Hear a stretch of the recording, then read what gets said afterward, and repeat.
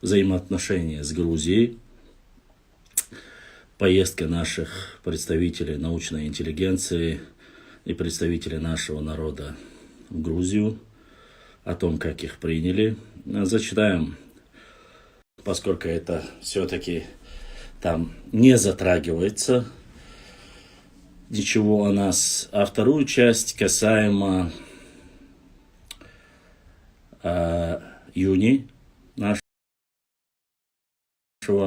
уважаемого брата, и отношение к нему, и ту работу, которую он проводит ради своего народа, как пытаются его клеветать.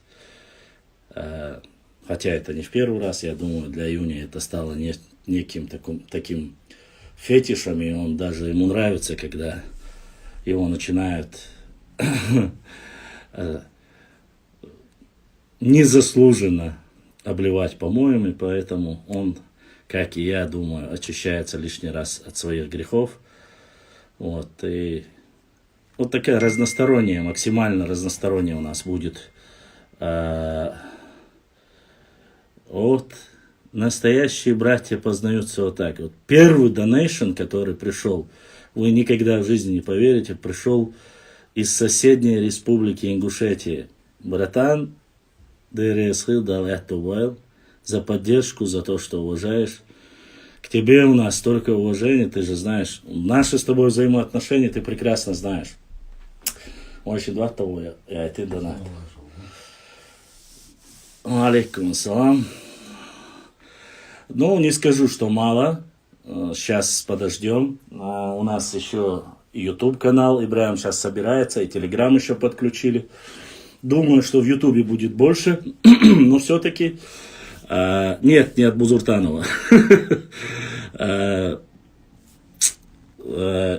Да, и одна часть мне все присылают выдержку в Telegram-бот, или как Telegram-чат, антитеррор, или как там ЧРИ и так далее и тому подобное. Я зашел туда, мне ссылки, вырезки с Ютуба прислали.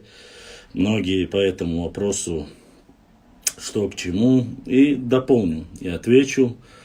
По этому вопросу тоже. Там обсуждался мюридизм, и те люди, которые были там и обсуждали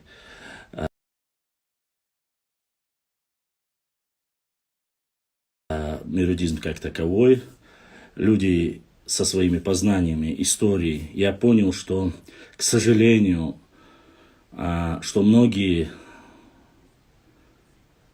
кто слушал, вполне неадекватно и недостаточно владеют информацией, как о нашем первом имаме Кавказа, шейх Мансуре, разницу между имамом Шамилем и шейхом Мансуром, разницу именно в точке зрения истории. И да, и в религиозном плане, кроме того, что они были носителями оба ислама, но историческое значение, которое закладывалось в борьбу шейха Мансура и имама Шамиля, это не по вине, я так понимаю, тех людей, которые находились там, очень слабо ознакомлены с ними. Мало того, что мало ознакомлены, многие из них не ознакомлены даже с нашей собственной историей. Поразило то, что я ничего не могу говорить о нарнийцах, которые, понятно, в пылу своей ненависти, нелюбви ко всему чеченскому могли писать какие-то тупые вещи, набрасывают, искажают. Но тут вопрос был совсем другом. Дело в том, что многие даже не знают и отрицали последнее заявление в этом чате. То, что мы, когда говорили, меня удивило, когда сказали, что якобы Амир Тамерлан, то есть хромой Тамерлан, принес в Чечню ислам. Якобы. Такого понятия. Второе понятие. Восточная и западная Чечня, когда объясняешь этим людям, они не понимают этого, что на историческом плане это были все-таки разные территории по своей географическому расположению и по своему непосредственно сопротивлению царской России, объединение их, понятие об этом у них слабое, никакое, честно сказать.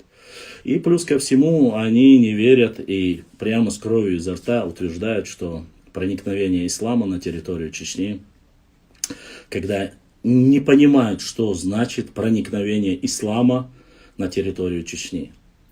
То есть они проникновение и распространение ислама полностью, как бы говорится, путают. Распространение ислама и проникновение. И когда им объясняют, что есть артефакты, говорящие о том, что и найденные монеты именно со времен аммиадов, или аббасинов, аммиадов, что непосредственно достаточно этих реликвий, которые начали применять ко мне мой же метод, когда начали утверждать о том, что вот якобы через Чечню проходил шелковый путь, и во время этого шелкового пути кто-то там проскакивал, из кармана упали монеты, и якобы так остались они на территории, не понимая о том, что речь идет в первую очередь о высокогорной Чечне, это раз, и это не первые найденные находки, непосредственно исламские. Точно так же документы, которые мы с вами обсуждали, то, что 8, 9, 10 века считается проникновение ислама. С самого начала, то есть когда уже во времена Умар бин Хаттаба был захвачен Дербент, и ислам в любом случае от Дербента до Чечни не так уж и далеко распространение, слухи тем более расходятся. Немножко неправильное толкование, не немножко, а особое непонимание в том, что как таковой они сравнение меридизма Шамиля, распространение меридизма Шамиля сравнивают с меридизмом шейха Мансура. Это ошибка, допускаемая историками. Они сравнивают, что происходило после имама Шамиля, после шейха Мансура. Они не понимают.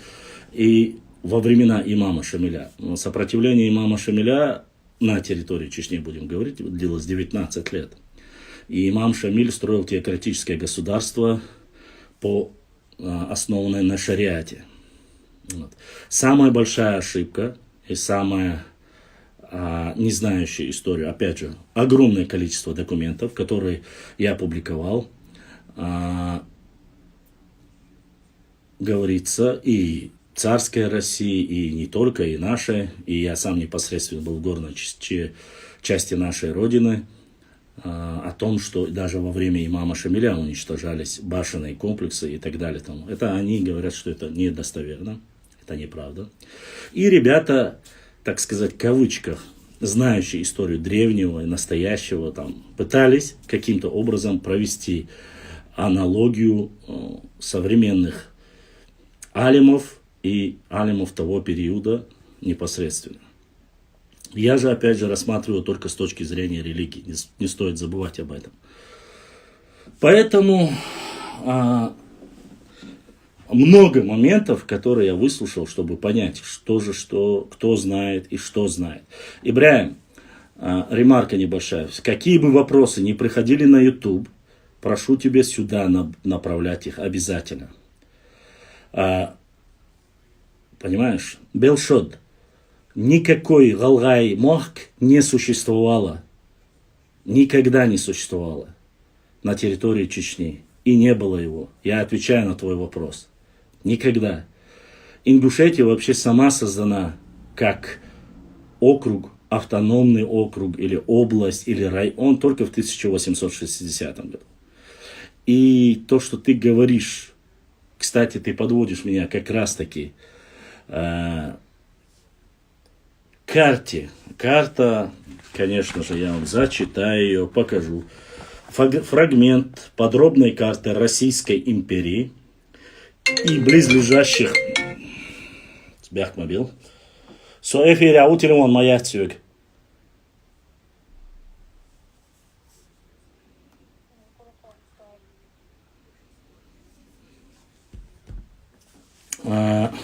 и ближайших заграничных владений, подготовлено собственно его императорского величества депо карт. Карта составлялась в 1801-1804 годах.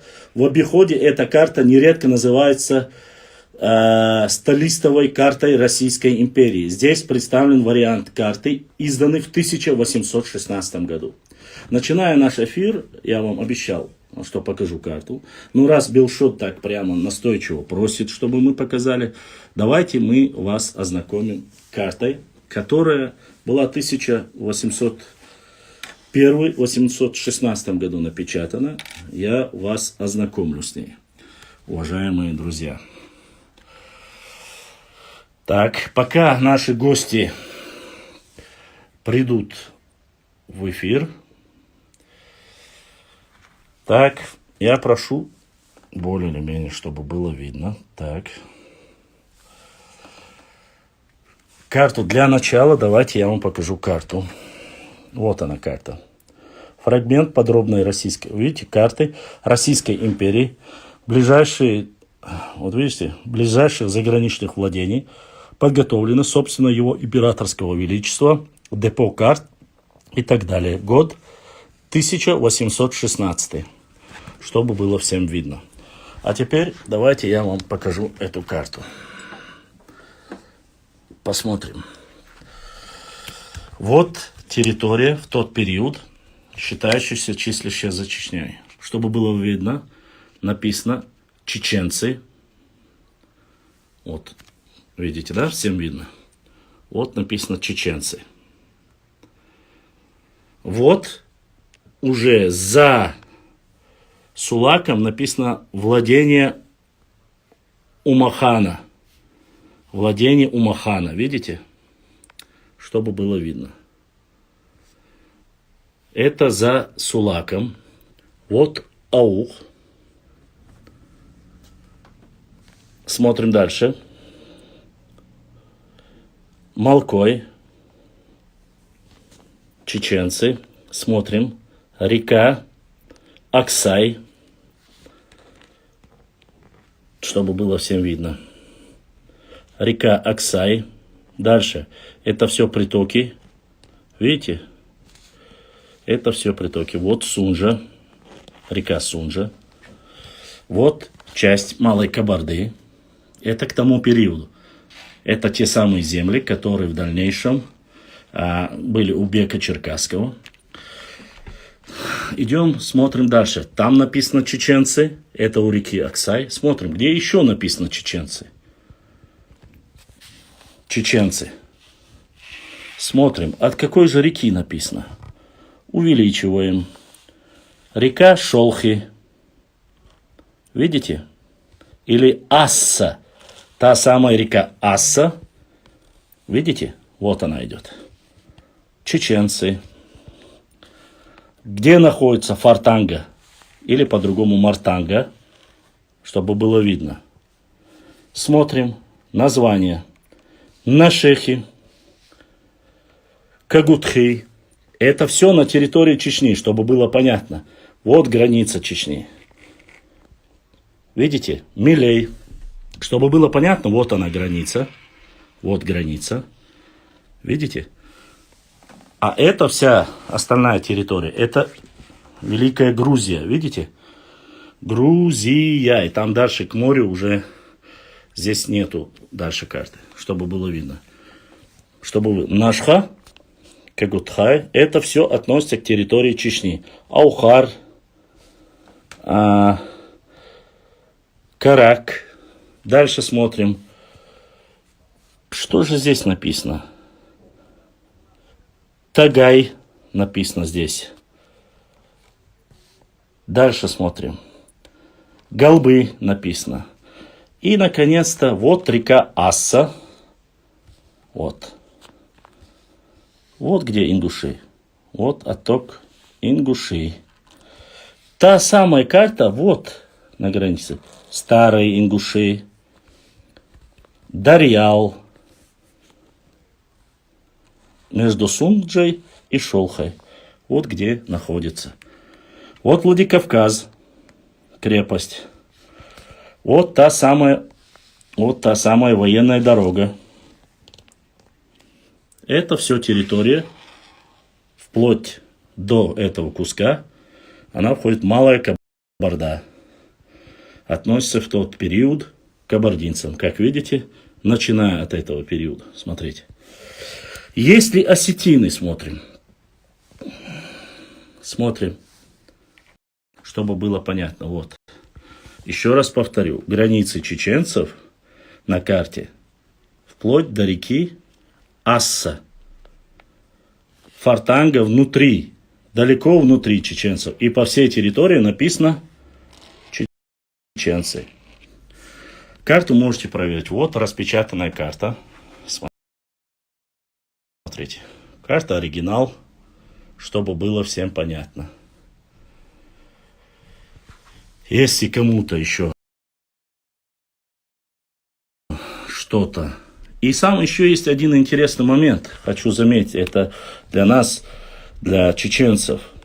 Смотрите, вот здесь река Сунжа. И прямо на реке Сунжи есть селение Новая Чечень. Видите? Вот она. Вот. И самое интересное, это не та самая, смотрите. А где же, смотрим дальше. Здесь, вот здесь, чтобы было видно. Большая Чечень.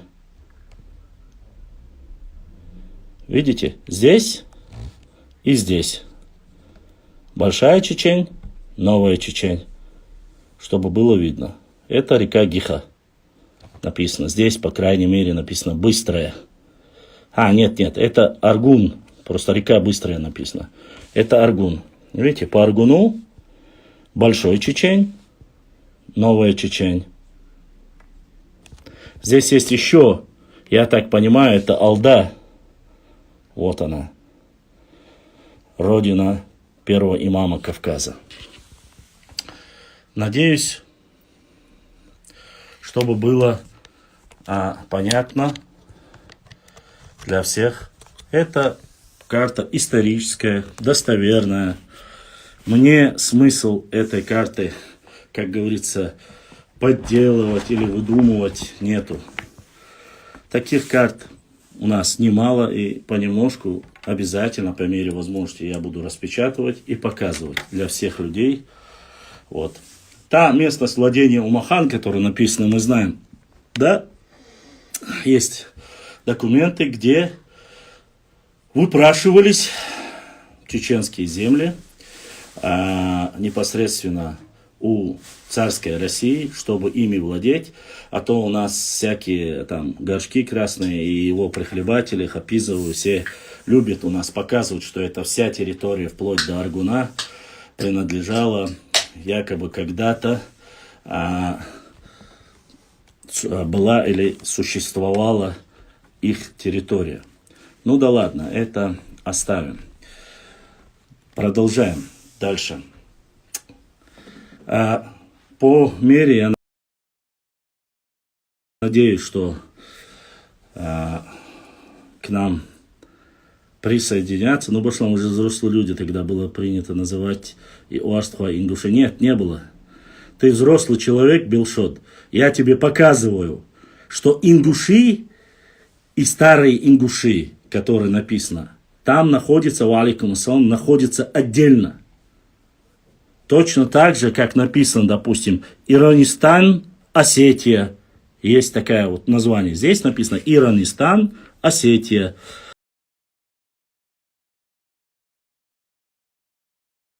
Начиная от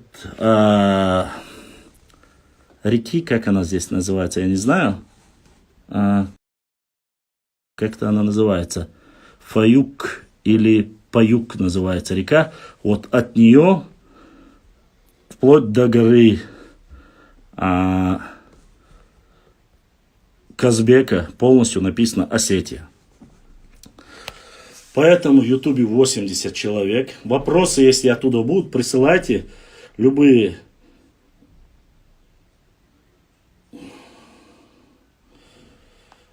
Так, вот, сейчас.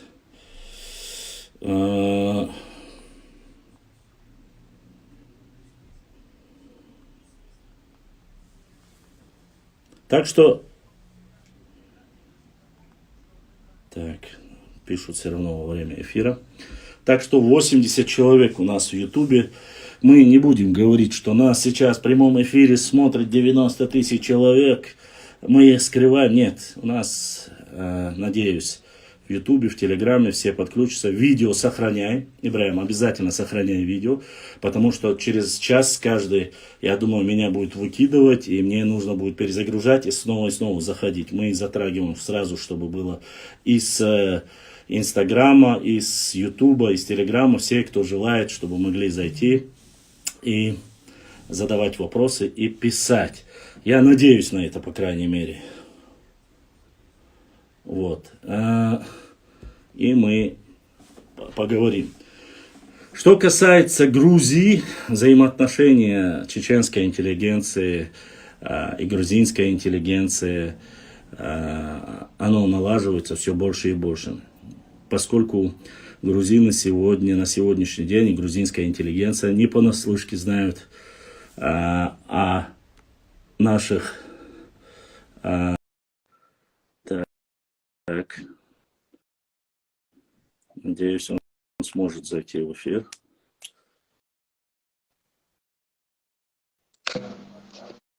Ассаламу алейкум рахматуллахи ва баракату. Ва алейкум ассалам, Башлам. Нас видно, нас слышно, на связи говорит грузинский тамада с чеченскими корнями Юни Успанов. Юни, брат, как там, что там? Юни, прежде чем начать нашу дискуссию, давай я сразу задам пару вопросов, чтобы тебя потом не отвлекать. Есть некий текст, который гуляет по Фейсбуку, Инстаграм, некий Костой, или как там его написанный, пишет, ну, как всегда могут писать нордийцы, всякую чушь, оскорбление в твой адрес. Оставим эту шелуху, имеется в виду вот эту грязь, то, что они говорят, это и так не прилипнет. Потому что мы уже привыкли с того, что мы с тобой камни воровали для башен, мы с тобой там много чего плохого делали. Поэтому о взаимоотношениях грузинской интеллигенции, взаимоотношения к нашим ученым, взаимоотношения, я видел видеоролики, я его загрузил, где Мираб Чухуа, уважаемый наш друг всего чеченского народа, давал тебе слово. Я хотел бы, чтобы подробно ты эту ситуацию, чтобы я ее не говорил, ты рассказал, как же все происходило и как у нас налаживаются взаимоотношения с грузинской интеллигенцией, с грузинскими учеными, и вообще на каком уровне и как отношения, улучшаются ли они, ухудшаются ли они, получается ли у этих людей, которые занимаются фитной, завуалированно поссорить между собой, между нами, точнее, грузинами и чеченцами, вводя в обиход вот эту проблематику 90-х годов и начала нулевых годов. То есть я затрагиваю Абхазскую войну, затрагиваю Южно-Осетинскую войну. Пытаются ли они, получается ли у них поссорить двух хороших соседей между собой? Расскажи обо всем, чтобы я тебя не отвлекал по мере возможности. Если даже мы отключимся, не уходи, я сразу перезагружу, и мы продолжим. Все, слово предоставляется нашему брату Юни Успанову. Подробно все в деталях, как есть, без лжи, как всегда ты умеешь делать. Расскажи нам все интересно. Башлам, ну, во-первых, это неожиданно. Просто решил зайти в эфир к тебе, посмотреть, о чем ты говоришь. Гаскому отписывай. Да. Гаскому отписал. Да. Пускай люди нокши кетарбу, цаду шол Аллаха вайдуич дега вай кеч амнушна хаит мадези вайдуич дег будутие. Да, лечкин хумдутие. Вай лечку цхахум датшун. Дукдахаш. Мы будем говорить на русском языке. Свободно и говорить как есть. Ну, я тебе скажу, Башлам, моя эпопея с присутствием в Грузии, чтоб ты сейчас понимал, сейчас получился вообще идеальный вариант. Я с тобой разговариваю с Грузией. Я с тобой разговариваю из сердца Грузии, в Тбилиси. Я сейчас у своего друга, писателя Исмаила Акаева, нашего чеченского человека, который я сейчас буквально час назад выставил публикацию, который заставил меня, книга которого заставила меня плакать. Это «Серебряник». Я не скрываю своих эмоций, потому что она меня заставила по-настоящему плакать. У меня есть одна недавно выставленная там публикация, где озвучкой Яниной сделано отрывок его одной повести из «Серебряника», отрывка. И поэтому я сейчас нахожусь здесь у него в гостях. Я попытался за эти 2 суток, которые я практически выскочил из дома, еще хотел затронуть, почему я здесь оказался. Ты знаешь это прекрасно, мы с тобой понимаем, о чем мы говорим. Мы тезят, да, свои Хасу Хангашвили. Да. Юни, бях мобила, оша али дел он мона, и дагер делесо эрду бос ворсо. Çünkü hoş балах, панки сяхбеш, хош балах, умер наш уважаемый старейшина. Я написал об этом пост, вы все, наверное, видели. Юнис Али Арсу, Юним сам там присутствовал, а я, к сожалению, у меня не получилось. Хасу Вайновчик Оман, Клонах Стегор, Новчик Амдук Дешвал, ну, дал Дук Безаш, дал Шин, дал Дек Алвали, дал Йосмани Хаш Ватсун, дал Эвертон Пейдиан Уальис, дал Иман Собор Ватсун Гергерштан, Бях Мобила, Йон, просто дитя. Все, Ничто иштал диштер.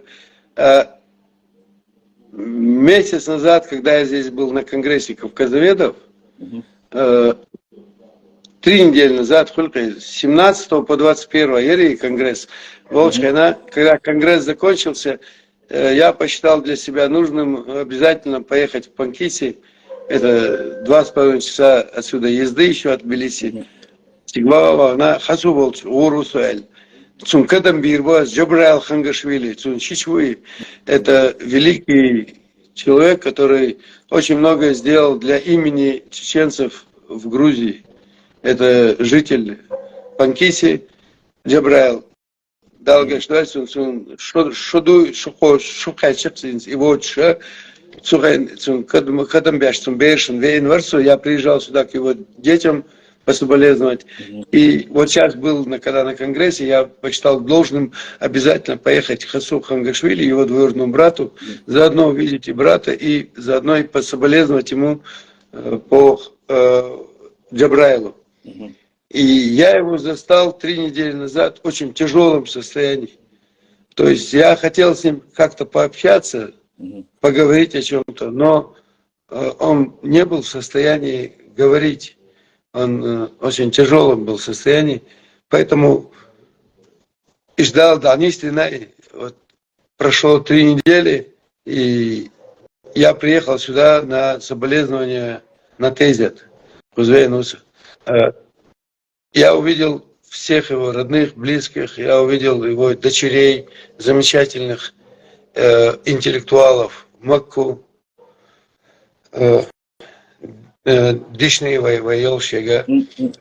Это девочки, которые, женщины, чеченки, которые сегодня, по большому счету, продолжают то, что делал его отец, их отец делал. Потеря Хангашвили для чеченцев в Грузии на сегодняшний день, для всех чеченцев Нохчи и Чуаха, это огромная потеря. Потому что этот человек был прекраснейшим мостом, соединяющим Нохчи и Чуа и Панкиси. И это был не просто человек, которого просто уважали. Он еще был в высочайшей степени интеллектуалом, он писатель, он писал документальные книги, он исследованиями занимался. Более что, я вам скажу, что он был председателем Совета старейшин, да, Панкиси. Я вам так даже скажу, что ситуация, иногда бывали такие ситуации, когда Панкиси, это там чеченская Панкиси, будем так говорить, это 9 сел. где живут чеченцы. Но надо всем проезжать через Ахмету, переезжать через Телави и еще что-то.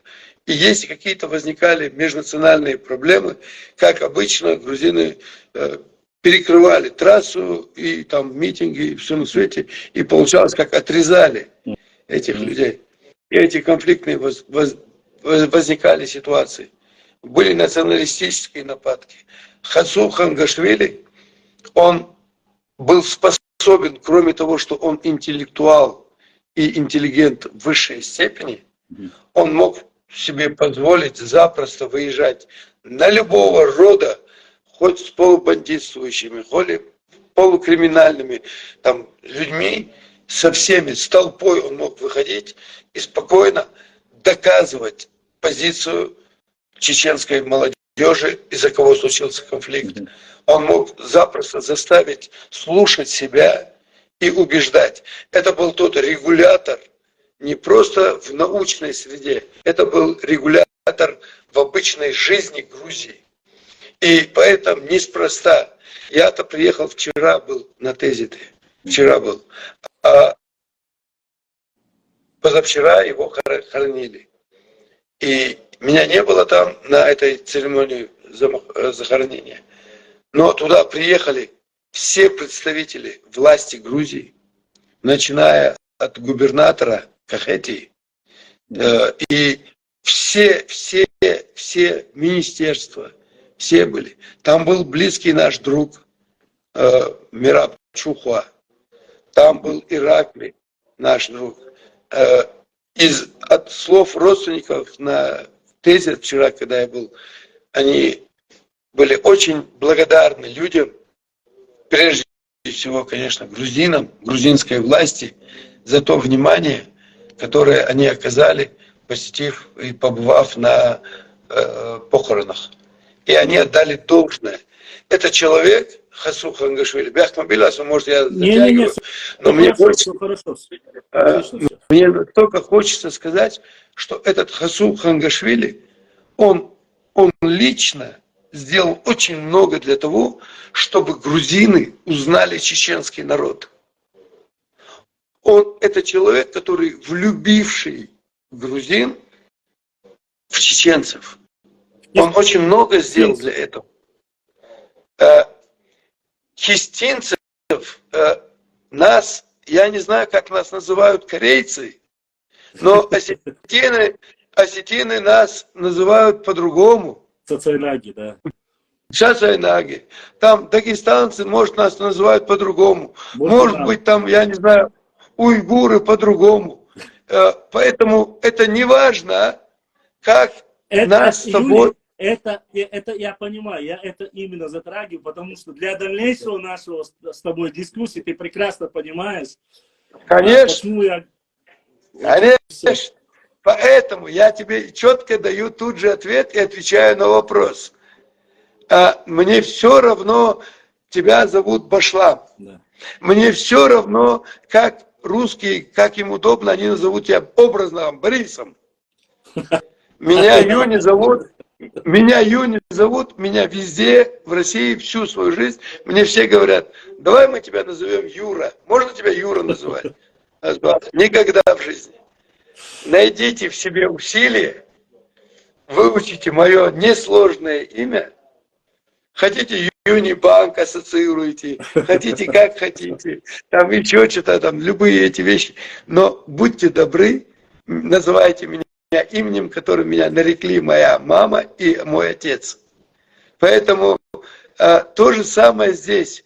Неважно, как чеченцев называют осетины, корейцы ли, там, дагестанцы ли, кабардинцы ли, либо еще либо грузины. Это не важно. Важно то, что они говорят о чеченцах. Все. Тема закрыта.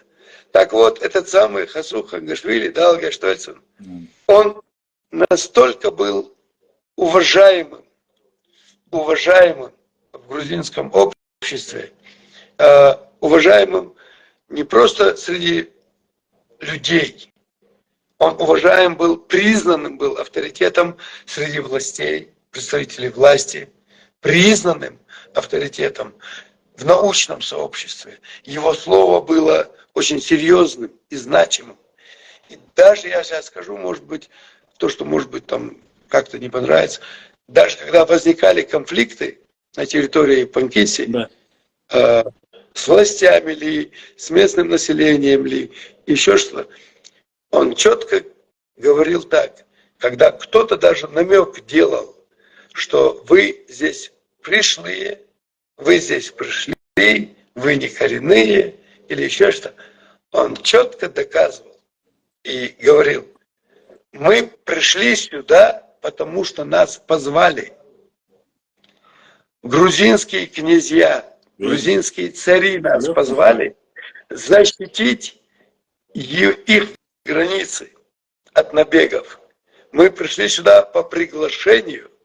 После этого, не удовлетворяясь этим, мы золотом выкупили свои земли. Абсолютно верно, абсолютно верно. Поэтому, и он всегда это говорил открыто, поэтому никогда в жизни не позволяйте, грузины, говорить нам, что мы здесь пришли. Мы хозяева этой земли по-настоящему.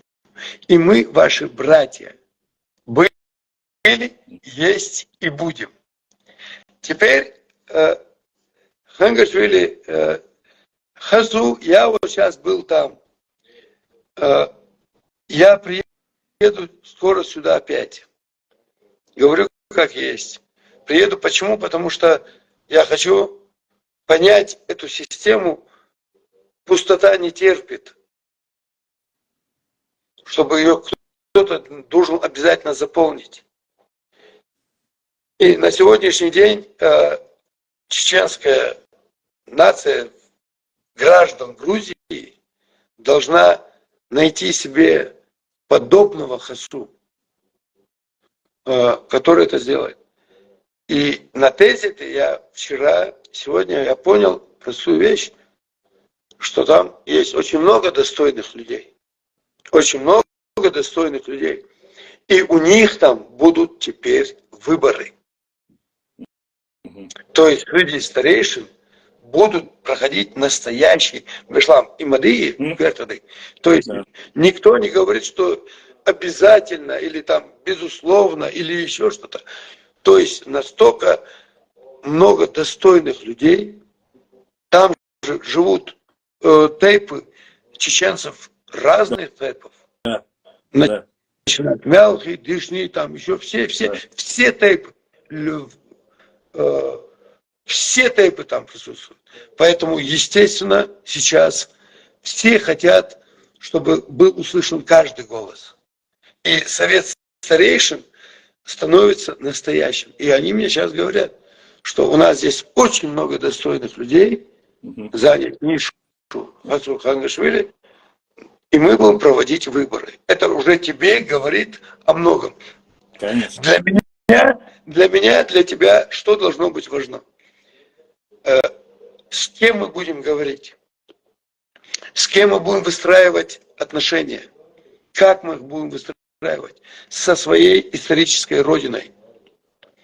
Как мы будем выстраивать отношения, помогая местным жителям выстраивать свои отношения в научном, творческом, в любом отношении с властями, со всем сообществом, которое есть. Поэтому, конечно, нам очень важно, кто это будут, эти люди. И мы однозначно будем общаться с ними. Мы будем говорить о общих проблемах, о том, что происходит, как лучше сделать. Но я знаю одну вещь, Башлам. Наши власти, Нохчичуя, сегодня, власти Чеченской Республики, как только у них будет желание, возможность выстраивать их, поверь на слово, один день, и ночь станет днем. Ночь станет днем. Я говорю о том, что тогда наше присутствие, и ты не просто будешь разговаривать по эфиру, а как общественник, а ты будешь на должности, и ты будешь выполнять государственную задачу межнациональных, межгосударственных отношений России и Грузии, Чеченской Республики и Грузии, ты будешь находиться здесь, и ты будешь проводить работу, которая очень важна для сегодняшнего поколения, для подрастающего поколения и для будущего. Сегодня Чеченская Республика, власти Чеченской Республики вполне, абсолютно, как крошку со стола, могут сделать кучу добрых дел для этих сел, где будет четко. Мы сейчас не говорим о политике. Я единственное предостерег бы говорить о политике. Это два отдельных государства. Но мы всегда У них в своем эфире сразу говорим и предупреждаем. Конечно, это два государства. У них есть очень много болевых точек у России и Грузии. Конечно, есть. 20% сегодня территории Грузии аннексировано. Как бы мы ни называли, или я как бы не подбирал слова, я говорю по сути. И у них куча есть проблем межнациональных, вот, межгосударственных проблем. Но это не наша задача выяснять. Для этого есть Министерство иностранных дел. Для этого есть руководство Грузии, для этого есть руководство России. И это проблемы. Еще раз повторю самую важную вещь. Чеченцы, панкеси никогда в жизни не имели экстремистских целей оторвать часть Грузии, проживающую там, где чеченцы живут, чтобы было там перейти в состав России, Нохчичу, никогда в жизни. Я помню этот разговор как раз в 2019 году было такое, Больше того, я тебе скажу, что я это сейчас говорю больше даже грузинам, чтобы грузины понимали, что этого нету, это я говорю изнутри. Я не буду... Еще географически пояснить хочу, ремарку сделать. Панкийское ущелье не граничит с территорией Чеченской Республики и Нохчичуя. Не граничит вообще. То есть у нас есть общая граница с Грузией, но у нас нету никаких территориальных претензий к друг другу. И Панкиси не граничит с Чеченской Республикой, чтобы, как говорят некоторые норнийцы, утверждали еще в 2019 году, когда возник там конфликт, они утверждали, что якобы чеченцы хотят оторвать кусок от Грузии и присоединиться к Чечне. Это не является достоверной информацией, это полнейший фейк. И тот, кто такое говорит, он занимается провокаторством и разжиганием межнациональной розни. Конечно. Больше того, Башлам, я сегодня я в курсе происходящих процессов, и сегодня правительство Российской Федерации уже утвердило бюджет и проект строительства дороги наподобие Верхнего Ларса, таможенных пограничных постов. Район, Шатили. Вот. Теперь смотри, понятно, что сегодня грузинские власти на это не согласны. Российские власти на это не согласны. По разным причинам. Есть прежде всего, вот они пускай выяснят между собой, вот аннексированные, там, как бы ни назывались, но это эти вот проблемные участки. И грузины, естественно, не хотят еще третьей точки. Хотя они прекрасно понимают, что жители 13 тысяч чеченцев, проживающих в Панкийском ущелье, они и 7 никогда... тысяч еще за пределами ее. Конечно. То есть мы сегодня говорим о 20, грубо говоря, давай так, о 20 тысяч. Вроде бы небольшая цифра. Но, извини меня, это очень значимая цифра грузинского общества, активного. И мы понимаем, что чеченцы более активны и там что-то способны на что-то еще. И, естественно, к вниманию к 20 тысячам чеченцев намного серьезнее, чем к любой представителям другой нации в составе там этих 20 тысяч. То есть это ерунда, это капля в море, а чеченцы 20 тысяч. Это более значимый вопрос, проблема, внимание, еще что-то. Поэтому, естественно, я сейчас говорю грузинам, что им переживать не за что. По поводу чеченцев вообще переживать нечего. Больше того, я лично, моя позиция, об этом даже речи быть не может, ну, соединение. Зачем? Башлам, ты живешь в отдельном доме, в соседнем селе. Я живу здесь, в этом селе. Зачем нам с тобой строить загороженную там дорогу, где спокойно я соединю там твой дом и мой дом? Зачем? Да. Я запросто из А своего села хочу выехать, запросто заехать в твое село, зайти к тебе домой, как представителю твоего села. Ты точно так же заезжаешь в мое село, и все знают, что мы с тобой братья, мы с тобой друзья, мы с тобой поддерживаем добрососедские всегда отношения. И это только укрепляет. И наоборот, двум селам мы всего лишь даем повод считать, что почему мы не живем так же, как и вот Башлам и Юни. Вот и все. Юни, буквально 2 минуты, дай мне перезагрузиться. И Чё? сразу ты тоже. Хорошо, мы перезагрузимся. Всем друзьям, всем подписчикам я прошу дать 2 минуты для перезагрузки, чтобы нас не выкинуло прямо во время общения с Юни. Мы сейчас продолжим свою дискуссию. И минуточку дайте. Ибраим, поставь на паузу в Ютубе, я сейчас перезагружу и зайдете.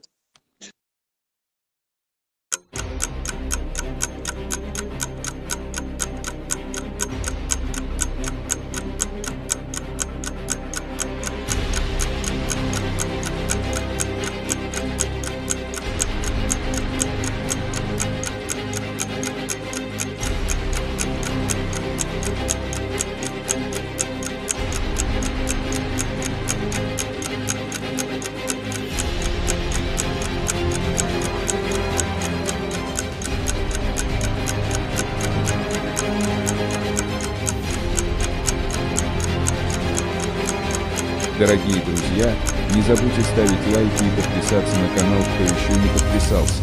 Баркал, всем спасибо.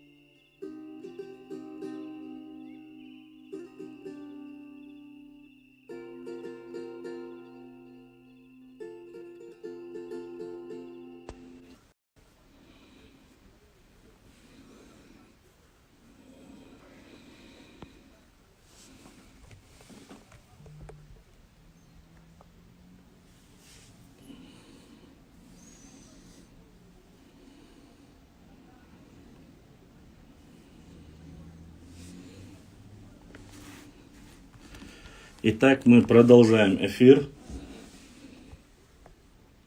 Надеюсь, сейчас Юни наберет нас, и мы продолжим эфир.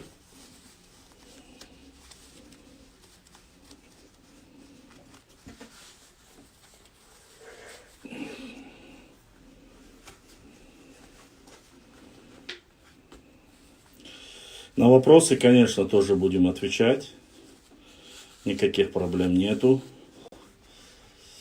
Любые вопросы, где нету мата, мы будем отвечать. За любой мат мы отправляем во свояси.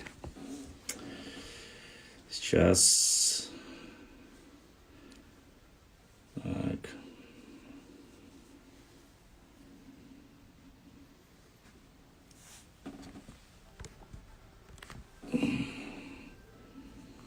Это только начало. Только начало. Сегодня у нас будет очень важный и нужный эфир, поскольку, вы знаете, мы обсуждаем разные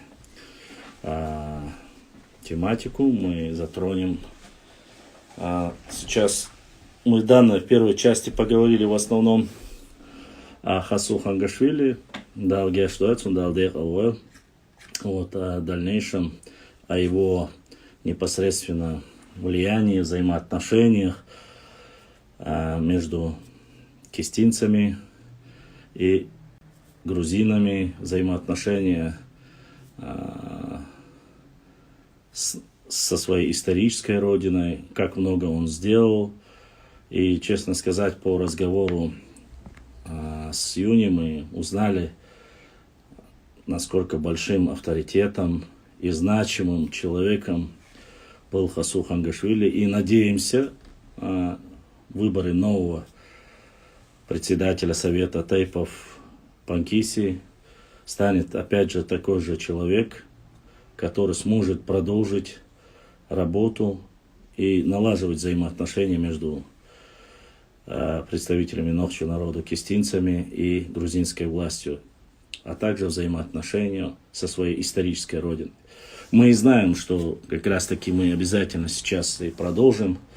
Мы знаем, что для этого делает очень много интеллигенция. Я буду загружать в дальнейшем на нашем канале. Обязательно подпишитесь на YouTube и Instagram канал. Вы увидите высказывания научных кругов Грузии о поездках. Очень многого интересного. Мы с Ибраимом работаем над каждым роликом. Берем касаемо только нас исторических моментов. И Маки Хангашвили, точно так же видеоролики у нас мы готовим. Все вот эти ролики, кому интересно, посмотрите, и вы поймете, насколько хорошие взаимоотношения между чеченцами и грузинами, имеется в виду исторические, и никакие подлые высказывания некоторых плачущих вечно людей не смогут, так сказать, нарушить баланс. Нам посредники для этого дела другие не нужны, мы сами можем поговорить об этом. Что касается истории и взаимоотношений, они были разные. И как и с Грузией, как и с Дагестаном, как и с адыгейцами. Со всеми она была разная. И были очень хорошие времена, когда мы помогали. Я вам описывал, и обязательно еще раз поясню. Многие не любят смотреть ролики, которые там по 5 часов, по 6 часов, по 4 часа, по 2 часа. Мы из этого будем выбирать непосредственно куски, которые касаются только непосредственно взаимоотношения с Грузией и Чечней. И будем публиковать, чтобы вы ознакомились с ними. Там есть очень интересные моменты. На самом деле я об этих многих вещах не знал, но когда я начал общаться с грузинами, и они начали рассказывать, что в разные периоды, даже когда был небольшой голодомор, проблемы с лекарствами во время первого президента Республики Грузия Звияда Гамсахурдия, были проблемы со всем этим, как чеченцы отправляли самолеты и с продовольствием, и с лекарствами. Об этом есть видеоролики, есть доказательный материал, как бы кто бы не хотел об этом говорить. То есть не просто клятва, там, что мы вам преданы, мы ваши братья и так далее и тому подобное, а реальными делами помогали.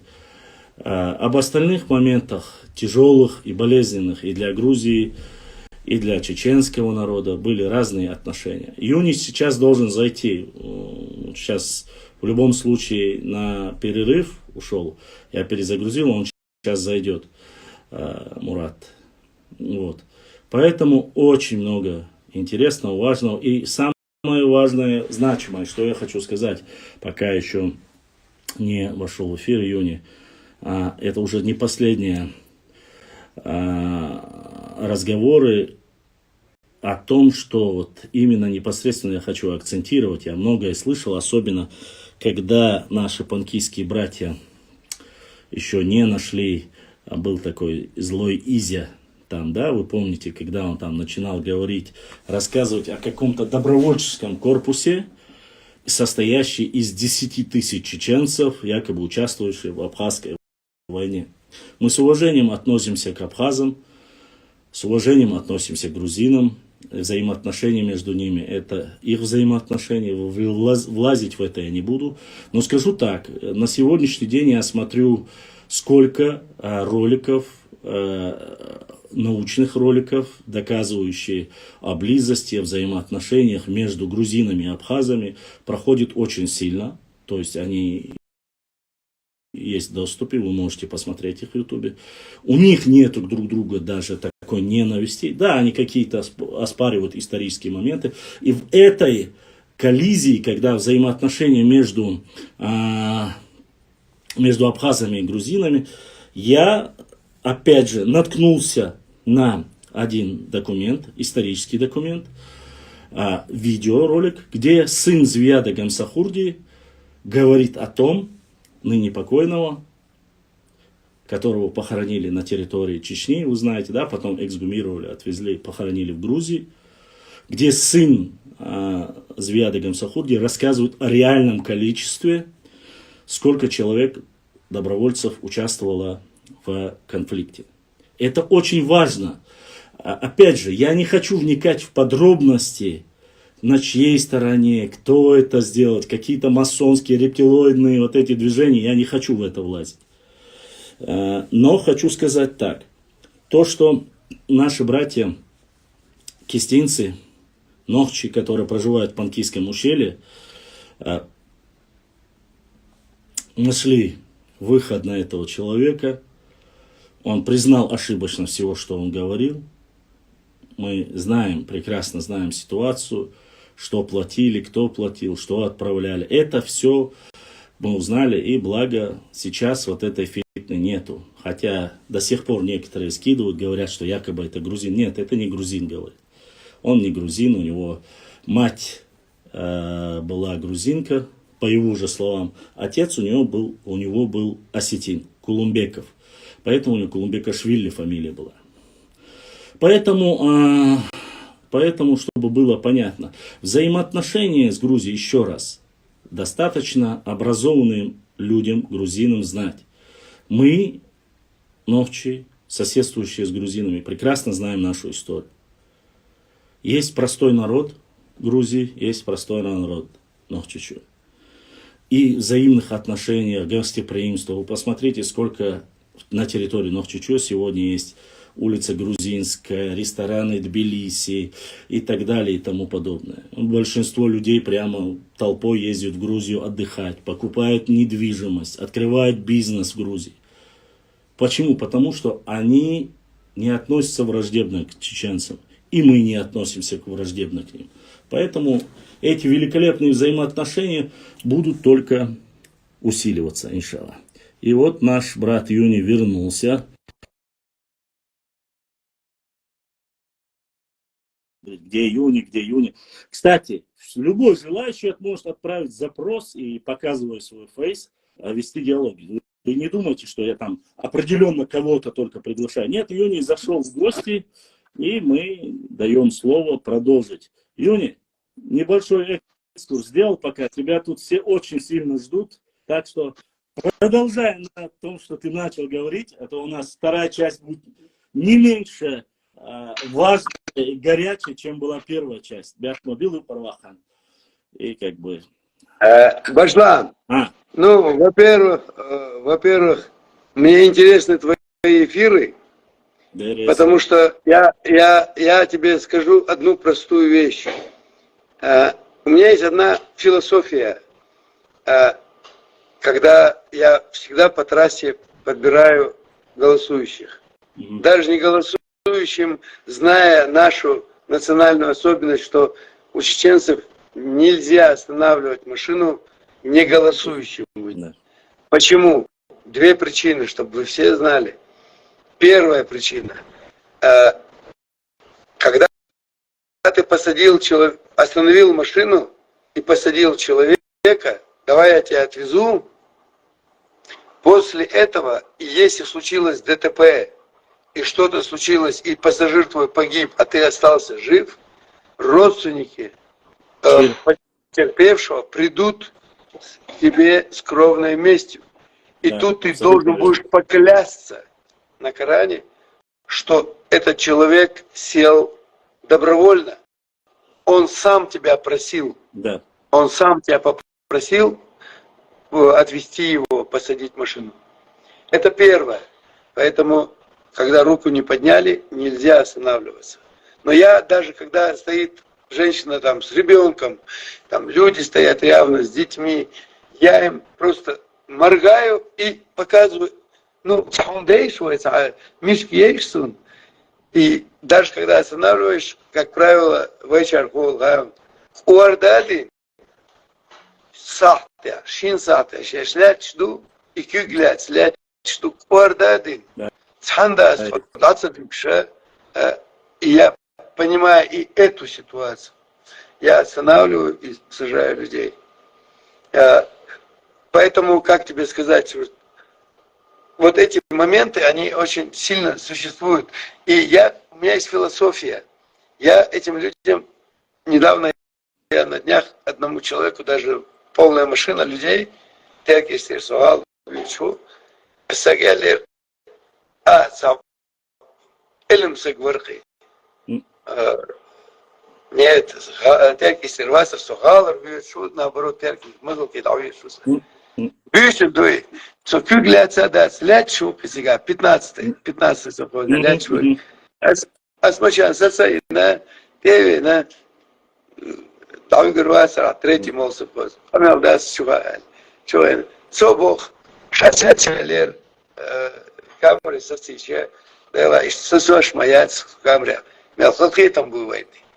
Как это тяжело нам осознавать, что сегодня люди, простые люди, удивляются, что у кого-то есть какой-то маленький достаток, не говоря уже о больших возможностях, но им останавливают машину. И я ему рассказал свою философию. Я сказал ему так: вот ты сколько стоишь? Он говорит, я час стою. И каждый день, говорит, я, говорит, ездю сюда, говорит, учу Корану детей, и назад я, говорит, еду, говорит, вот так вот, голосуя.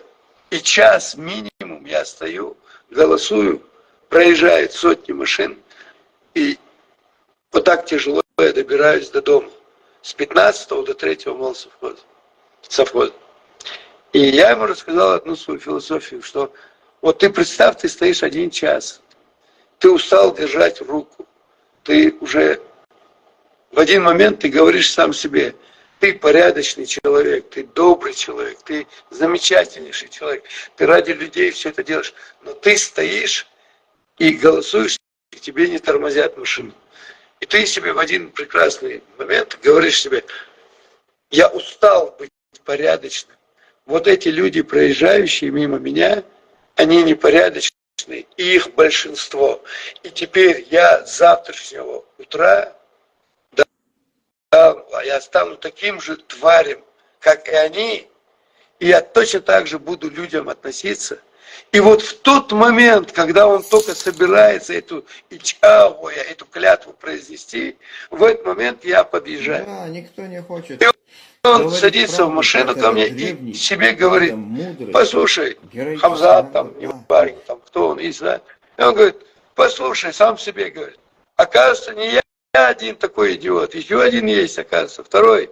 вот этот вот, который меня посадил в машину, нас уже двое, я ему дарю надежду, что этот мир правильный, этот мир достойных людей, честных, порядочных людей.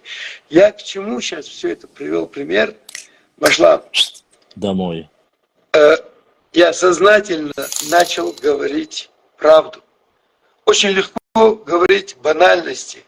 Дружба, жвачка, мир, еще что-то. И быть для всех угодным. Но однажды тебе приходится, если ты личность, если ты не проститутствующий, то тогда тебе приходится говорить кому-то неудобные ему слова. И этот человек на тебя обижается. Еще какая-то группа на тебя обижается. И на сегодняшний день я считаю искренне, что я делал, и я думал, что я один. Я сейчас говорю о тебе. В один момент для меня ты открылся, вот, есть, оказывается, пошла. Есть еще куча. Оказывается, потом я открыл для себя еще очень много достойнейших ребят, чеченцев, которые способны не угождать, не просто говорить. Башлам, Юни, Эше Барт Бог Боа, и Гоп Досак Лелдуэш, Вейн Барт Бабьезер, Важдек Дезер, Кинек Дезер, и упускают принципиальнейшие вопросы, не обсуждая их, не выясняя точку. Это неправильный путь. То есть твой враг остается тебе врагом.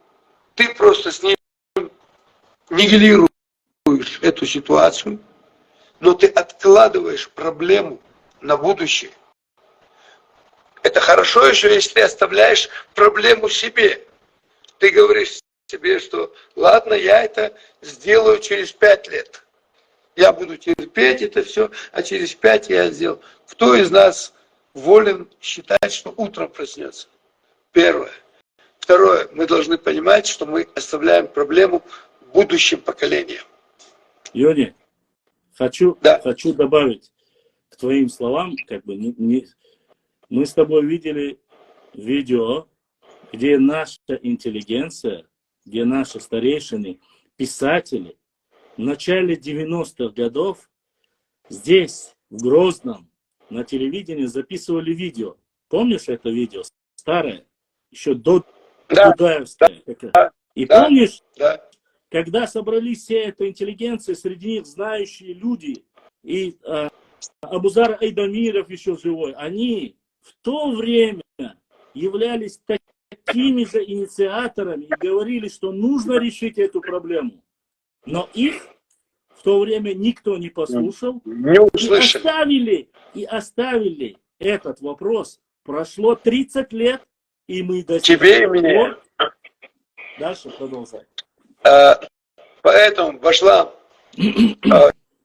я искренне тебе признателен. Я искренне тебе признателен за то, что ты делаешь. И как ты это делаешь?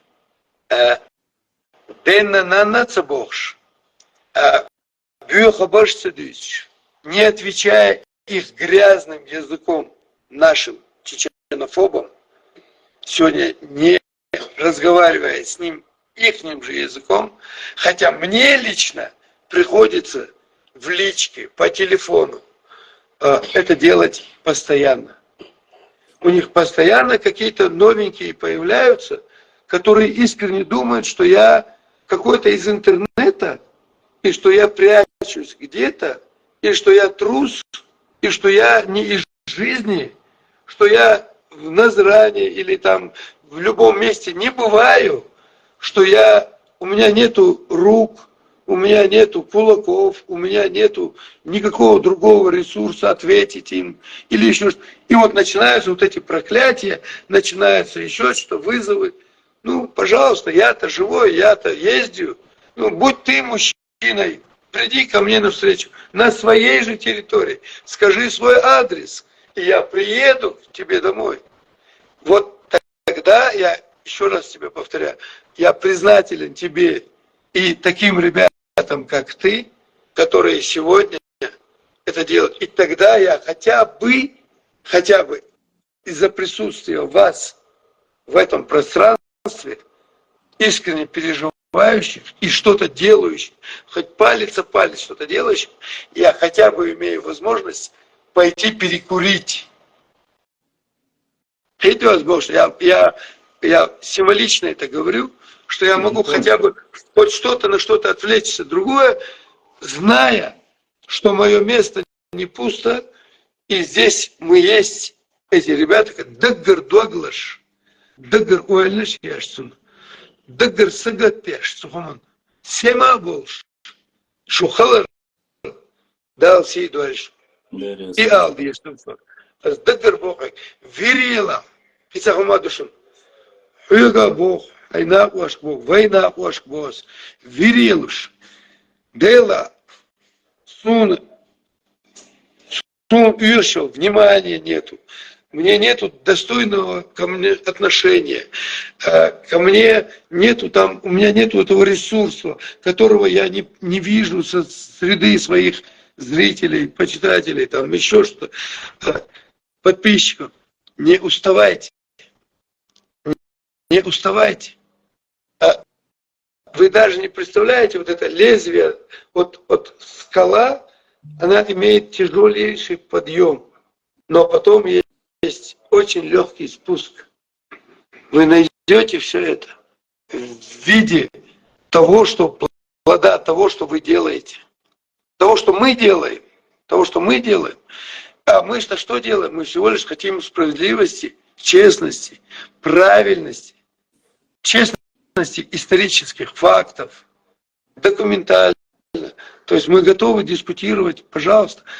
Почему на конгрессах люди могут собираться, ученых, и говорить интеллектуальным языком, аргументированным языком, и никто не дерется, никто не кидает стульями друг друга? Почему? Давайте переведем это все в такую плоскость. У кого-то есть что-то сказать, задай вопрос мне, задай вопрос тебе, и послушай ответ. Для этого уже последние 5 лет мы ведем дискуссию, мы открыли. Я, честно сказать, Юни, хочу сделать небольшое дополнение к твоим словам. Буквально многие представители и соседних регионов, и Осетии, и Ингушетии, и Дагестана приходили в эфир, где я говорил: единственная просьба к вам, не материться, задавайте вопросы, неприятные мне, касающиеся истории, не политики. Не нужно меня делать пресс-секретарем главы Чеченской республики и так далее. Я с вас не спрашиваю за вашу республику, не спрашиваю за российское государство и так далее и тому подобное. Я говорю о историческом поприще, о взаимоотношении простых людей. Но, как и ты сказал, многие люди, вот сейчас я прочитал, не нужно вести с ними диалоги, с такими людьми. И мне на самом деле, Юни, те люди, которые приходили в эфир, как ты, на следующий день они клялись и божились, просили, чтобы удалили этот видео. Якобы на них надавили, на его отца, на его дедушки, и сказали, почему он пришел говорить со мной или с кем-либо в эфир. Говорили только, одна сторона говорила. Ни Осетия, ни Дагестан, ни адыги никогда такого не говорили. Никогда. Приходили одни и говорили, я понимаю, ты прав, я не историк, я поспешил. Я знаю, но прошу тебя, ради братства, ради Аллаха удали. И я тебе клянусь, Ибраим тому подтверждение, 99% я удалил из них. Но буквально вчера, позавчера опять появился Альчун Тедалов. Я заканчиваю. Пишет Ник Горец, 53. И он мне пишет, я цитирую. Ты провокатор, начинается с этого. Ты не историк, ты провокатор. Скажи, сколько тебе платят для этого. И начинает перечисление гениталий моей матери, покойного моего отца и так далее и тому подобное. Я этому человеку не сказал ни одного слова плохо. Я не оскорбляю ни один народ. Я лишь в своих статьях указывал. Есть причина, есть последствия, с которыми эти последствия, не оставляя на будущее, пытаются их решить. и Юни, и Башлам, и Казбек, и остальные все ребята, которые говорят, этого нет, и это ложь, и это провокация. Не делайте этого, доводя этот абсурд до государственного уровня и показывая это все уже не просто общественных каких-то взаимоотношениях и разговорах, перевели на уровень государственного вещания. Почему? Потому что они начали показывать и видео, и передачи в республиканских вестях и все остальное. Почему? Потому что завтра их дети и все, кто смотрит эти СМИ, включая большинство старшего поколения, будут говорить, здесь вот эти о проклятых землях. Они начинают говорить, если ты о проклятых землях, и начинай дальше. Вы дороги делаете, вы там прокладываете свет, это нам все вернется и все нам останется. Это прямая цитирую прямые слова этих людей. У меня нет претензий никому, ни с запада, ни с востока, ни с севера, никому нету. Но я приверженец именно того, чтобы не трогали наш народ, и мы не трогаем никого. Поэтому вот этой дискуссии, взаимоотношений, я же не просто задал. Переходя к нашему диалогу, я хочу, чтобы вы понимали, что всю эту дискуссию, которую мы ведем, мы хотим показать достойных людей. Никакого отношения, кроме братства, мы не имеем. Ни Юни не имеет, ни Башлам не имеет. А тот, кто занимается провокацией, мы указываем на будущее и своим детям, и детям тех людей, кто этим занимается. Не занимайтесь разжиганием между братьями, соседями этих. Вот поэтому я пригласил тебя, Бяхновил Аюб Арвахан. Продолжим хадисами. Башлам, давай так, мы сделаем так. В любую секунду у нас с тобой не мое интервью. Имеется в виду, что ты в любую секунду, у нас диалог. И кто хочет, за нами смотрит, слушает нас. Поэтому так, Бяхмабиляца Бохша, мы, когда ты посчитаешь нужным, я что-то говорю и что-то добавить, или исправить, или еще что-то сказать, всегда спокойно, то есть не жди, когда я это долго буду говорить, просто спокойно говори, и мы будем дальше вот так же общаться. Ты где это пришла?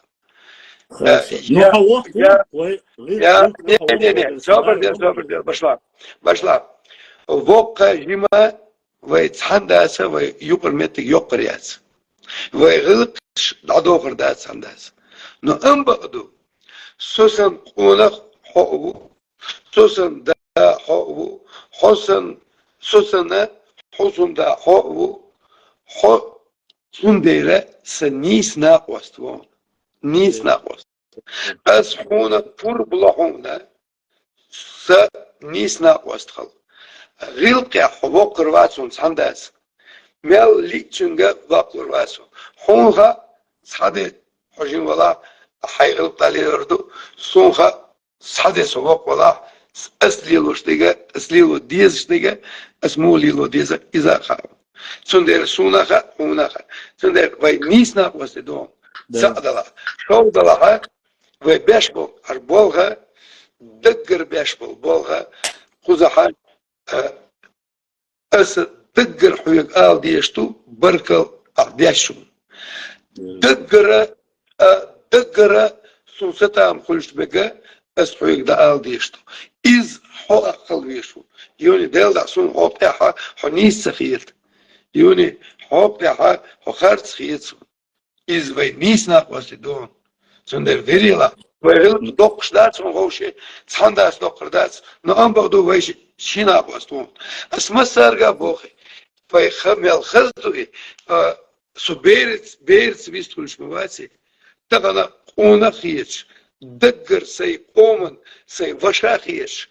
Даггара сосана дуаглаш сей ам сей история. Мосухумнах дуаглаш вол хохиеш хельса. Осмолся сайнис напаст. Все, эта тема тоже закрыта. Ты сейчас вот просто перенес меня моментом от каких-то таких общих вещей, но ты меня моментом перенес на наших соседей. И я сейчас, то есть сказав, что проблемы какие существуют. Очень серьезные проблемы, пошла. Проблемы очень серьезные. И я сегодня... Ты сейчас говоришь, тебя там оскорбляли. Неделю назад меня оскорбляли. Мне по телефону вообще какие-то там шушера оскорбляют мою умершую, мою мать. Бьет, Аминь. Я уже этот интернет меня приучил, и тебя уже 100% приучил относиться очень спокойно к этим писюлькам в интернете. Этим хоть в личку, хоть куда, вот эти проклятия, там угрозы. Это настолько тебя и меня уже, если мне в жизни кто-нибудь в лицо это что-нибудь скажет подобное, я знаю, что я сделаю, и он знает, что с ним будет. Это другая. Этот интернет позволяет сегодня вот так вот, я сейчас сижу вот здесь вот так вот, просто сидеть, как шахматисту, и вот здесь из себя корчить какую-то личность, какого-то героя, и писать проклятие и мат, и все на свете в твой, в мой адрес любого человека. Ну, повтори мне, приди ко мне и повтори эти слова. И я научился, наверное, жизнь заставила, если ты что-то делаешь неугодное кому-то, какому-то там прослойке людей, неугодное, приготовься тогда, что тебя будут ненавидеть. А эта ненависть выражается в разных формах. Не имея смелости, не имея возможности, не имея права лично это сказать и выяснять отношения, это шушера имеет возможность, не имея права, ни совести, ни чести, они могут писать, что хотят. Проклятие любого рода. Любого рода. Я сейчас, почему сейчас говорю это свежо? Я сейчас был на конгрессе. Вот, к этому я хотел как раз, чтобы ты рассказал об этом, сын.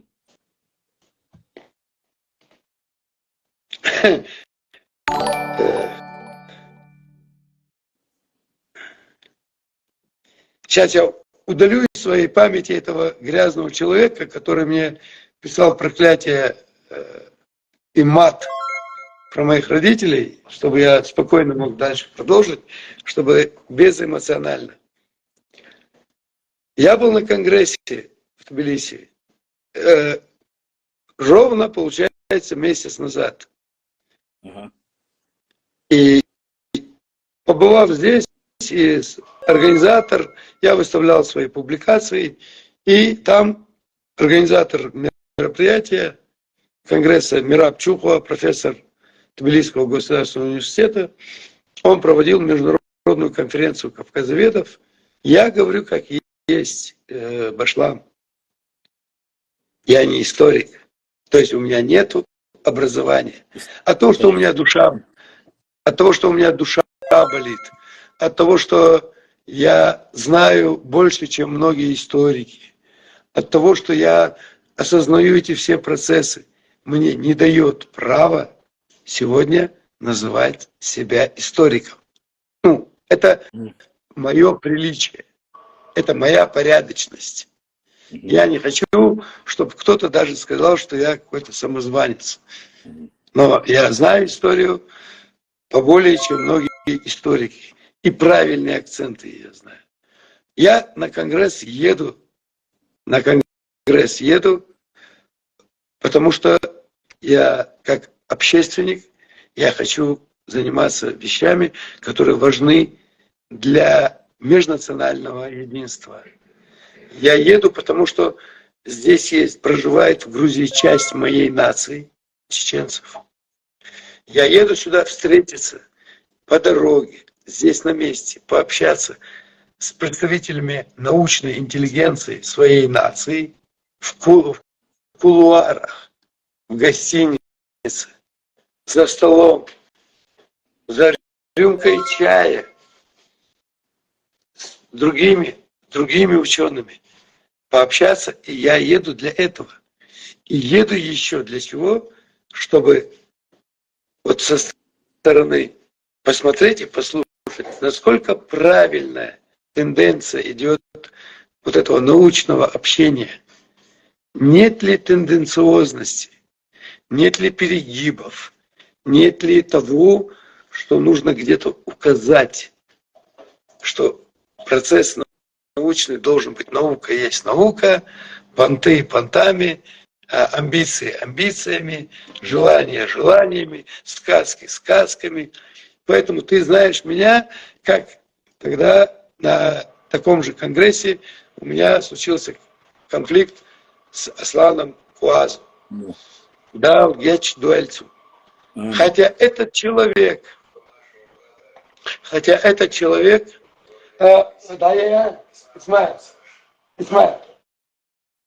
тише сделай, просто звук убери. Я просто в прямом эфире сейчас чуть-чуть мешаю. I'm sorry. Это тот человек, это следующая моя тема. Я хочу 5 минут, Башлам. Потом мы поговорим об этом брате. Хорошо, хорошо. Чеченский писатель Исмаил Акаев. Автор серьезнейшего произведения «Серебряник». Ну, я сейчас маленькую вот так вот предисловие сделаю. Да. Вот он, подписанное. Поэтому он сейчас попытался там что-то, свою там беседу, я попросил его, чтобы одно из двух. Либо я пойду в машину, в его квартире. Я в его квартире сейчас нахожусь. А ты у себя дома? Я у себя дома, да, я понимаю. Ну, то ты, сосед, не мешай мне тогда. Больше не Вот. Машалла, я вам желаю приятного. Я тебя потом позову. Я хочу отдельные 5 минут сделать. Мегады Башлам. Потом, да, конечно, чтобы с серьезным писателем, который Нохчала, Хюгера, Вейшин, Хоусту, Акшадыги, и Шады и Нохчала, Цинсдорфсон, Хитсун, до такой степени. Потому что я как та собака, которая все понимает, но сказать не может. А этот человек, Гоуза лица, да, Гоуза лица, он мои мысли, он может выражать их вот в этом печатном текстах и рассказать. Ну, ты меня перехватил. Подожди, не заставляй меня, я потом о тебе. Сейчас у меня серьезная другая тема. Хорошо, научная конференция, продолжай. И вот этот Аслан Куаза, Асхун Багаун, дал Гештуэль Боасим. Хотя этот же человек, который на этой же конференции был ученый, профессор чеченский, Шааран, был здесь, забыл, Джабраилов Мавасили, чеченский профессор, который тут же с ним на этой конференции проходил. И когда с ним конфликт у меня получился по поводу его сказок, его вранья, его на свете, и когда это вышло в широкий эфир, и конфликт на конгрессе, я организаторам сказал, почему вы позволяете приходить сюда и предоставляете площадку врать, бессовестно врать. Ты помнишь, это была даже тема... Хочу сейчас, минуточку, для подписчиков, чтобы было понятно. Речь идет как раз о моменте. Грузинский профессор филологии буквально недавно на нашем канале есть видеоролик, вы можете посмотреть. Речь идет о Джарего, что это местность Джарего. Речь идет о непосредственно роман же это, если я не ошибаюсь, да, был написан роман же, исторический роман Ярейс, написан. Да, поэма.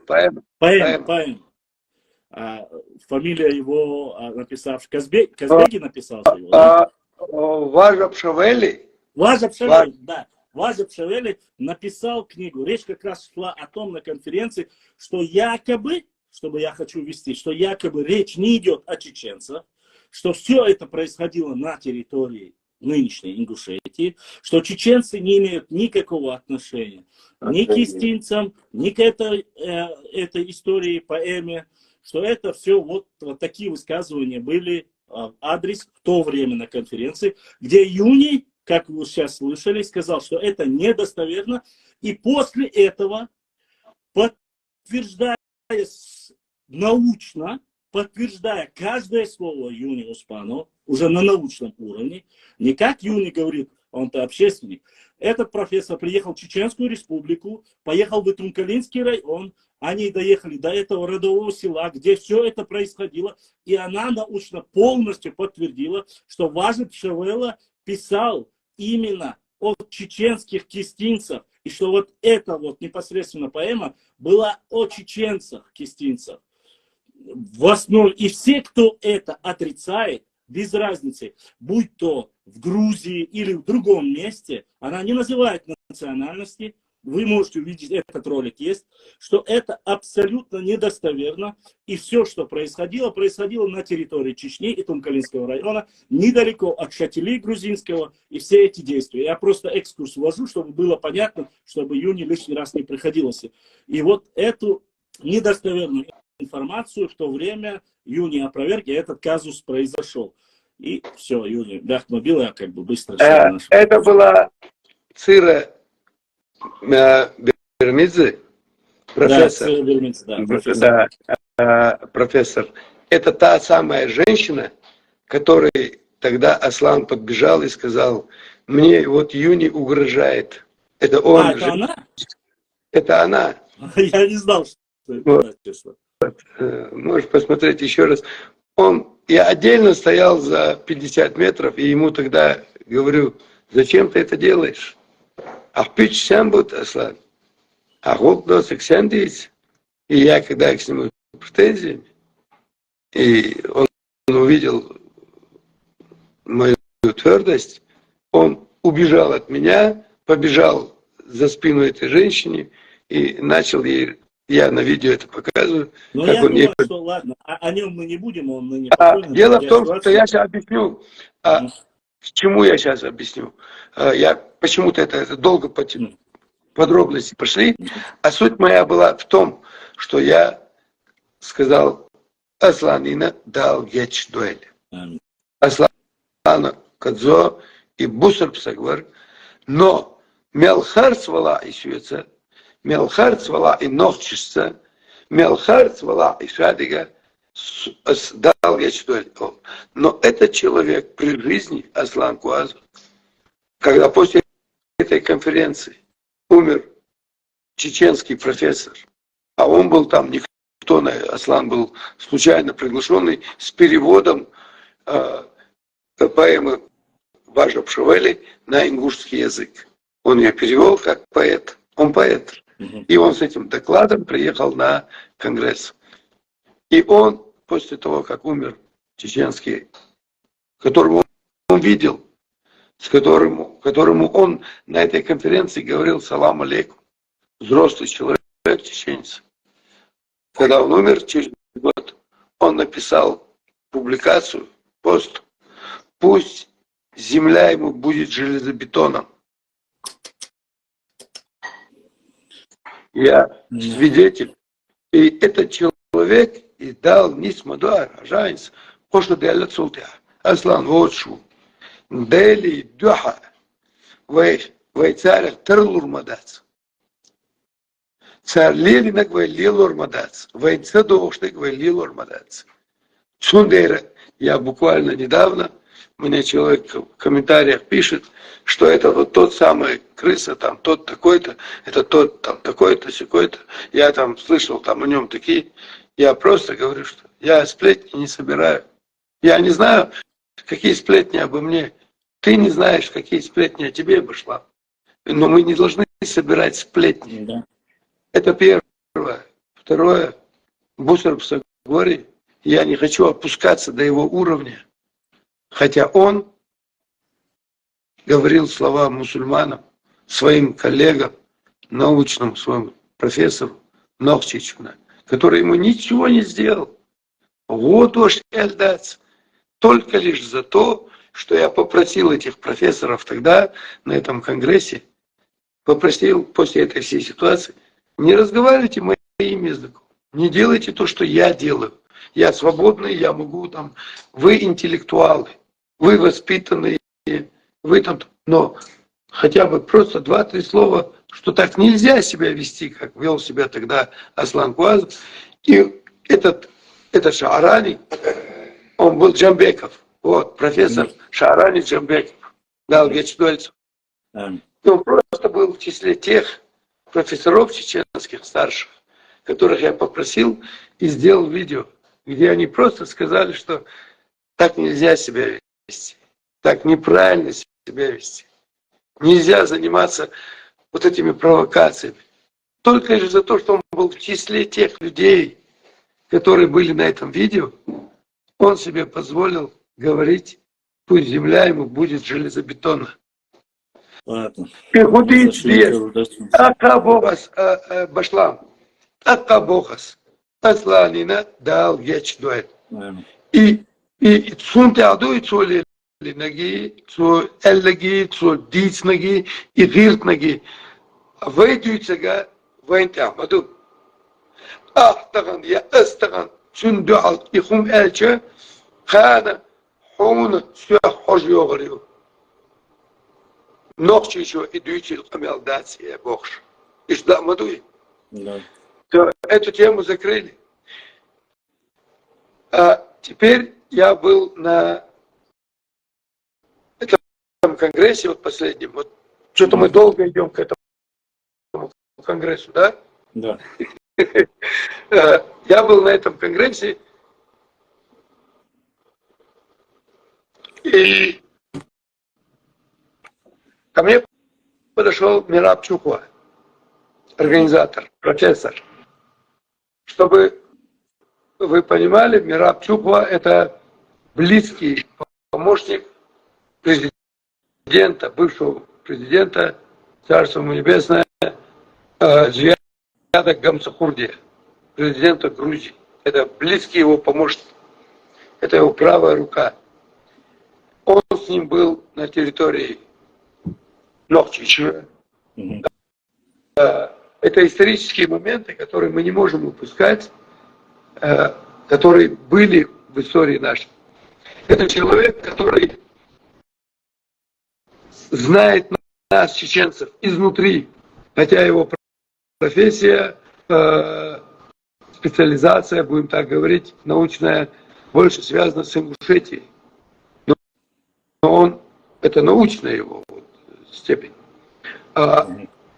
Исторически он связан с Чечней больше, чем, естественно, с любым регионом и с любой нацией вне пределов Грузии. И этот человек большой друг, он очень сильно переживает за нас. Он искренне желает нам добра, желает нам мира, желает нам всего самого наилучшего. И сегодня на конгрессы, на любые мероприятия он приглашает он приглашает чеченское научное сообщество. Он организует кучу мероприятий. Он сегодня председатель Черкесского дома в Грузии, финансируемый государством. И он очень многое делает. И вот я на этой конференции, естественно, это наш близкий друг, и он подошел ко мне и говорит: Юни, я видел, когда ты восстанавливал конюшню Хайбаха и строил мемориал в Хайбахе. Я видел твою акцию «Камень Хайбаха», когда приезжали к тебе люди со всех углов земли, чеченцы, и каждому ты давал возможность положить свой личный камень своими руками. Ты знаешь, Юни, как я отношусь к чеченцам. Ты знаешь, что для меня боль, любая боль чеченской нации, для меня это моя личная трагедия. Это его слова. И он говорит мне: ты мог бы мне, как брат, сделать так, чтобы мой камень от моего имени.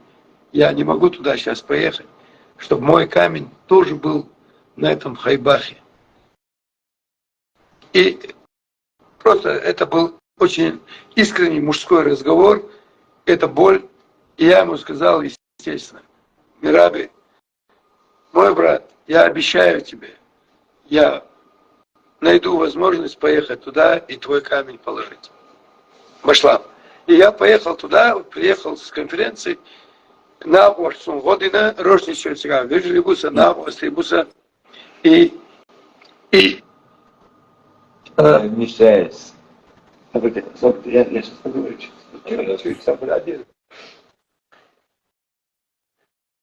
Рошничев, на Острибуса, царь, Сункуазик, Шайгар, Низаватина, всегда радагна, и тут дохватина. И тут дохватина. Сунцарх. Видео ты видел? Это видео.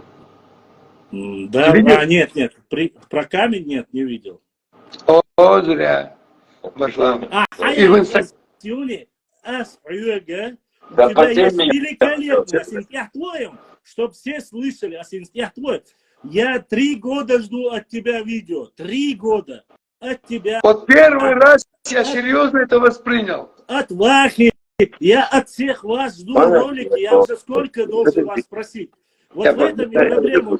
Вам говоришь, вы забываете. К своему сверстнику.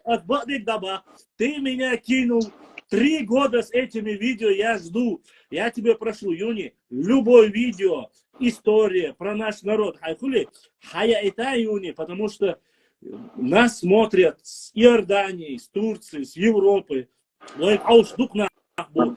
Историю, чувак, но нету этого. Ты забываешь, ты занят, ты должен, и при встрече все, и ты так говоришь. Но сейчас, как раз пока ты не дал возможность, я хочу сейчас зачитать, Юни сейчас рассказал, я хочу, Юни, не в обиду, хочу зачитать историческую справку, чтобы людям было понятно. Я не закончил тему, то есть ты сейчас говоришь, это как раз но... к этой теме. Я хочу как раз к этой теме о Юни и о Чухуа как пишут. Я хочу, чтобы вы знали по факту, после встречи Юни, что было, чтобы вы понимали, предтечи я хочу. Или мы можем подождать, пока ты закончишь, суразять.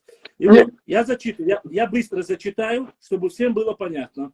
Это после уже встречи, какой эффект сделал Юни и Мираб Чухуа. Я хочу, чтобы вы увидели этот эффект разорвавшейся бомбы. Каково оно произошло.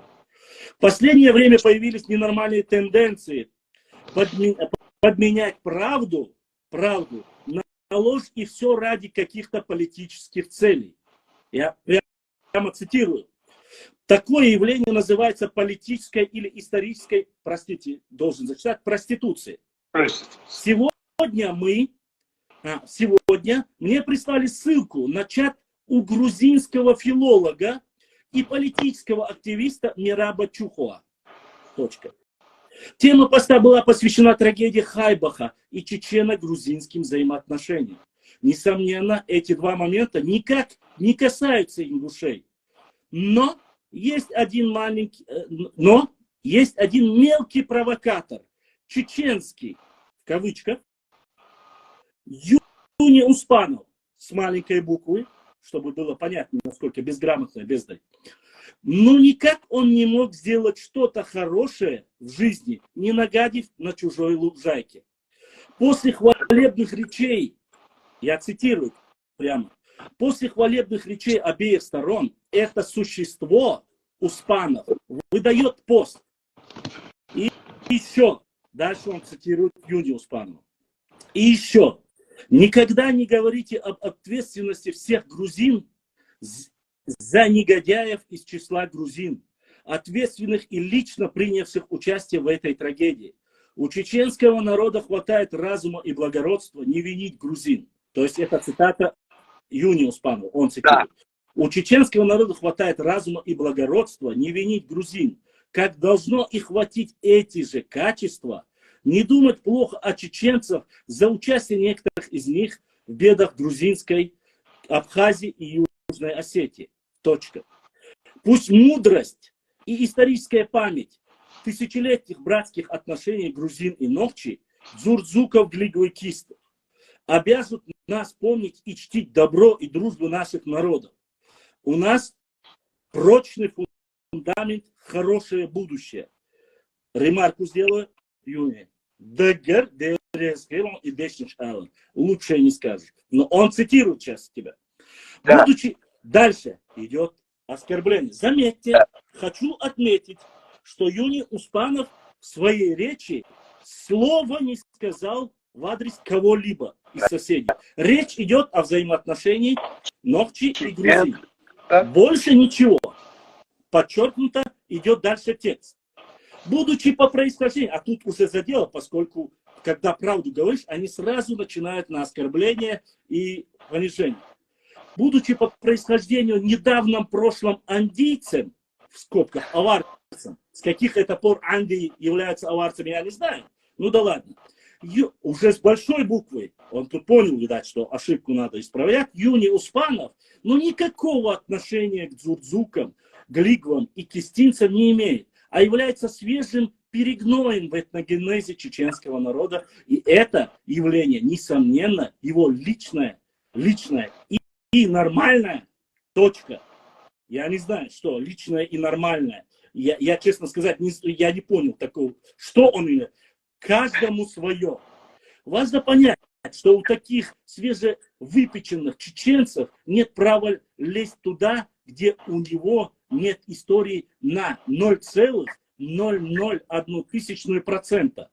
Несомненно, это была провокация со стороны этого существа. Но вопрос, я не знаю, в чем здесь провокация? Ни слова Юни не сказал ни о ком, кроме как взаимоотношений чеченцев и нохчи. Ну да ладно. Несомненно, это была провокация со стороны этого существа. Но ряд ингушей задела реакция самого Мираба, ибо его страница – это его дом и его ответственность, который этому посту поставил знак полного согласия и солидарности. Точка.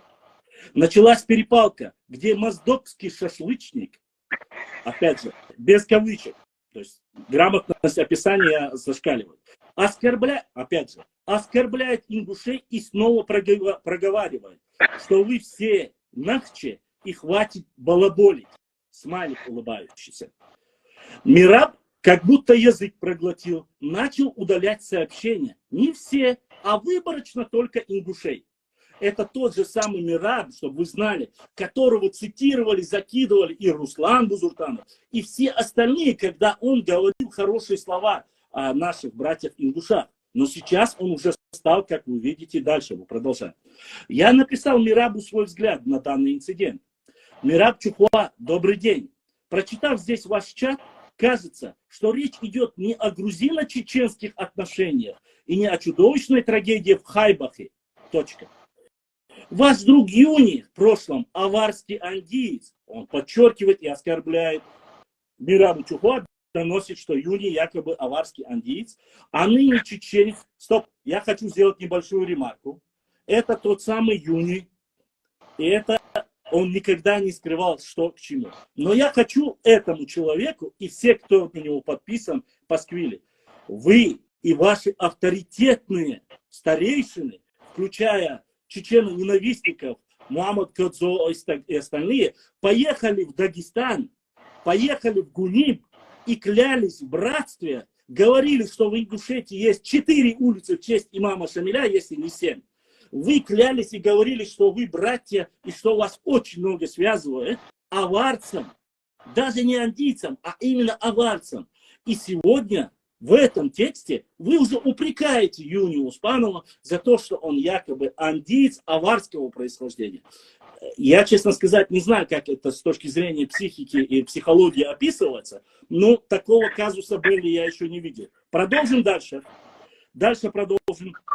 Ваш друг Юни, в прошлом аварский андиец, а ныне чеченец в своем комментарии написал, что пусть мудрость, историческая память с большой буквы тысячелетних братских отношений грузин и с большой буквы Нохчо, то есть Дзурдзуков, Глиговов и Кистов, а дальше бла-бла-бла многоточие. Мираб, конечно, можно, слушайте, Мираб, конечно, можно простить человека, работающего в сфере общественного питания. Тут оскорбляет Юни, шашлык у тебя отличный. А незнание истории народов Кавказа. Это человек, который сам-то не знает ничего. Но есть ощущение, что это было сделано специально для создания здесь конфликта, что, конечно, его не красит. Я, честно сказать, не вижу там ничего конфликтного. Наоборот, речь идет о братских взаимоотношениях. И без разницы, Глик, он Дзурдзук, он или Кист. Это в прошлом все, мы одно целое. Не было отдельно ингушей, не было отдельно чеченцев. Мы были один народ. И тем самым Юни это показывал непосредственно. Ну да ладно. Дальше. Но есть ощущение, что это было сделано специально. Мы, смотрите, что, конечно, его не красит. А теперь, цитирую, мы, Галгай, с большой буквы, не имеем никакого отношения ни к аварским андийцам, ни к чеченцам, и вы это прекрасно знаете, кроме общекавказского дома.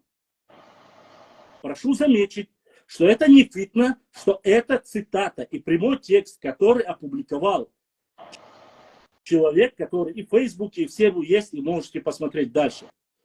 Вас, дальше идет текст, я цитирую дальше, вас немного здесь покритиковали, но почему? Заметьте, как идет дискуссию с оскорблением Юни, но с другой стороны с Мирабом, какую дистанцию придерживают и как он идет. Вас немного здесь покритиковали, пишет наш автор. Но почему? Вы этому живому посту с маленькой буквы Успанова поставили знак сердечко, лайк, или не понравился, что Юни поставили. Что значит с большой буквы написано «отлично»? Есть древнее понятие, вот здесь мы умничаем, дальше пишем. Есть древнее правило «factum tecendo crimen facias acrius». If you see frown and don't say frown, you are and frown. Если вы видите мошенничество и не говорите о мошенничестве, то вы сами мошенник. Заметьте, эти слова сказаны в кавычках ученым, которые критикуют. То есть получается, когда Башлам ведет свои эфиры, Юни ведет свои эфиры, и он опровергает мошенников, то получается, мы занимаемся благим делом. Так ведь Юни получается? Он написал это латиницей, и мы цитируем слова. Мы не фитнес занимаемся, а мы опровержением занимаемся. Ложь надо разоблачать, говорит ученый, неважно. Случайно, дальше цитирую, случайно по невнимательности или наоборот, заметьте, как мы ведем дискуссию с Мирабом, или это было сделано специально для создания конфликта, да, и так далее. Сейчас, подождите, невнимательность или наоборот, вы стали частью этой провокации. Мне кажется, вы должны были либо попросить своего друга отредактировать его пост, либо просто не комментировать. Это все речь идет только из-за лайка. Лайк. Там даже не комментарий, просто лайкнул Мирабчук. Дальше. Удаленный комментарий. Слушайте, дальше. Удаление комментариев вас не красит. Так как Мираб является умным человеком, видать, он не хотел конфликтности, и он просто удалил ненужный комментарий. Но дальше. Удаленный комментарий вас не красит, так как теряется взаимосвязь общения людей у вас на странице. Надеюсь, что вы правильно воспримете мой комментарий. Вы посмотрите, как нежно, ласково. Не то, что мне, Юни или к остальным пишут. Как это все преподносится для Мираба Чухла. С уважением к Мирабу. Мираб, он просто-напросто, я не знаю. Продолжаем. На что Мираб слушайте дальше. На что Мираб неадекватно воспринял мое сообщение и ответил постом. Вы делаете, это уже цитата Мираба Чухла, вы делаете упор не то, что тут не обсуждается. Вот в чем проблема. Вы готовы оскорбить меня за то, чего не было. Вы можете делать больно тому, кто не заслуживает этого. Более того, вы учите меня как себя вести, я тот, который всегда с вами стоял. Но вы меня назвали мошенником, хотя знаете, что это далеко не так. И умудрились сказать правильно, но воспримите мой комментарий. Где совесть ваша, пишет Мираб уже. Где ваша совесть, пишет. Дальше заканчивается цитата Мираба. Несомненно, можно было прекратить общение, но я написал ему вновь, стараясь донести. То есть он думает, что Мираб не понял, о чем он пишет. Несомненно, можно было прекратить общение, но я написал ему вновь, стараясь донести до него мысль, что здесь у него на странице какой-то полуфабрикат. Речь идет о Юни Успан, о человеке, о мусульмане, неважно даже какой бы он национальности не был. Какой-то полуфабрикат оскорбляет целый народ, то есть Юни полуфабрикат, а этот уже целый народ. Мираб забыл, дальше смотрите, оскорбляет целый народ, а Мираб забыл дома свои очки. Тут уже оскорбление идет в адрес Мираба, поскольку ему не понравился ответный пост Мираба. И он продолжает. Мираб Чухуа, дорогой, то есть уже ответ Мирабу отвечает. Послушайте, как нежно это продолжается опять. Дорогой Мираб, мне кажется, вы неправильно меня поняли. Либо переводили, тут уже идет оскорбление, либо переводили меня через Google Translate. Я не знаю, где вы стояли и с кем. Да и вообще упрекать в своих страницах — это удел слабых и никчемных людей. Самое интересное, что упреки-то делает этот человек этим постом. Ну и сам утверждает, что это удел слабых. Понимаете? То есть это когнитивный диссонанс реальный. Я не знаю. О себе писать, я не знаю, честно. Это какой-то стокгольмский синдром, или как еще его можно назвать. Я не знаю, где вы стояли и с кем. Да и вообще упрекать своих там, да, вам это не к лицу. Вспомните слова Конфуция. Наконец-то мы дождались трактовку великого Конфуция, китайского философа буддийского направления. Остерегайтесь тех, кто хочет вменить вам чувство вины и покаяния, ибо они жаждут власти над вами. То есть Юни жаждет власти над Мирабом Чухуа. Так, что ли, получается? Я правильно понимаю? Это же это к этому и ведет. Дальше читаем. Я привел вам правила древних, как всегда, не знаю, почему-то очень древних. Фактум тецендо, кримен специас ацриус, что в переводе на русский язык означает: если вы видите мошенничество и не говорите о мошенничестве, вы сами являетесь мошенником. Кавычки закрываются. Но не сказал, что вы мошенник. То есть намек, когда ты делаешь человеку намек, это уже к чему-то ты намекаешь, если он не отрицает. Мираб-то прекрасно понимает, и латынь понимает, и смысл этого афоризма понимает. И дальше идет, но не сказал, что вы мошенник. Если, конечно, вы согласны с рассуждением андийского мошенника Юни Успанове о моем народе, несомненно, вы заполните ряды этих мелких мошенников. Для этого вам, дорогой Мираб, надо просто ответить на этот вопрос открыто и без завуалированных речей. Насчет совести, многоточие, это вопрос риторический и, мне кажется, является отражением чувств, которые вы испытываете сами к себе. Заканчивается цитата. И он дальше говорит, что сделал Мираб? Вместо того, чтобы ответить на прямой вопрос, да или нет, хотя Мираб первым за своим ответом дал об этом знать, разделяет ли он или нет мнение своего моздокского друга, он меня заблокировал и удалил мои сообщения. Вывод из этого я делаю, что Мираб Чухуа заигрался в политику и творца новой кавказской истории. Тут уже мания величия якобы у Мираба. Чухва заигрался в политику и творца новой кавказской истории. Перешел все красные линии, которые для него запретны. Для меня он стал сейчас таким же, с большим буквами, мошенником, как и Успанов с маленьким буквами. Успанов юник с маленькой буквы. Надеюсь, что восточные соседи, послушайте, вы мне говорите, что я занимаюсь чем-то не хорошо. Надеюсь, что восточные соседи репостнут мой пост или скопируют для Мираба Чухва. Тут уже Мираб с маленькой буквы и Чухва с маленькой буквы.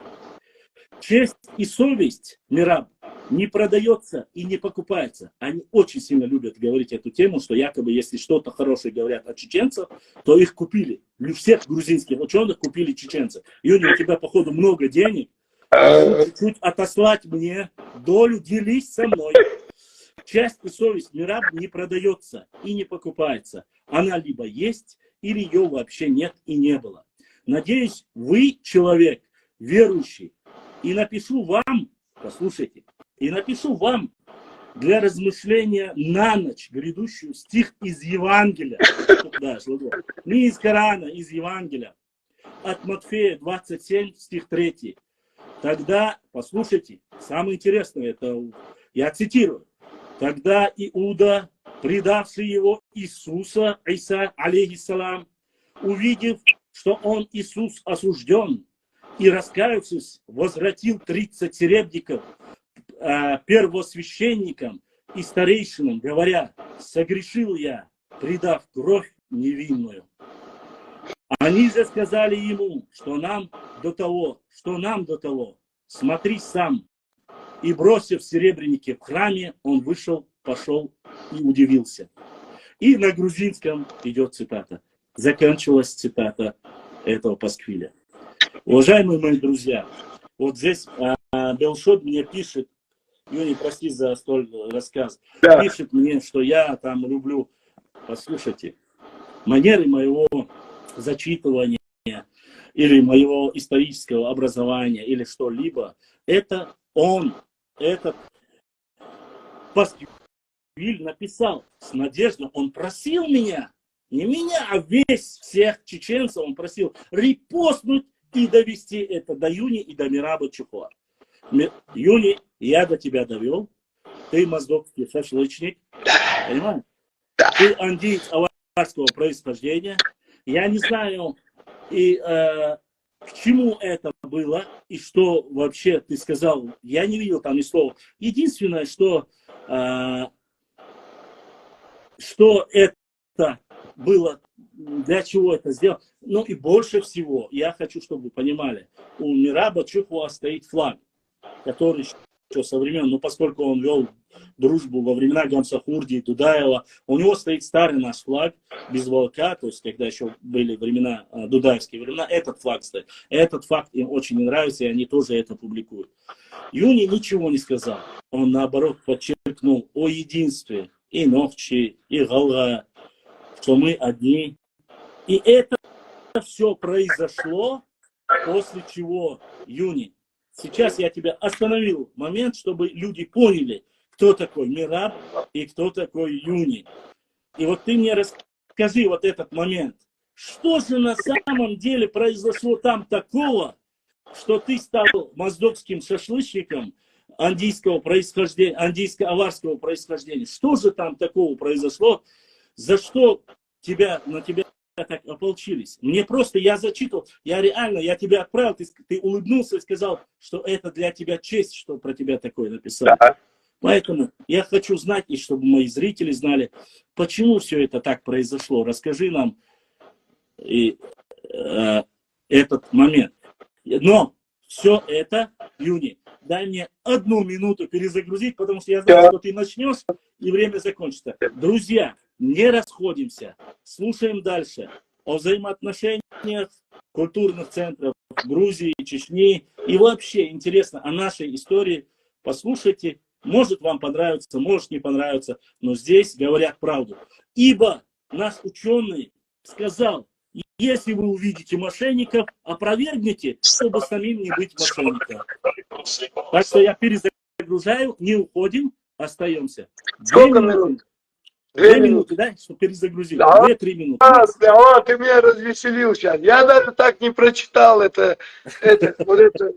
Я так не читал. Я просто, вижу, очередной балабол что-то написал. Но сейчас я услышал в оригинале, что там было написано. Я просто искренне смеюсь. Ладно, все, давай. Хорошо, сейчас я перезагружу. Потом я поясню. Хорошо.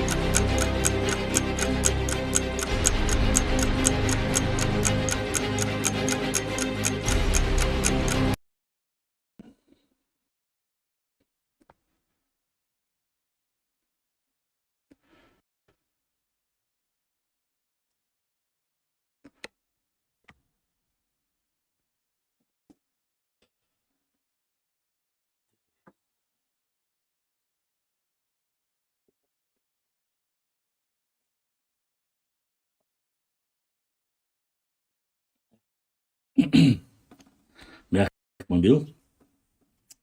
Сейчас подождем, пока как раз соберутся. Пока собираются, здесь один Руслан, кажется, у него было написано, он говорит, назовите фамилии, назовите, скажите, кто занимается, пишет комментарии. Я их сам накажу и так далее и тому подобное. Послушайте, один из созрительных заведений будет? Конечно, будет. Конечно, будут сейчас задавать вопросы, никаких проблем нету. Пока юнит заходит, он может послушать. Я со всем уважением, и до сих пор я говорил и говорю, что считаю и исторически, что мы были, по крайней мере, до 18-19 века одним народом. Сейчас каждый живет в своей республике, будь то дагестанцы, будь то ингуши, адыги и так далее и тому подобное. Речь не об этом. И мне написал один, я опубликовал, опровержение сделал, когда закинули пост, где на карте Совета Старейшин взяли кусок территории Чечни, исторический, который всегда был Чечней, и закинули его, как будто это было у них. До сих пор я опровергнул, сказал, что это недостоверная информация. Я не оскорблял ни фамилии, не говорил, не указывал, ни фотки выставлял. Сказал, что это неправда, это ложь, чтобы знали потомки. И Нохчи знали, и все остальные. На что пришло сообщение, и сейчас я хочу вернуться немножко к палестинской ситуации. И он мне пишет, Пасквиль, перечисляя сначала все гениталии моей матери, моего отца, пишет такое-то, такое-то, ты занимаешься этим, пока проливается кровь мусульман. Пишет мне этот человек.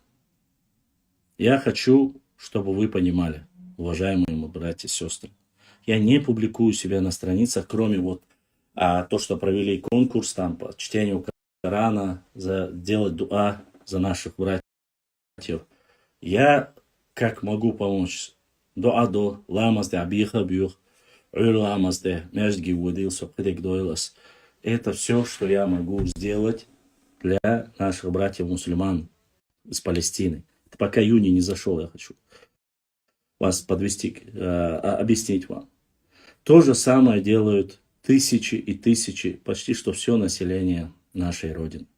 Мы переживаем, мы видим новости, но мы, как было во времена конфликта в Сирии, где погибло 4000 с лишним наших молодых ребят, наш генотип, я категорически против того, что погибали нохчи. Я против, чтобы погибали нохчи в любых конфликтах, которые там, с Ближнего Востока. Вообще я против войны, я по сути своей пацифист. Я не люблю войны. Я хочу, чтобы мы учились, жили, развивались. Я нисколько не принижаю военное дело и все остальное. В политику я не лезу. К чему я говорю по Палестине, про это я хочу сказать и довести до вас. Дал гештуэция, дал елсмани хайши болиш, дал шахич болиш и так далее, и так далее. Дейл гуштукуай долдыгниш. Но мы не граничим с этими людьми. Я не хочу вникать там, проклятия писать, публиковать, закидывать. Вот это все, это просто бесполезная тягомотина, которая может просто-напросто больше навредить, чем помочь нашим братьям из Палестины. Всевышний Аллах все видит. Не забывайте, нохчи со всего мира, нас максимум 2,5-3 миллиона может быть, если со всего мира собрать.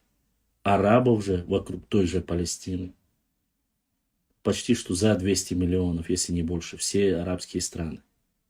Всех вместе взяты. Я прошу меня понять правильно. Я не сторонник, еще раз я вам говорю, солнца и ночи кандин десятля, дебетля, потому что вы мехтхвату диештуй, генофонду и мехтел. Вот мое понимание. Дуадар, ламаздар и воинтяхду. Но, понятно. И он вятно было, сетя, я хочу, чтобы было понятно, душой и сердцем любой достойный мусульманин, он будет со своими мусульманами. Из воинхубшту. Мы говорим о том, что мы должны выстраивать и возрождать свой народ.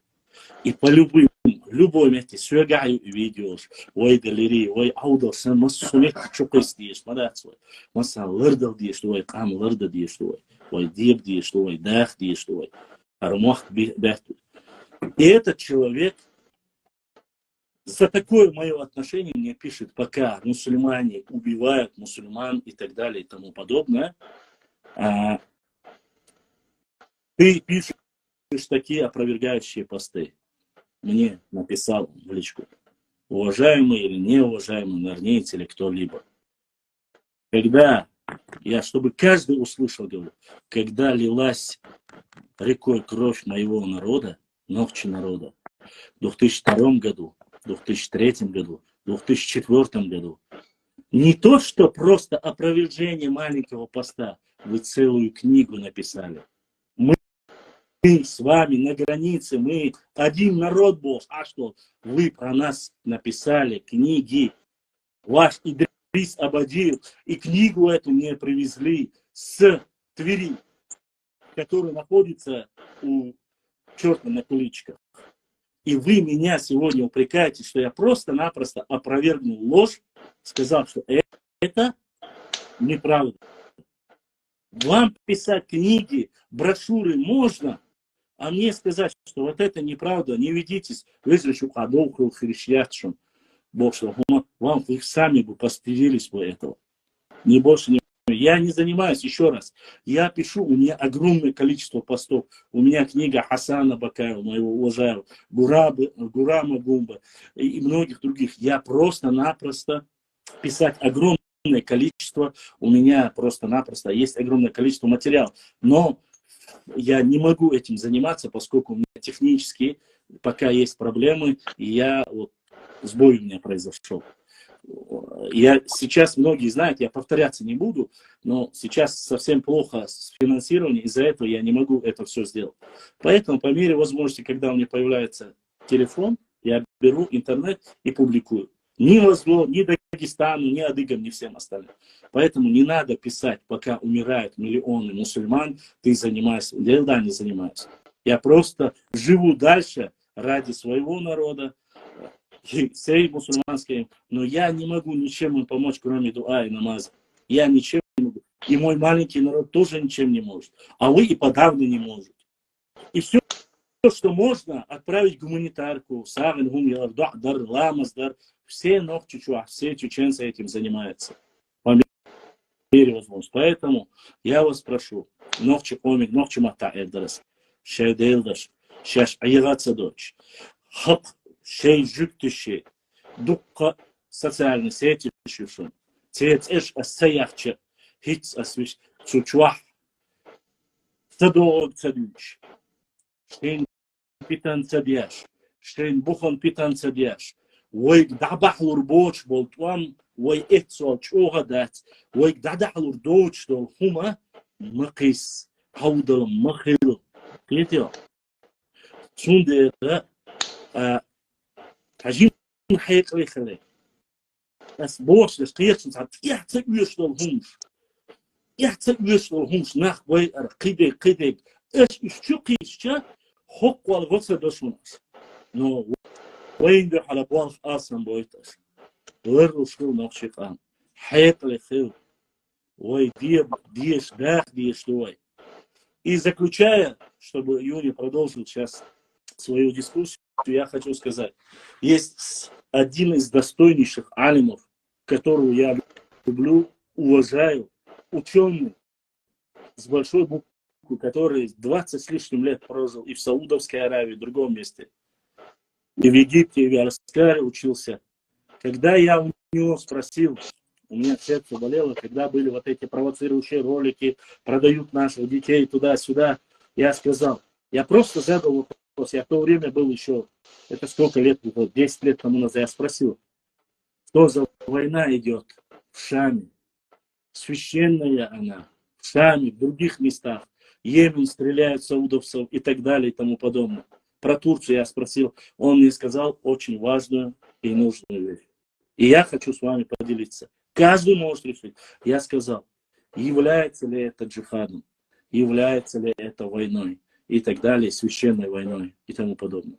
Я поинтересовался для себя, чтобы тысячи и тысячи молодых людей, с тех пор, когда шел у нас даже конфликт, тот, кто меня знает со студенческих времен, я занимался и правозащитой. В то время я был против, чтобы нашу молодежь, он сказал мне одно. В этом мире идет глобальная фитна. Войны развязываются для уничтожения миллионов мусульманских молодых людей. Джихад будет тогда, когда родится на этот свет воин, Махди. Когда он появится, я лично тебе позвоню и скажу, это священная война, и ты можешь идти на войну. А на другие провокационные вещи не поддавайся. Сундину лаца, суни, лобста гори, инцисвик. Это для меня, я задумался, почему он это сказал. Потому что реально идет глобальное уничтожение молодежи. Цундера, не поддавайтесь на провокации. Аудалгун Садович, Дуахта Цагач. Занимайтесь историей, занимайтесь географией. Очень много интересного. Не обязательно, нет, если я где-то опровергаю ложь, я не прошу вас всех там. Я знаю, из всех нас осталось 3-4 человека. Остальные не потянули. Ни финансово не потянули, ни по времени не потянули. Это бывает. Я просто отвечаю тем, кто прислал мне в директ эти вопросы. и Бяхну Белаюни. И продолжи, пожалуйста, с места, где ты говорил. Вот ты с Мирабом и дальше. Эта конференция уже никак третий час мы не можем с тобой довести до логического конца. Нет, с того момента мы не можем с тобой, потому что инсадицнага мастер доглош хумади. Единственное, с чем я с тобой не согласен, не выставляйте посты, не показывайте. Я с этим не согласен. И любой, кто мне будет это говорить, я с ним не соглашусь, я буду сербюхал, грязь. Я буду показывать. Тут трагедия. Я хочу пояснить. Я хочу пояснить. Суна, хуна и жипти бойз. Но человек, который имеет, я хочу, чтобы было понятие, имеет определенное количество подписчиков, вы должны знать, что есть закон о СМИ. Если у вас огромное количество подписчиков, и вы распространяетесь, я просто это не стал. Все. То есть, давай.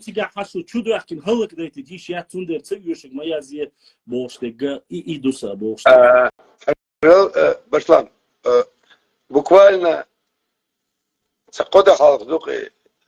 Гуржи Махвах Вали, Кайкан Социгица, Мазалкиаса, техникум есть. И там 1200 вместе с заочниками обучаются, очников, наверное, 500. И меня пригласили туда на беседу. И я специально приехал с другого региона, потому что, как являюсь председателем Чеченского национального культурного центра чеченцев в Северной Осетии, и меня пригласили туда, что надо там, встреча будет со студентами. Я даже тему не знал, очень настояли, чтобы я приехал. Я специально проехал сотни километров, чтобы приехать в Моздок к себе, и пришел туда и спрашиваю, а что за тема? Ну, Палестина и вот это вот момент. И там много представителей из руководителей национальных обществ, администрация, сотрудники Центра по борьбе с экстремизмом, ФСБ, там, понятно, это как бы такая. И я попросился, я говорю, я в конце скажу, пусть все выступают. И каждый выступает, говорит и говорит. Полная аудитория людей, студентов. И я сейчас не буду подробности говорить, но суть я просто сказал одну вещь. Не разговаривайте с этими детьми, с этими подростками, с этой молодежью, как с идиотами. У меня есть даже в Фейсбуке там, публикация, тема такая, что я не люблю, когда со мной разговаривают как с идиотом. То есть я же умный, и со мной разговариваете умным языком.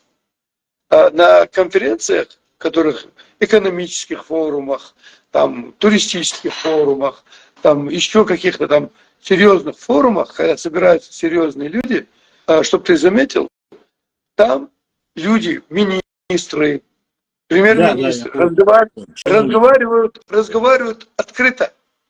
Они вещи называют своими именами, потому что там дежурное прочтение там, по повестке дня зал не воспримет. Это люди самодостаточные.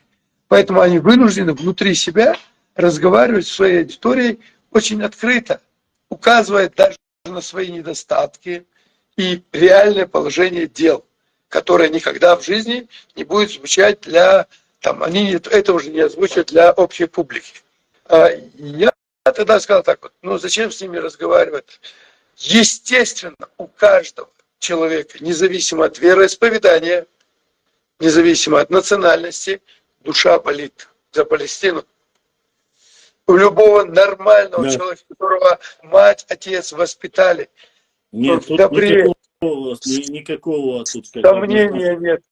Поэтому, но я, указывая во всем при этом, говоря о том, что я как чеченец, который видел, как такими же бомбами убивали чеченских детей и мирное население, я тем более это чеченцы, это тем более с болью это воспринимают трагедию Палестины.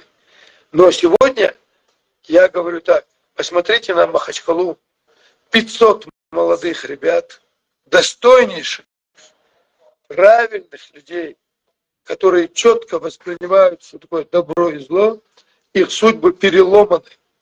Они больше уже не будут учиться, они не будут работать, они не будут, нигде их не примут, потому что репрессивный аппарат уже на них будет срабатывать. Но за 3 дня до этого они сами, власти, признаются, что им дагестанцы по линии стучали, сообщали, извещали. Но сами же дагестанцы с Сибири, с Урала, с Москвы сообщали спецслужбам, что будет это происходить. И тогда я в присутствии сотрудников говорю этих спецслужб, а почему тогда дагестанские спецслужбы не отреагировали? Почему не дали этим ребятам понять, что вы совершите преступление, которое будет на пустом месте, там еще что-то? Значит, кому-то нужно было это мероприятие. И эффект теперь это произошло. Молодые люди по глупости, искренне, болея, они пришли туда. Сегодня они будут посажены, они будут наказаны. Это будут большие последствия. И Да, теперь... я читал где-то в средствах массовой информации, что почти что 151 была цифра, я не помню, дел уже подняли и работают по ним. Дело в том, что, ну, давай, мы же не глупые люди, 150 уголовных дел. Это те, кто... Юни, да. Юни, я хочу... Все, давай закрываем эту тему. Да, Я просто хочу... Ты должен понять, у нас сердце болит за всех мусульман, но это другой регион. Я как пример понял, что ты хотел сказать, я это понял. И все, я искренне прочувствовал то, что ты говоришь, эту боль. Более того, опять же, как я до этого говорил, мы как те собаки, все понимаем, но сказать не можем. Есть такое. Давай перейдем теперь хотя бы к тем вещам, которые я могу говорить, которые в моей жизни... Говорить мы можем, мы говорим и так, и так. В общем, просто сейчас, чтобы люди ушли, а то они боятся. В общем, разговор, я на 5 минут остановился, и вы в другой. Я просто ответил человеку, он написал, что пока идет война, ты не занимаешься подстрекательством. Я не ответил. Азбак, когда шла война, когда вы писали книги, вам это можно было, а сейчас меня упрекаете за это. Хотя я ничего такого не сказал. Мадиц, доцик, и все. Хадица, Юни. Так вот, возвращаемся к Мирабу Чухова, к этой ситуации, к Конгрессу, той ситуации, которая...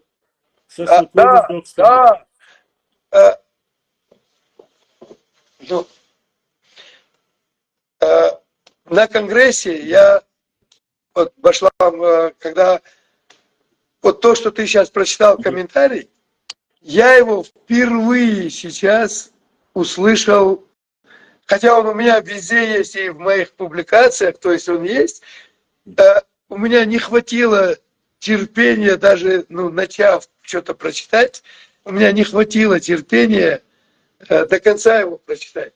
А сейчас, когда ты его весь озвучил, я понял весь маразм и весь цинизм этого человека, цинизм. Человек, который может запросто тут же делать и комплимент, тут же и упреки, тут же и оскорбления, тут же вперед газануть, тут же назад Я газануть. говорю, какой-то психологист, это я даже не знаю, как эту шизофрению назвать. Дело в том, что это не молодой человек. Дело в том, что это человек, который написал это наверняка человек взрослый, который прошел хорошую школу, как говорят, там, партийной работы, составления текстов.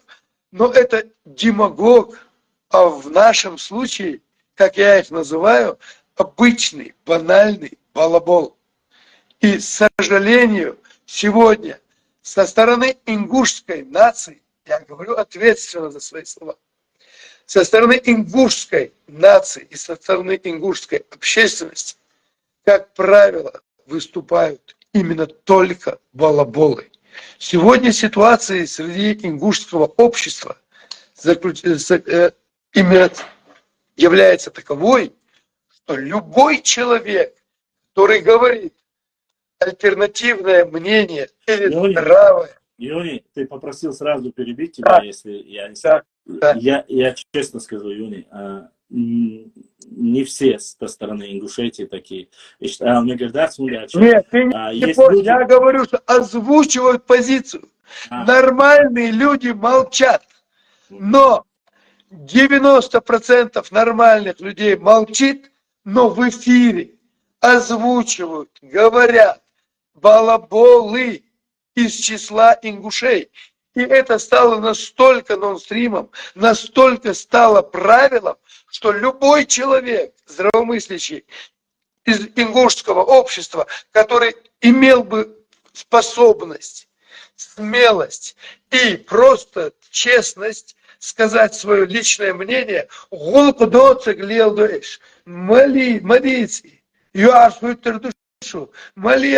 любой даться с Богом, примерно, который это хотел бы сказать, а таких людей я знаю тысячи. Они как только открывают рот, вот эта прослойка балаболов тут же начинает на них вешать клеймо передастов и еще что-то. Поэтому люди сегодня просто молчат, которые искренне знают, насколько Ингушетия не права по поводу вот этих земель. Не Ингушетия, а вот балаболы насколько не правы, насколько они влияют на это общество. Они не могут озвучить эту свою позицию, потому что их тут же проклянут, но они живут в этом сообществе, они являются частью этого ингушского общества и нации, на сегодняшний день нации, формирующейся, или какая бы она ни была, но этой нации. И сегодня здравый смысл, который хотели бы они озвучить, им не позволено. И сегодня идет, реально говорю как есть, у них Олимпиада среди балаболов, среди ингушей. Ингушская нация, среди них есть балаболы, которые сегодня стали самыми главными носителями информации, самыми главными пропагандистками, самыми главными дутыми патриотами. Нормальные люди молчат, а они у них между собой, им можно лгать, им можно бессовестно говорить разные вещи, гадости, что хочешь. И у них нету даже внутри этих балаболов, среди ингушей огромной нации, среди этих балаболов прослойки, которая сегодня вершит судьбу ингушской нации, как они думают. Они сегодня, у них идет Олимпиада, кто гнуснее вещь скажет, кто более неправдоподобную историю расскажет. И вот в этом они соревнуются. А основная масса ингушей, они просто сидят и смотрят на все это. Но это опять же трагедия. Подрастающее поколение воспитывается старшими, которые слушают своих старших, которые просто говорят, что вот им там показали знаком, что чеченцы там то-то, чеченцы это. И сегодня они просто о своем величии, дутом величии. Это же я сегодня хочу вот сейчас выставить одну публикацию. Когда один серьезный, который корчит себя серьезным человеком, он пишет, что там на Казбеке, там то-то, то-то, там я слово бы высек, слово ингуш. Якобы. Да, и типа это Лермонтов сказал. Но много ума не надо, чтобы понять, насколько это балабольство. Это ложь. Я прошу об одном. Вот сейчас я обращаюсь к ингушам, вот этим балаболам и представителям балаболов среди ингушей, подчеркиваю. Найдите мне упоминание об ингушах ранее, чем 150 лет назад. Все. Вы были частью моего... Пускай. Это были... ты говоришь за джайраковских 5 сел? Не, я говорю об упоминании, потому что даже сейчас карту буквально, может, Хачуали на карте 1816 года, да, по факту они называют как ингуши в 1816 году и в 1801 году отмечен на карте, а карта является официальным документом, есть написано ингуши. Высказывание, конкретно цитирование, я это не знаю. Пошла. Мы сейчас не принципиально ставим датировки. Не, я просто-напросто знаю. Они сейчас многие слушают, Юни. Я хочу, чтобы ты понимал. Сейчас многие слушают. И они этот момент воспользуются, скажут, Юни, гару выступ, потому что нету барицу. Хорошо. Я тебе скажу так. Я по-другому тогда сформулирую. 150 лет назад ингушская нация, до 150 лет назад, ингушская нация составляла 2-3 тысячи человек. Но 150 лет назад уже ингушская нация с добавлением Орской и других осколков чеченских тейпов уже стала совершенно других масштабов. Юрий, здесь снизу пишут, смотри, здесь снизу пишут, чтобы мы с тобой знали. Здесь снизу пишут смысл эфира, чтобы ингушей обсуждать. Нет, мы не ингушей обсуждаем. Давай вернемся к разговору с Мирабом Чухва, Юрий. А то очень Хорошо. Но в любом случае тема будет вертеться вокруг этого. Потому что я всего лишь благодарность ему за эту акцию, за желание поучаствовать в акции «Камень Хайбах». Я всего лишь написал там у него в публикации, я ему отправил видео, как отчет. А встрече расскажи, как была эта встреча? Мне интересно, когда ты приехал туда, это расскажи, вот ты был на конференции, как он слово тебе дал, как ты эти слова, или эти слова, которые они написали, цитировали тебя, ты в посту написал, и это задело из-за твоего поста, или из-за того, что ты когда был на конференции? Нет. Эти слова не так. Эти слова были не сказаны на Конгрессе. Эти слова были сказаны у него в публикации, после того, как я вернулся с Конгресса, положил камень Мираба Чухва в акции. После этого Мираб выставил у себя в Фейсбуке, и там один из грузин, его подписчиков, написал на грузинском, я прочитал с переводом, что он сказал: нам, грузинам, стыдно за то, что мы, грузины, причастны к трагедии Хайбаха.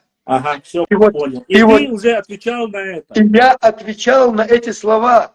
Я попросил, сначала сказал, для меня большая гордость и честь положить камень Мираба Чухва, близкого друга чеченского народа, положить на мемориале Хайбаха, чтобы был его именной камень. Так он соучастник, как тысячи других чеченцев, которые приезжали.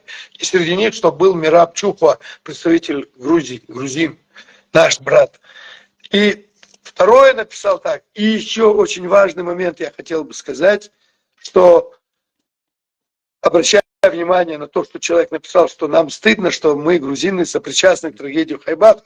И вот тогда я, вот то, что он в кавычках... Я хочу, чтобы вот Хадешин Чухар дала. На самом деле это является очень мощным и правильно мужественным. Хочу заметить, никакой подлизы, дать. Мне мне ничего грузины не сделают и не заплатят. Но это, зная, что при этом участвовал в Гвишане, зная всю эту ситуацию, то, что грузины это осознают и говорят эти слова, это очень многого стоит. Это мужественный и очень хороший поступок. Теперь смотри, а я считаю так. Это в высшей степени порядочность. Вот, он сказал так.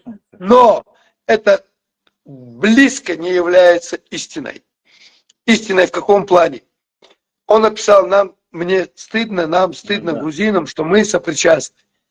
Так могут рассуждать по мне глупые люди, которые хотят ответственности всей нации за действия одного человека. Я полностью поддерживаю.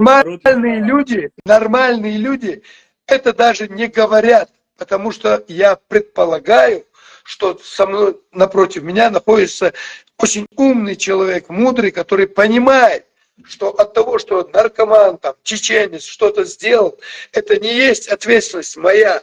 или любого представителя моей нации, или еще какой-то военный преступник. Это не есть. Поэтому там слова очень правильно они написали. Да, это было так написано, когда я написал. И еще очень важное, я хотел бы сказать, что я не считаю грузин виноватыми в чеченской трагедии Хайбаха, несмотря на то, что какие-то представители сопричастны к этой трагедии. У чеченцев хватает разума и благородства не отождествлять это со всем грузинским народом. То же самое я хотел бы, и чтобы у грузинской нации были такие же качества, то есть разум и благородство, чтобы на нас не оскорблялись, не обижались на нас за то, что мы, наши представители, сопричастны трагедиям в Абхазии, грузинской и Южной Осетии.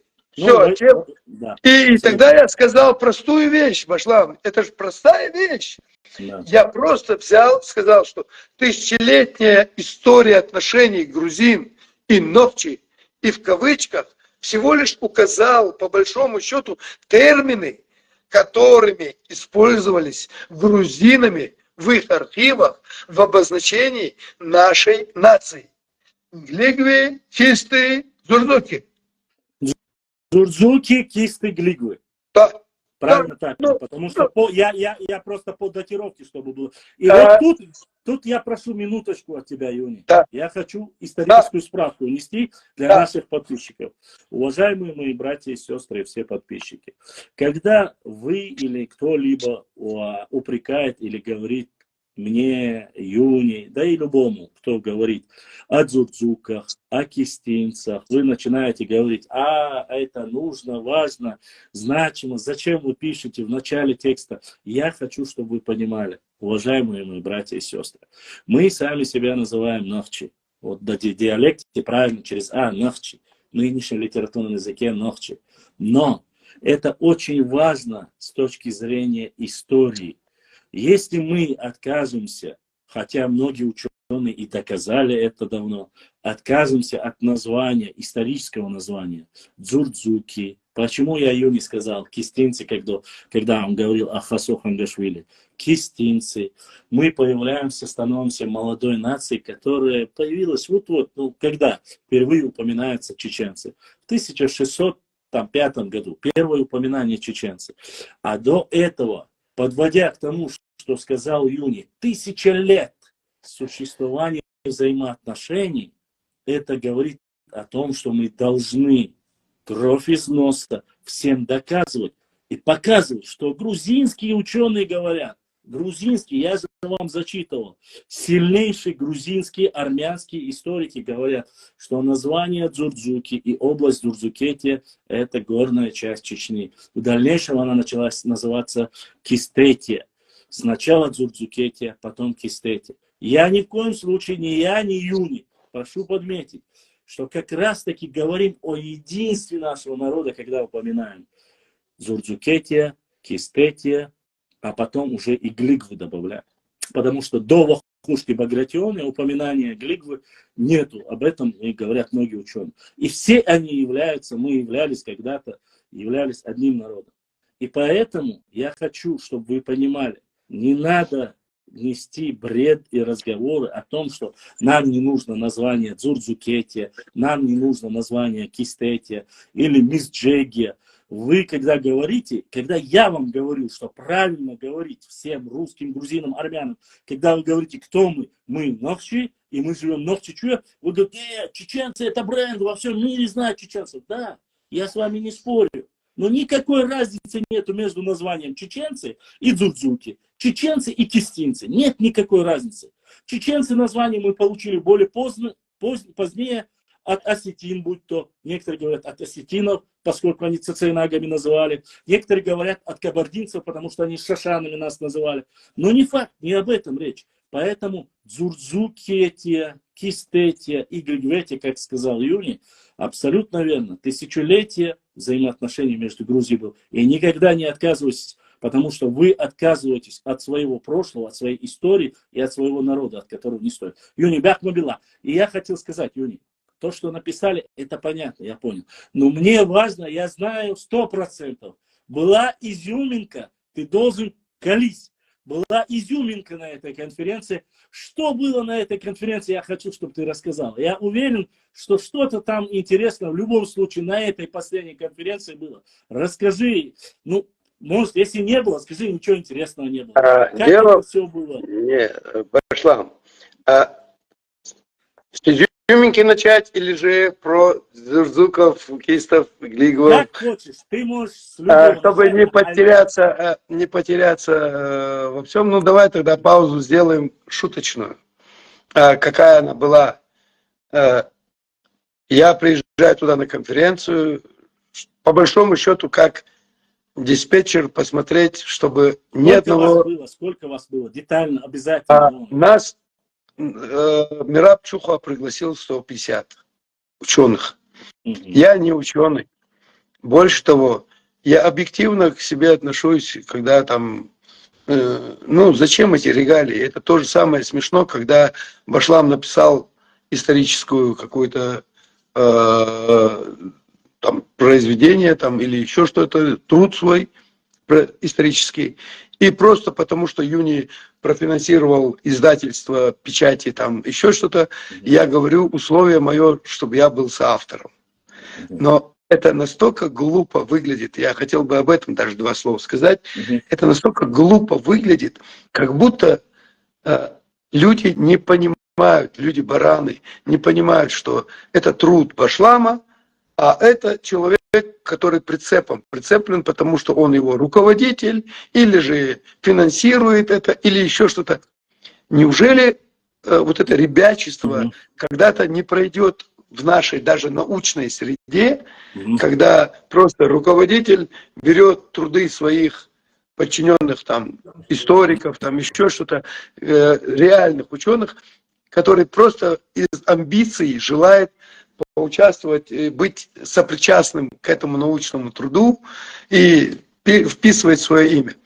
Поэтому я говорю как есть. Я не ученый, я не историк. Я приезжаю туда как общественник, как личность приезжаю.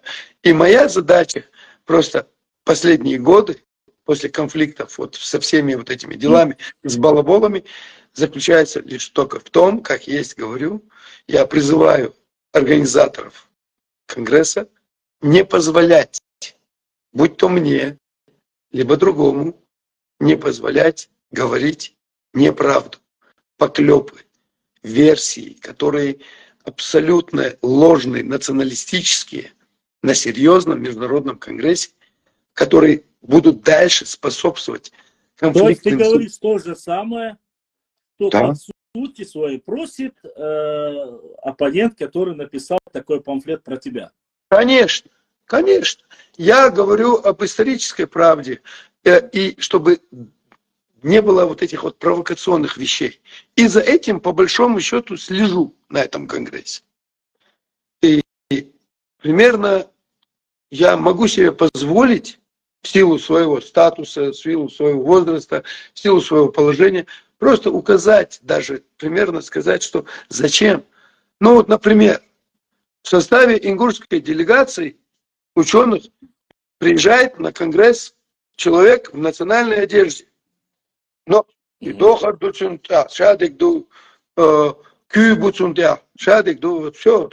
я подумал, что это человека привезли в составе ингушской делегации, научной делегации, для предстоящего банкета через 3 дня, на котором этот будет либо на дечпондер играть, либо песни петь, либо там потанцует. Взрослый человек, пожилой. Потому что это смешно выглядело как-то, вот эта вот бижутерия на фоне курящего этого старика, который там, ну, то есть это даже мысли у меня не было, что это приехал ученый. Так вот, Башлам, я тебе говорю, я жалею о том, там же по секциям делятся ученые, языковеды туда, историки туда, там то-то туда, антропология туда, ну то есть по специальностям. И вот у них там свои, каждому аудитория, собираются там по 20 человек, вот из этих 150, и один там зачитывает свой доклад, другой зачитывает доклад. В других там лекционных залах, там, это все же в стенах университета, Тбилисского университета идет. И вот там это происходит.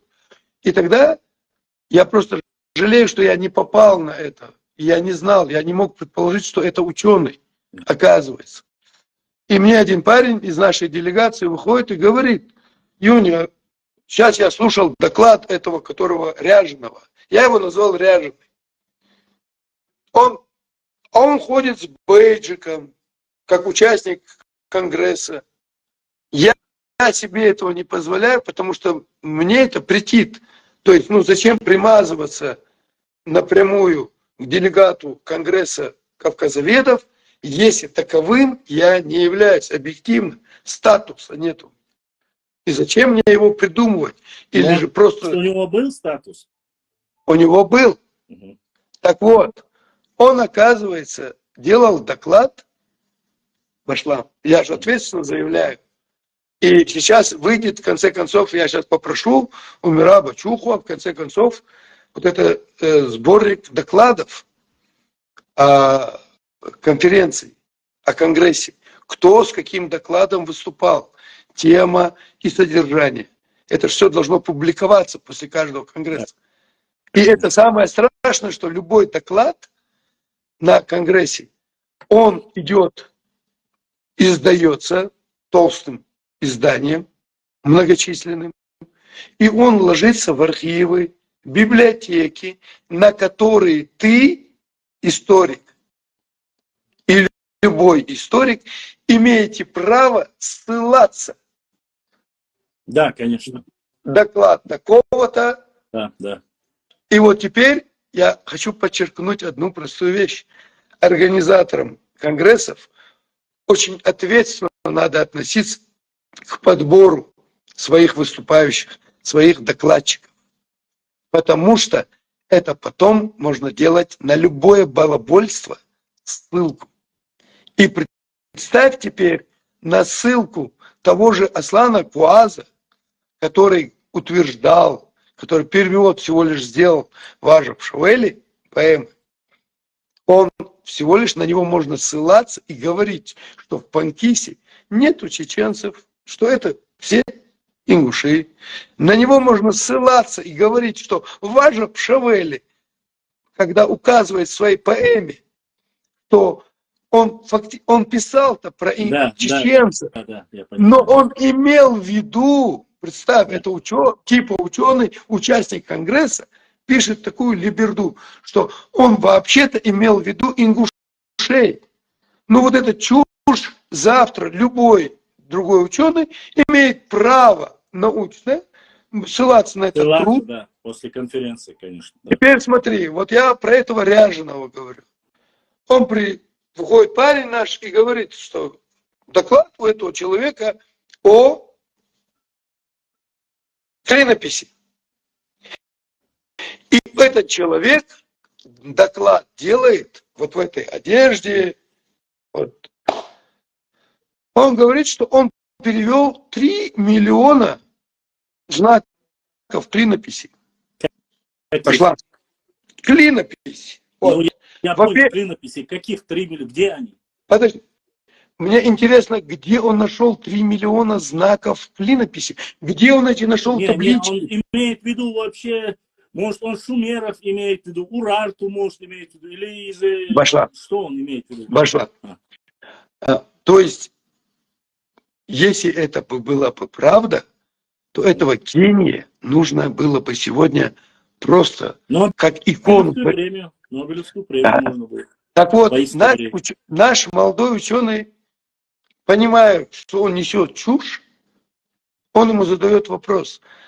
И понимая, каких трудов это стоит перевести клинопись, разгадать эту клинопись, что является загадкой для сегодня мозгов великих ученых, египетская, там еще что-то. Да. И где у него он собрал столько материала, этой таблички, это же камни, на которых там эти крестики, там эти... Да. ему говорит, а сколько у вас времени уходит на перевод и различить 1000 знаков из миллиона, из 3 миллионов. И тот абсолютно спокойно заявляет, 10 минут.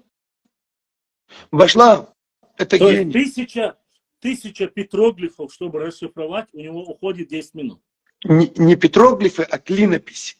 Но это Ты знаешь? фактически одно и то же. То есть из этих, вот из этих знаков, закорючек, которые тысячелетия, которые сегодня весь научный мир всего мира борется, пытается его разгадать и еще что-то.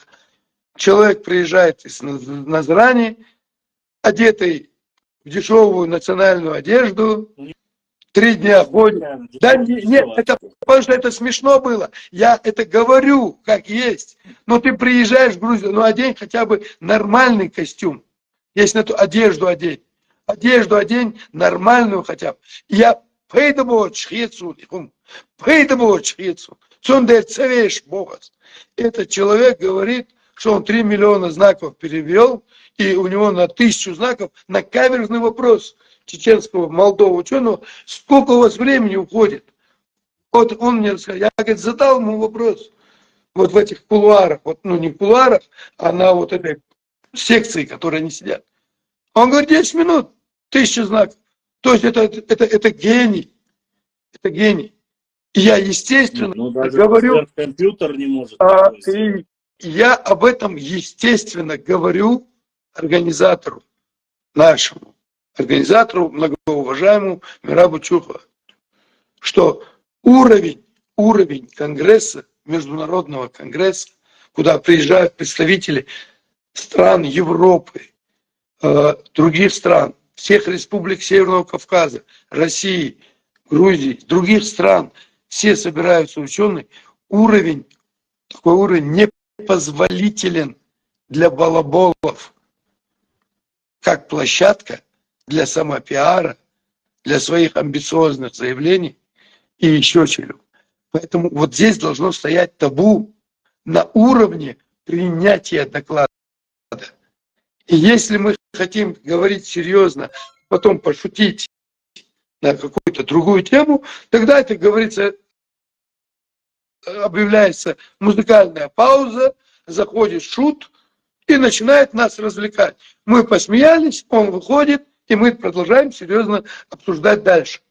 Но человеку вешать бейджик участника конгресса и сидеть, чтобы сидели ученые, нормальные люди и слушали эту чушь, а он, этот ингушский вот этот вот ученый, в кавычках, он рвался на конференцию в Грозном с этим же докладом, хотел быть, которая была, куда приезжали вот эта международная конференция по хуритам, вот, которая была до Конгресса Кавказоведов в Тбилиси, а он туда рвался. Наши его не пустили, потому что, ну, это смешно. Вот эта ситуация была там, которая меня, ну, точно так же. В любом случае, вы задеть Мацадыр, сега Ацадыр, ну, нас... Не, нас-то не задевай. Нет, вошла. Люди, запомни, себя ведут ровно настолько, насколько им себе позволяют себя вести. Я имею в виду наши, которые выступают. Мое присутствие на Конгрессе, мне кажется, без ложной скромности, но обязывает людей, которые хотели бы сказать гадость в наш адрес, 1000 раз подумать.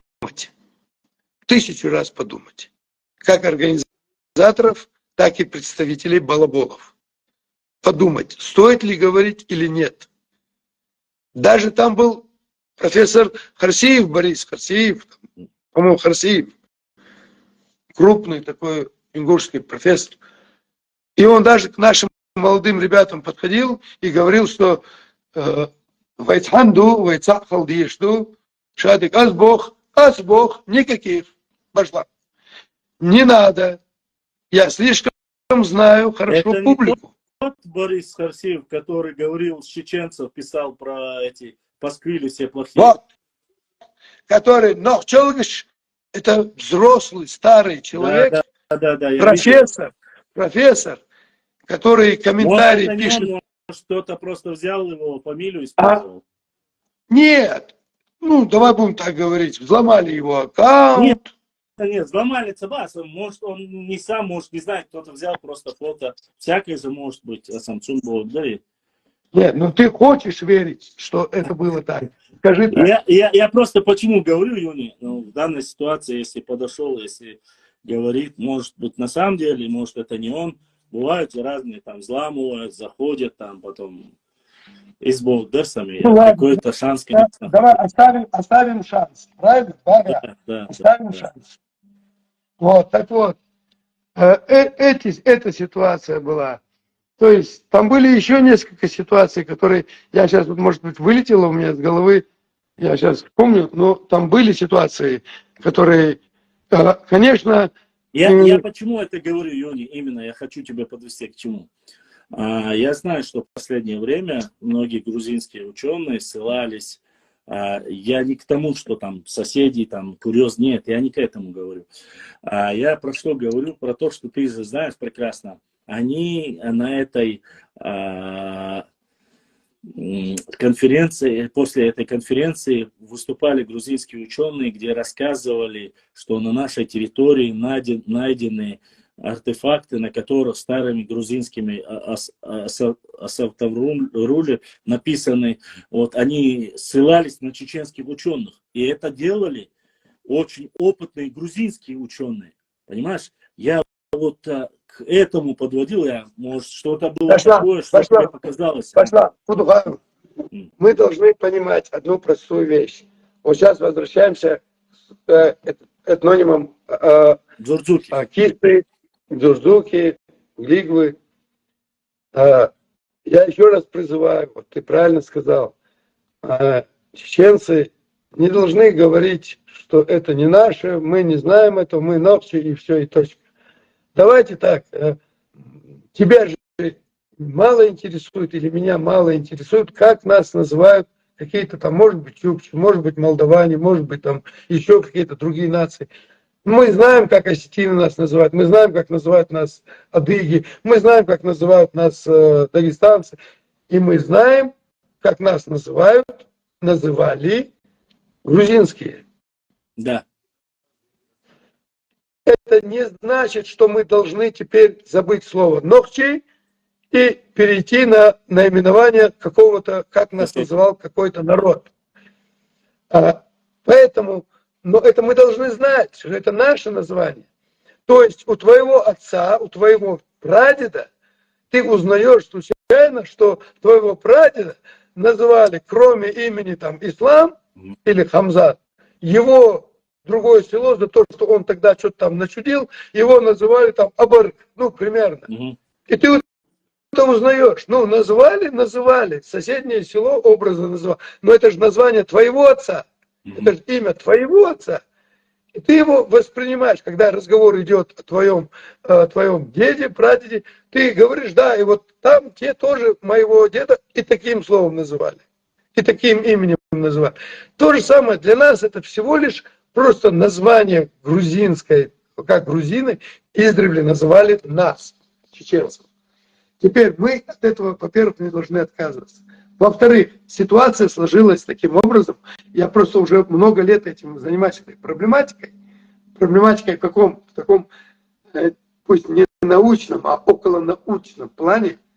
Спокойно, пока шли войны, пока нам некогда было этим всем заниматься, пока Башлам рос, пока Башлам выживал, я говорю как есть, тебе было кусок хлеба искал Башлам, за это время сытый, довольный сосед спокойно, видя пустую площадку и видя уничтожение Башлама и его народа, я ему просто говорю, а не подобрать ли мне все вот то, что связано достойного с ним, он же все равно сдохнет и всех истребят.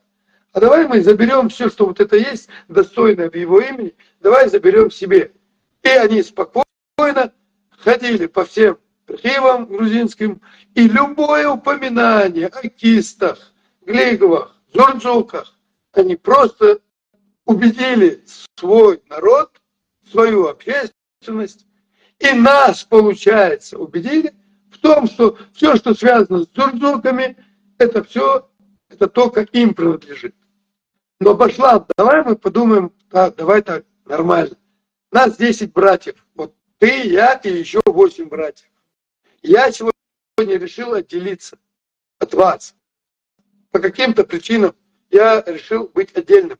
Вы пошли на бой, а я сказал, что я не хочу сражаться, я хочу жить. Я хочу мирно жить. И я пошел, сдался противнику вашему. И потом, чтобы это оправдать, свою трусость, я говорю, а теперь я никакого отношения ни к брату Башламу, ни к остальным 8 своим братьям, я никакого отношения не имею. Я отдельный народ, я отдельная нация. И теперь все, все, как звали нашего общего отца, нашего деда и нашего прадеда, все их достойные великие поступки принадлежат мне одному. Болела, а вы 9 братьев, моих же 9 братьев, которые я вас ненавижу. Я говорю, еще мало мне этого. Я говорю, что вы 9 братьев, у отца Оталдин Гумшушу, а я единственный настоящий. Я настоящий с этой именной родословной, а вы 9 братьев Оталдин Гумшушу. Вы никто. И я забираю всю историю вашего же отца и моего отца, я всю забираю в себе. И говорю, что у вас нету теперь истории. Вы никто и ничто. Потому что у тебя жена оттуда, а у тебя жена оттуда, потому что Шукотал Динду, вы вспомните всех подряд или еще что-то. То есть вот примерно, чтобы ты понял, пусть так грубо звучит, но примерно ситуация такова на сегодняшний день. Поэтому Дубда Хаша, Вейх Эльдол, Дешнаша, Гюрш, Дзурдзур, Кисты, Глиговы, и Шаяга, и Вейшу, Дубда Хаша. Цханиден даел мигрдац. Пихумадацах, я всего лишь комментарии публикации Фейсбука, я всего лишь просто в скобках указал Глиговы, Кисты, Зурзуки, Нохчи. И это уже оскорбило настолько людей. Но это не должно было никого оскорбить, потому что это на самом деле объединяющий фактор. Это на самом деле для нормального умного человека. Ты пойми одну вещь. Я понимаю, что ты хочешь быть коммуникабельным, там еще что-то. Но поверь на слово, когда я миротворец больше, чем ты в 1000 раз. И я хотел бы говорить добрых слов в 1000 раз. Но я варюсь вот сейчас на земле. Нет, я имею в виду, Юни. Я понял. Твои слова, я воспринимаю их так, не как там обособленно мы что-то у кого-то. Нет. Наоборот, это нас объединяет как бы одно единое целое, я так понимаю. Вот люди уже настолько, это ж представь, насколько люди привыкли, что эти названия, эти эпитеты, эти этнонимы, которые назвали наш народ, нас 10 братьев, 10 братьев, образом нашу семью, как называли грузины, они сегодня просто, я себе забрал это и говорю, это только я один. А ты берешь и просто пошла, говоришь, моего деда звали вот так-то, еще так-то называли. И я уже психоз настолько, у меня дошло, что какие-то мрази в личку, чирхаваш, то есть оскорбление, то есть хадюлиш дукдахаш, я шумичаду, хаалиш шадалокшу. Я одного не могу понять. С точки зрения адатов, а у нас в основном в Алышстане 99% саадат штуй, я не понимаю, в чиркайко ты должен кого-то убить для начала или нанести оскорбление, задевающее честь Но не в Башлам, одних твоих Башлам, словах я не видел Башлам, этого. если ты нечаянно упал в канализацию, Да. запомни мои слова, не надо требовать от фекалий, которые проплывают мимо тебя, требовать хорошего зловония. От них будет пахнуть только фекалиями, потому что ты упал в канализацию. Поэтому я говорю, что эти люди, которые пишут мне, оскорбляют, там еще что-то, это фекалии, это балаболы среди ингушей, которые не являются, какими должны быть ингуши. Точнее, Они не являются. если правильно сказать, без разницы. Среди Без ингушей, разницы. среди чеченцев, кто бы это ни был, если занимается вот такими вот оскорблениями, он является тем самым, извините за выражение, дерьмом. Тут национальный окрас именно дает, да, фекалиями.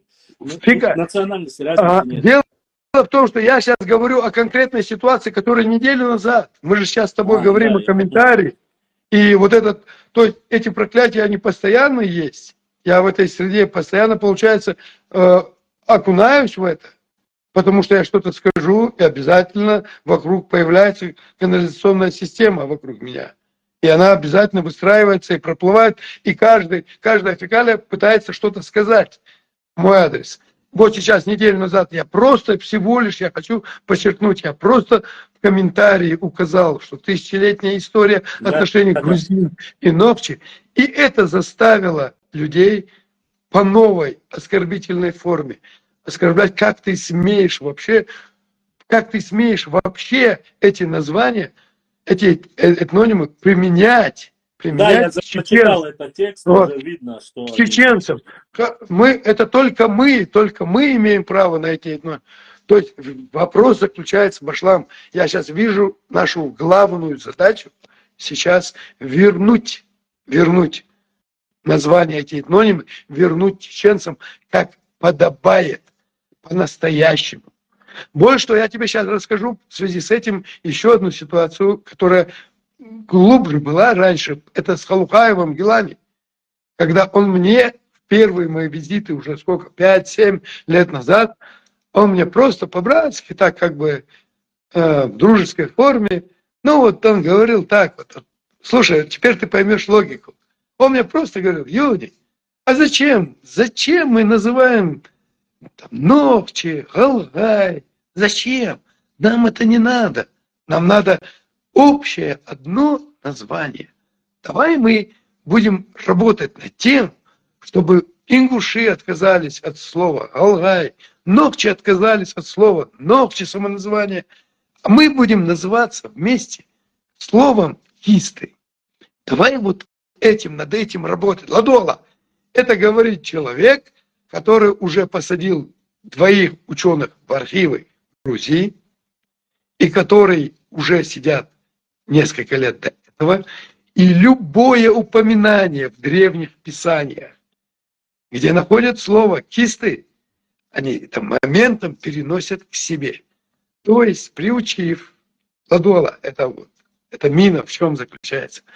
Приучив, прибрав к рукам слово «кисты» к себе, когда нам не было до этого дела, пока тогда я еще не начал войну с ними, они уже, забрав фактически, уже, как они думали, полностью кисты название к себе, что уже и Панкиси, это кисты, это Ингушетия, это ингуши. Уже когда была готова эта база, он тогда, уверенный в своих тылах, как он думал, он мне предлагает и ингушам, говорит: давай я буду работать с ингушами, то есть с чеченцами, нам не нужны Галгай, Ногчи, нам не нужно, давай кисты. То есть, по логике его дурного и слабого воображения, умственного, он предполагал себе сценарий, что мы все, ты, я, вся чеченская нация, в один день становимся, давай говорить, что мы все кисты. И объединительный термин с ингушами у нас кисты. Теперь нету Галгай, Ногчи, но он тут достает все свои архивы, всех своих ученых, где четко они обосновали, что кистами являются только ингуши. и примазавшиеся к ним какие-то непонятные бывшие ногчи, которые сегодня кисты, но это уже вот, понял? И вот они, правда, вот меня что поражает, наличие 3 копеек в кармане или же отсутствие мозгов в голове им дает право искренне вот такие версии выстраивать. Смешные, глупые и опасные. Опасные для самих же себя. Потому что всего лишь вот это кисты, когда они, панкиси, считали, что полностью в их кармане, мне достаточно было просто заехать дал Гетчдуэльцу, Хасу Хангашвили. Ты это видео недавно видел, я опять его выложил. Да, который да. Несколько лет. Который четко все расставил на свои места. И Да. все их финансовые вливания, все их дотации, которые они думали, что они купили, подарками задарили, там еще что-то, приезжали туда на подписание какого-то там меморандума на 45 да, я машинах. помню этот меморандум. Да, на 45 машинах, в каждой машине по 5 человек, от каждого тейпа, то есть 45 фамилий приезжали туда, и что теперь они уверены были, что подписано этой писюлькой о меморандуме, что теперь Панкисия это ингушская, и что все это ингуши, они искренне верили, всего лишь пользуясь наивностью жителей Панкисии, которые по-настоящему как дети относятся, осознавая, что мы единый народ, ингуши и чеченцы, и они называют искренне нас всех войнахи. Вы вежери, вы нохши чура, вы вежери, валгая чура, и шадыш вы цанду бош. И цацабешься, они, но когда им только, если ты им скажешь, хогалгаву я нохчу, и бог по душа. Если это мела, сян досвец. Дерусу нохчи, а худица, галывуэл, хуэль боха, сюгинс. И цацалитр больше бомбишь. До такой степени. Тамерлайн, Юни, я освободила. Тамерлайн, 20 лет пройдет, а Башлам с Юни продолжают говорить ингушскую тему. Тамерлайн 2018. Я Сунца Амилу, я не знаю, кто ты. Я, честно сказать, тематика, ты нас зашел только сейчас. Мы говорили о конференции, на которую ездил Юни в Грузию. Я хочу, чтобы люди понимали. Вы начинаете говорить о тематике, якобы, что прошло столько-то лет, а вы до сих пор говорите, валлахи, не говорил бы ни слова. Юни, я помню, пропадал почти что на год. Он занимался хайбахом, реставрацией, строил там великолепный комплекс и восстанавливал хайбахскую. И он ни слова не говорил, он занимался своей работой. Юни после занимался там под какими-то другими делами, ни слова не говорил. Поэтому нету никаких вообще предпосылок того. Я зачитал вам текст, который опубликовал, который он сам попросил. Мирабу Чухуа и вот Юни, я это зачитал, этот текст, ни больше, ни меньше. Что касается Юни, я начал эфир совсем с другого, но Юни зашел, поскольку он зашел, я попросил его рассказать. Я знал, что он был там и что было на конференции. Может, есть какие-то новые подробности, но великолепный ролик, который был с Мирабом, мне понравился. Я поэтому позвал Юни. А все остальное, вот это приложение, то, что он написал в Фейсбуке, то есть вы не обсуждаете, почему он написал этот текст. Вы не обсуждаете, почему он указал, что мы никакого отношения не имеем к чеченцам. Ладно, Юни вообще не трогаем, оставим. Юни, он перешел на личности. И я понимаю, почему Юни ответил ему тем же макаром и сказал, что он балабол. На то были, потому что там идет оскорбление за Юни. Но я не могу понять, почему вы не порицаете никто, без разницы, людей, которые повинны в какой-либо проблеме. То есть они что-то сделали, вы молчите. Мы это опровергнули, вы говорите, вы до сих пор 20 лет прошло, вы говорите на ту же тему. Конечно же нет. Кстати, я же еще раз повторюсь, вы ездите к аварцам, вы говорите, вы наши братья, у нас есть 4 улицы в честь имама Шамиля, да пускай будет 24. Я не против этого. Но я хочу сказать одно.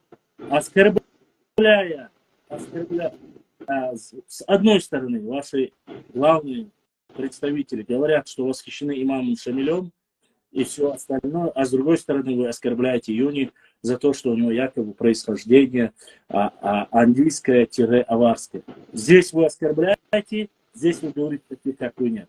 Здесь сегодня мне прислали пост, на котором говорят, оказывается, чеченцы вместе с имамом Шамилем 25 лет пытались завоевать ингушей, заставить принять ислам и не принять. Что за сказки, что за лабуда. Понимаете, здесь речь не только об этом. Аллахе, если это говорят грузины, я говорю то же самое грузинам. Я же опровергал слово грузина. Я опровергал красного горшка, Хапизова, допустим. Мне без разницы. Мы говорили с Юни, прекрасно Юни помнит, мы говорили о этой Пати бешеной, которая утверждала, что Байсангура Биновского вообще не существовало. А потом она воспользовалась гостеприимством Юни, попыталась его оскорбить, где Юни показал свой характер и показал, к какому народу он относится. Мы о разных вещах говорим. Поэтому сегодня упрекать и писать ваши комментарии, где вы пытаетесь каким-то образом оскорбить или Нохчи Тайп Анди, или оскорбить Сюли, допустим, аварцев, или оскорбить кого-либо, с одной стороны оскорбляя, с другой стороны заигрывая, можно понять и не понять. Но 2 недели, почти что месяц меня не было в эфире. Июня почти что там полгода не было тоже в эфире. И столько времени мы говорили на разные темы, попросили поговорить с Юнией. Мне интересно было реально. Почему? Потому что, заметьте, по всей тематике Юний сразу поставил точку. Сказал, я не историк, я исследователь, я меценат, я общественник, который интересуется. И я против того, чтобы наложили навет и ложь, мошенничеством заниматься.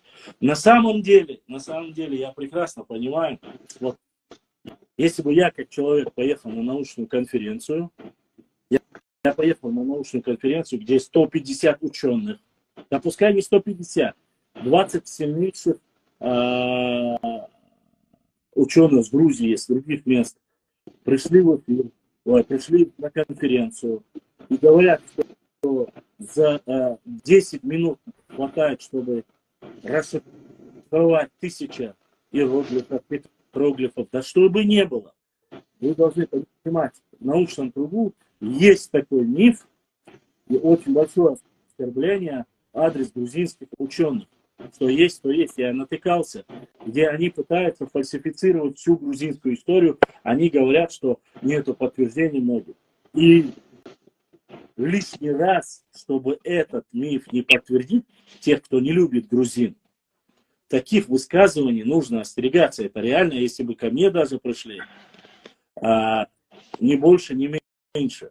На самом деле серьезность и авторитетность этого конференции, консилиума, он сокращается на нет, потому что такие люди говорят, потому что даже суперкомпьютер, я хочу, чтобы вы заметили, даже суперкомпьютер за 10 минут 1000 иероглифов, петроглифов, над которыми работают, это невозможно просто-напросто. Да, может быть, я еще раз повторюсь, я почему считаю, вы можете меня упрекнуть и сказать, Башлам, но он же говорил за свою историю. Вы можете сказать, я хочу, чтобы вы понимали. Юни прекрасно знает, и я, как человек, который изучает историю и знает ее не понаслышке, являясь историком, маленьким историком, хочу, чтобы вы знали большинство иероглифов, петроглифов, которые есть в горной части и вообще на всей территории находится на территории Чечни. Чтобы вы знали, из всех петроглифов иероглифов большинство находится в Чеченской республике. Башла. И их нету даже освободила имя. И я вам клянусь Всевышним Аллахом, я могу положить руку на Коран, будь то иероглифы, будь то петроглифы, будь то все, что угодно, я вам могу поклясться на Коране, нету ничего в количестве 1 миллиона на территории древней Дзурцукети, Кистети, которая и сегодня то, что сохранилось на обломках, которые есть сегодня, это Нохчичуя и Ингушетия, нет ничего 3 миллионов. Леч Ильясов, который занимался вот этой научной деятельностью, он прекрасно. Даже, я хочу, чтобы вы знали, Асан Бакаев, наш великолепный ученый, Гурам Гумба и Сигаури Ильяс, который занимались даже переводом Хурита Уральских петроглифов, даже там нету близко 1 миллиона цифры. Вы должны очень остерегаться это. Поэтому и мне, конечно, я понимаю, почему Юни это сказал и почему Юни это говорит. Юни и все ученые туда приехали взять какой-то научный базис и высказать свое мнение, поделиться своими научными работами. И когда там устает, там, грубо говоря, Башлам или там Юни и говорит, я знаю 3 миллиона шашлыков, и я за 10 минут могу сделать 1000 шампуров из них, ну, как это будет выглядеть? Ну, сами подумайте. Да. Башлам, клинопись выглядит примерно вот так вот. Ну, примерно я так вот нацарапал, как мог. Клинопись. Это клинопись. Я знаю, как клинопись. Вот эти вот 3 миллиона вот этих вещей, которые бьется все научное сообщество и пытается разгадать по всему миру. Сегодня человек, ну, ты понял. Да, вот нет, я честно сказать, Юни, не могу понять одного. Ну, ладно, ты говоришь, пускай, я хочу понять. В принципе, петроглифы, да, там чуть побольше нужно писать, но за 10 минут 1000, ну, это просто, ну, реально, это уже несерьезно. Я жалею, я сделал. Я просто о чем говорю. Ладно, это не Юни сказал. Это молодой специалист, даже, может быть, не такой сильный, как этот человек, который приехал в национальной одежде. Не факт, сейчас не об этом мы говорим. Но он не столько ученый, даже он элементарно мог поймать. Ну, просто это троллинг, и он все равно повелся. Другой вопрос, что он в этой национальной одежде, будь то даже я, позволил себе сидеть и там, допустим, или стоять, курить. Это вообще другой вопрос. Это тоже вообще некрасиво и не украшает даже нас, войнахов, в этой форме.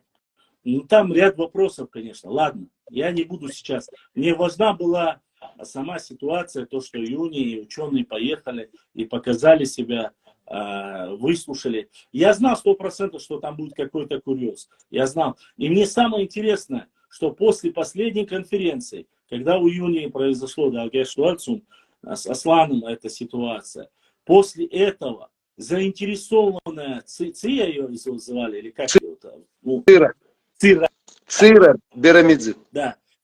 Цира Берамидзе не поленилась и просто-напросто приехала и проверила, достоверные ли слова Юни Успанова. Она поехала, Аслана Куаза, докладчика ее. Она поехала. Опять же, я когда это опубликовал, мне снизу написали, якобы купили профессора, филолога с Грузии, купили чеченцы. Кто ее купил? Наши профессора, которые еле-еле тоже осталось пока ничего. В своей жизни за сколько лет общения с профессором Цира Берамидзе, поверь на слово, не то, что это может быть плохо. Мы букет цветов не подарили этой достойнейшей женщине. Сейчас, единственное, вот когда конгресс был, она сейчас не является учредителем этого конгресса, но в память о том, что она делала до этого, из уважения к ней, я искренне позвонил ее помощнице и сказал, что я хотел бы проведать. Я жил в гостинице рядом с домом Циры Берамидзе, но она была очень болезненное состояние, там была проблема со здоровьем, и, естественно, я должен был быть корректен, потому что женщина хочет быть всегда красивой, хочет быть всегда хорошо выглядеть, но когда... Да, и когда она плохо выглядит, она, конечно, и мы по телефону пообщались, я пожелал ей здоровья. Но о чем говорить? Я бы себе, от меня бы воняло бы, если бы я кого-то за деньги приглашал бы в Чечню, чтобы он сказал то, что угодно там. Ну, там Я... не называлось твое имя, честно скажу, не называлось твое имя. Нет, Ну, я говорю, неважно, чеченцы, я чеченец, и да. что мы кто-то что-то это сделал. Дело не во мне лично. Никогда никто. Просто эта Цира Берамидзе, она как честный человек, как ученый, она это сделала, она приехала в Чечню и Своими просто глазами. Она да, поехала она в Кабуле. разобралась, она сделала карты, она подняла все на свете, она подняла полностью по земле, прошлась, посмотрела и просто рассказала всем научному сообществу, рассказала, где это село, где упоминание этих сел, которые указываются в этой поэме.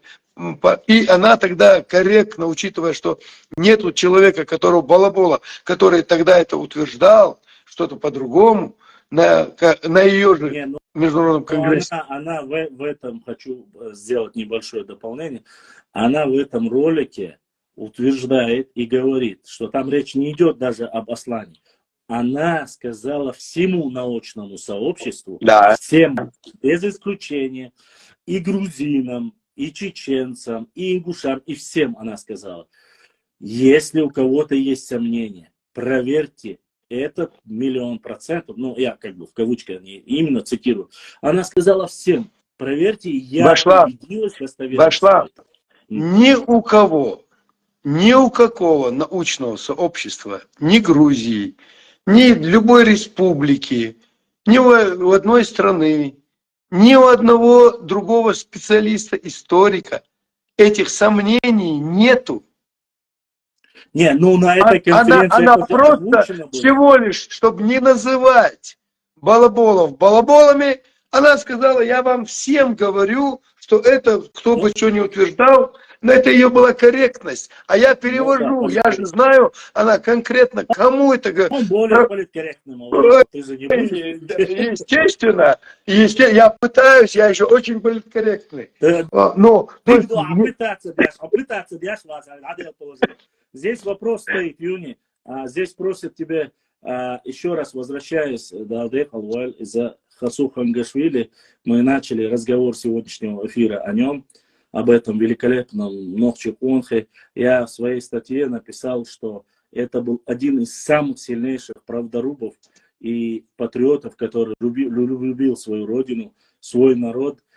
И здесь задается вопрос, обсуждается, говорят, Юни, расскажи немножко, как живут люди в Панкисии, как они вообще показывают, ну, ты же все-таки ездил туда и не раз, как вот твое личное впечатление о достойных сынах Нохчи народа, которые проживают в Панкисии, о наших кестинцах, которые живут в Грузинской республике? Давай так, я хотел бы начать с того, что Хасу Хангашвили, у него есть книга, вот помнишь Нохчи Гылыкш, Саид Мухаммада Хасиева? Да. Кстати, я, может быть, чуть-чуть забегаю вперед, но сегодня я нашел людей, единомышленников Нохчи, Бейдж, которые используют там какой-то административный ресурс, там проекты, еще что-то, часть на себя, часть эти ребята от души. И, наверное, я боюсь сглазить, но скоро мы сделаем новый выпуск этой книги в количестве 2000 книг Нохчи Гылыкш. Это очень такой вот, тот проект был мой народный, когда люди мне доверили, по 200 рублей переводы делали, предоплата, еще книги нету. И тогда они собрали, и это был рекорд, за 2 недели было продано 2000 книг. Забирали и в Европу мы отправляли автобусами, и здесь, и по России, и везде люди разобрали эти 2000 книг. И у меня сегодня одна единственная книга, подписанная Саид Мухаммадом Хасиевым, Далге Штуальцевна, одна единственная осталась. И вот сейчас скоро будет 2000. Хасу Хангашвили, он написал книгу «Ададж». Нохчи Адыч, Нохчи Адыч. То есть это примерно то же самое, что Нохчи Гилкч. Да. И я сейчас ее, сегодня я нахожусь в Тбилиси, я завтра у Тумиши Цуньяяц, у него очень прекрасный, великолепнейший, эрудированнейший и очень с большим значением для нашей нации две дочери, Тумиша и Макка. Это два человека, которые сегодня... Зеленую книгу уже говоришь, такую, которую написал Хасу Хангашвили. Да. В кодексе. Да. Ши Юни. Ца Башлами, ца Юни. Ши. Вот. Все. Ши. Башлам, асхун дошлам сун ца тачаха и хайон. Хун бахайон. Я займусь, я в понедельник уже буду в Грозном в типографии, и я уже буду вести переговоры переговоры уже начались. И Нахбац, которые мне помогают Нохчи Гилкч издать, мы ее делаем абсолютно корректно. Цена издательства, типографии, плюс и вот Швалаха, и у этой книги есть автор, Сейд Мухаммад Хасиев. И вот Шу, Сун Хусумнан Йошу, Сун Бейшдоушту. И как тогда мы первый раз, когда издали 2000 книг, я тогда отвез, заложил в бюджет, тогда нам книга обошлась типографии 137 рублей, а мы продали по 200 рублей. И вот эти 63 рубля округлил, и 130 тысяч рублей я отнес, ни копейки, никто один человек не заработал. Не то, что не я, а ни один человек, который даже помогали. За редактирование я отдал там какие-то деньги, 15 тысяч, за еще что-то, за корректировку, там, то, что должно было быть для процесса издания ее. Остальные деньги, 130 тысяч, я тогда отвез ему домой и отдал ему лично, это сказал твой авторский гонорар. И в следующий раз, если мы будем ее передавать, да, мы будем также по такому же принципу идти. Сухейн, ищек вельвосу, синца, инца, да, дал пурбанца, ищек до кордовой. Вот эти вот. И вот сейчас эта книга выйдет опять, она опять сейчас... Но я свечал книг Мюник, Хасу Хангашвили, книжки, он свечал. Так вот, я сейчас буду в типографии в понедельник, вот эту Сейд Мухаммада Хасиева, которая уже издательство ее, печать уже не за горами, то есть она уже реальна. То есть да, Бог вы, потому что она еще сегодня не печатается. Но, надеюсь, станок включится по печатанию этой книги уже через недельку. И я тут же параллельно буду проведу соглашение о том, что сколько обойдется Хасу Хангашвили книга, чтобы ее отпечатать у нас на грозненской типографии. На русском языке имеется, да? На русском языке решил вопрос с Союзом писателей Чеченской Республики. Я хочу, чтобы довести. Она в 3 версиях. Она на английском, она на грузинском и она на русском, чтобы все знали. Вот эти 3 версии. Чеченский имеется, чеченский английский, чеченский русский и чеченский непосредственно грузинский, чтобы было всем, просто ремарку я делал. Дело в том, что как не обидно признать, это все издается трудами, силами, материальными, как большинство авторов. Это как примерно ты сегодня, то, что ты делаешь свою работу. Кроме того, что мы заходим и смотрим просто твой эфир, и позволяем себе писать тебе гадости в комментариях, примерно, помочь тебе реально очень мало людей, которые реально бы помогли. Сегодня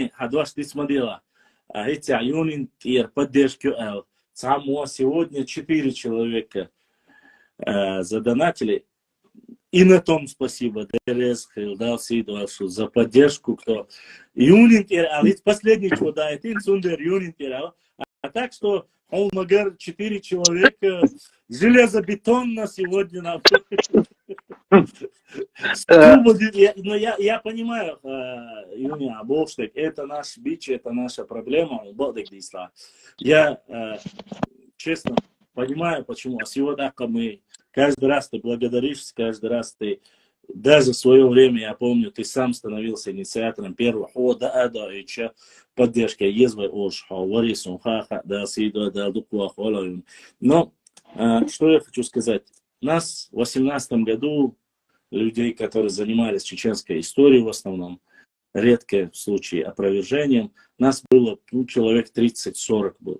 Сейчас, насколько я знаю, нас осталось 4 человека. Разницу чувствуете? Просто вы должны понимать, что это реально неподъемный, сложный труд. И здесь нету никакого умысла. На этом невозможно заработать.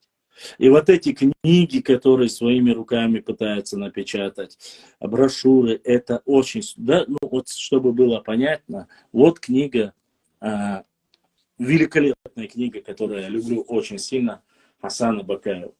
Я зачитываю, перечитываю эти статьи, и тех людей, кому она не досталась, я зачитываю ее, показываю. Книга, которой у меня не было, и тоже великолепная книга, вот это Умхаева, Хамзат, да, его родственник привез мне ее, отдал. Башла. Я к чему это говорю? Ты знаешь, что мы сюда ехали, со мной приехал сюда профессор Муса, сейчас, он здесь сейчас отдыхает уже, и Хамзат Умхаев. Они позвонили мне, сказали, если ты едешь, ты поверишь, сейчас доллар дарят. Да. Я как раз таки вот о чем на российской границе его не пропустили, Хамзата. Да? Не пропустили на российской границе, а отец Муса Мави Халадов, профессор, он Войсовой университет детского Волжска, Халидов, его отец. Я разворачиваюсь, обратно пересекаю российскую границу. Витиль Мадаца, это час ночи. Разворачиваюсь, еду обратно, отвезли домой Хамзата, и отвезли домой. И потом по новой я вернулся опять на границу, по новой прошел границу. Да? Я это вот сейчас к чему я это говорю? К тому, что вот эти книги, эту книгу еще живой, когда был Хасо, да, Хангашвили написал, я ее когда увидел, я в электронном виде мне ее прислали. Я попросил наших братьев с Панкиси, чтобы они нашли ее в электронном виде, бумажно нету. Бумага это своеобразная. Поскольку у меня столько материалов было на моем телефоне, но он накрылся, и все, что у меня было, осталось в этом телефоне. Все. Перекинуть, перевод, и как Юни со своими роликами, которые он кому-то передал и не могут никак до меня дойти. Точно так же эти ролики, вещи остались в моем телефоне. Пока варианта нету, ну да, я что-нибудь постараюсь потихоньку придумать, взять. Ну да ладно.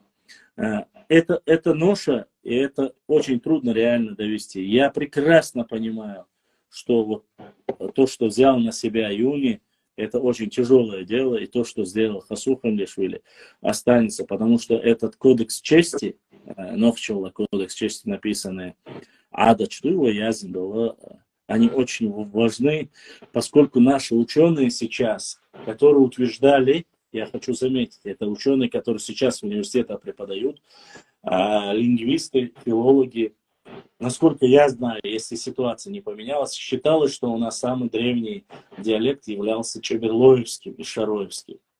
Но после ознакомления с работами, то есть после того, что наши филологи и профессора, которые поехали, ученые поехали в Грузию, ознакомились с кистинским диалектом, было признано считать, что самым древним и самым архаичным чистом языке, то, что такой, какой он есть, и был всегда у нас, сохранился в Панкийском ущелье. Даже не в Чеберлоевском, а в Панкийском. То есть градацию если уставлю первое место Кистинский, второй Чеберлоевский, третий Шароевский и так далее и тому подобное. Там дальше Галанчурский и так далее и тому подобное. Вот таким образом выстроилась эта ситуация. Поэтому очень важно все эти моменты зафиксировать на бумаге. И если сегодня у меня, я честно сказать, Юнин, я прицепом прицепился за Юницу, нормально, кинчик суна яла. Почему? Потому что мне это важно, для чего? Чтобы я мог это зачитывать. Примерно просто, чтобы я мог это зачитывать.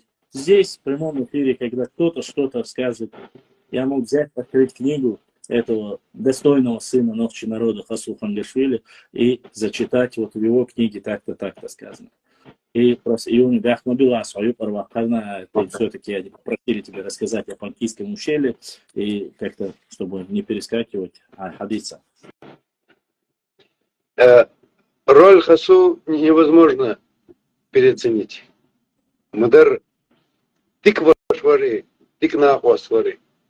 Масса ларам беша, гюржи, аядала масса ларам беш. Мне очень жаль, что он не застал то время, которое нас ждет, когда бухала вай айдал, дать вай нохчичур айдал. Дыккара эбирзна окпанки сяха вай ашбал вай аммади вай. Сха шекуёч, сха халадоч, мяждик спортзал не, якина где. Я специалист, мот амошбал. Ты же знаешь, что теперь в панкистских школах преподается чеченский язык? Да. Да.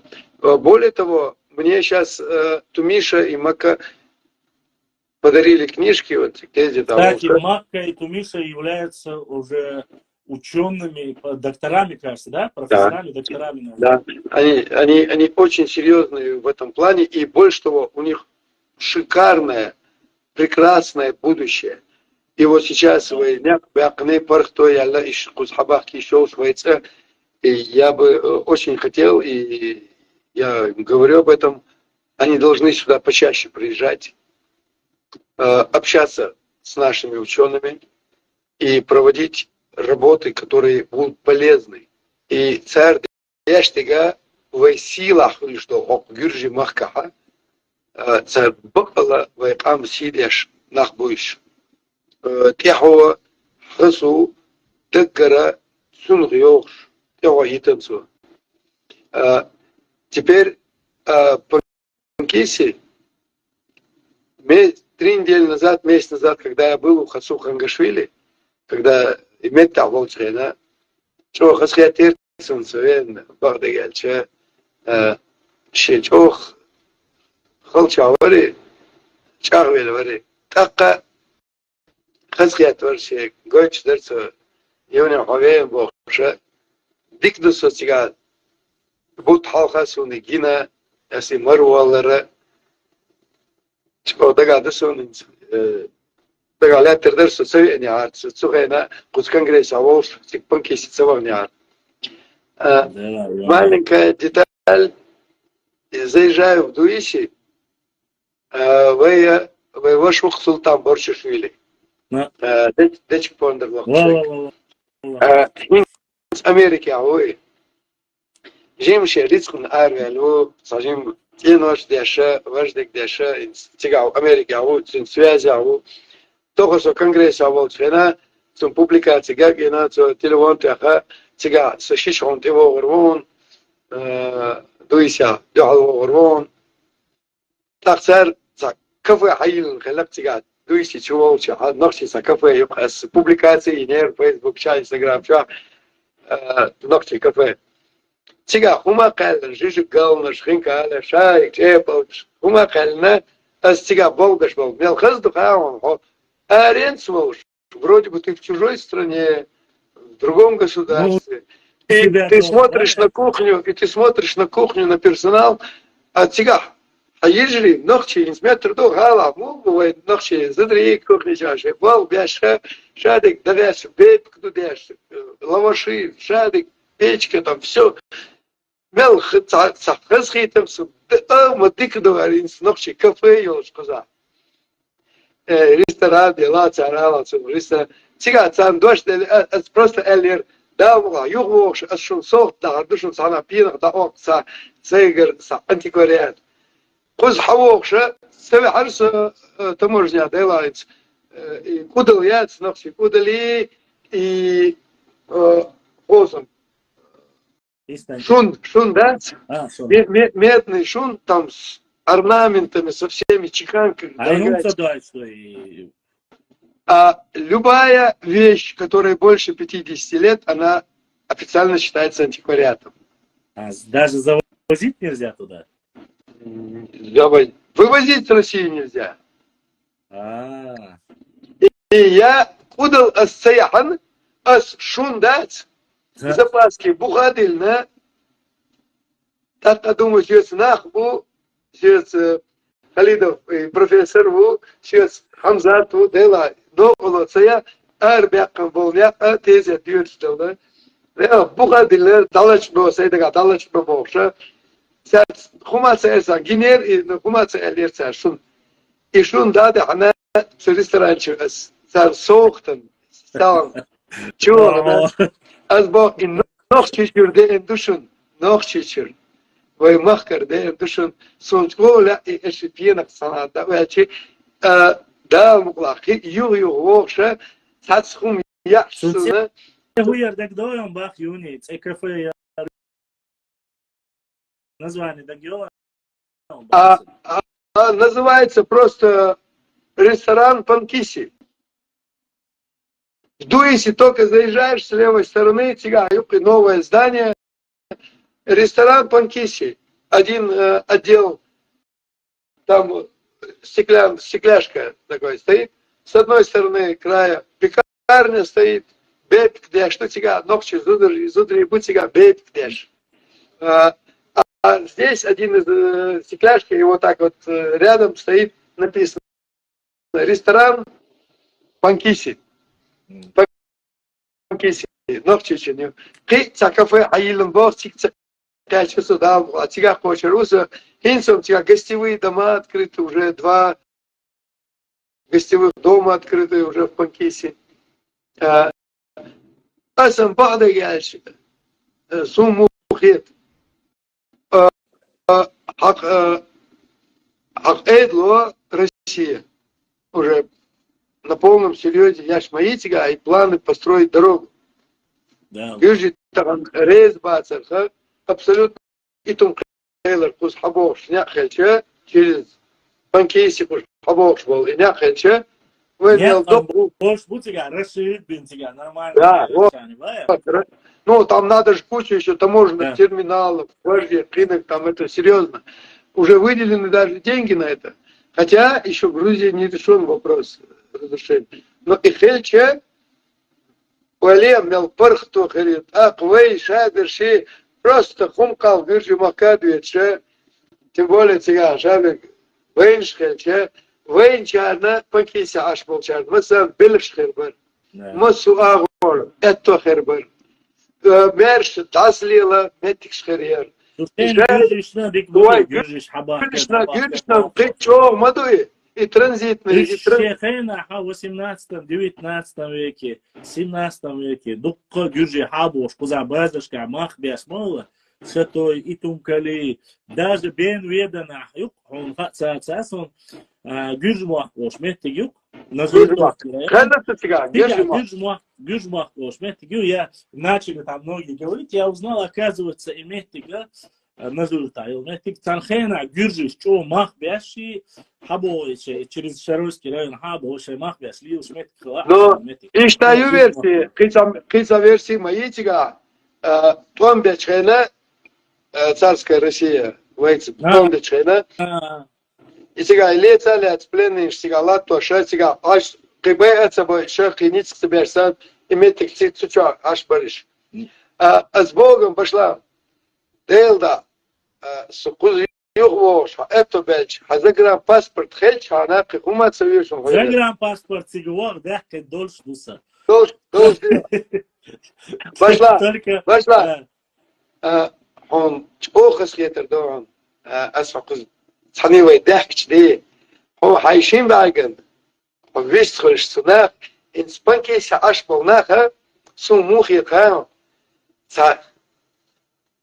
صدقر Дешь, да, будешь, которым не хватило внимания родителей, не хватило, и вот и компенсировать, массу ашавига с маравельна, ну, это хамар булар, куза, тем более, сатамудек, кеч, пачалка, аш болша, иш дыгаться, дыгнешь сэр, мел, инбухауниш, панкись аш бол, и Сундера, итцел шаш, ина бош, итцел моссу кепр, хумилик шточ, аш бол, сундер царна, бейрсен, сенна, суаренс, аш хайва, до будем так говорить, да давай так, как есть, говорю, до 18 года, до этих самых, вот этих митингов, там, до, там, или пускай там 8 лет назад, я еще был как ребенок, сей арен, скинул, сунат, голгой, ногти,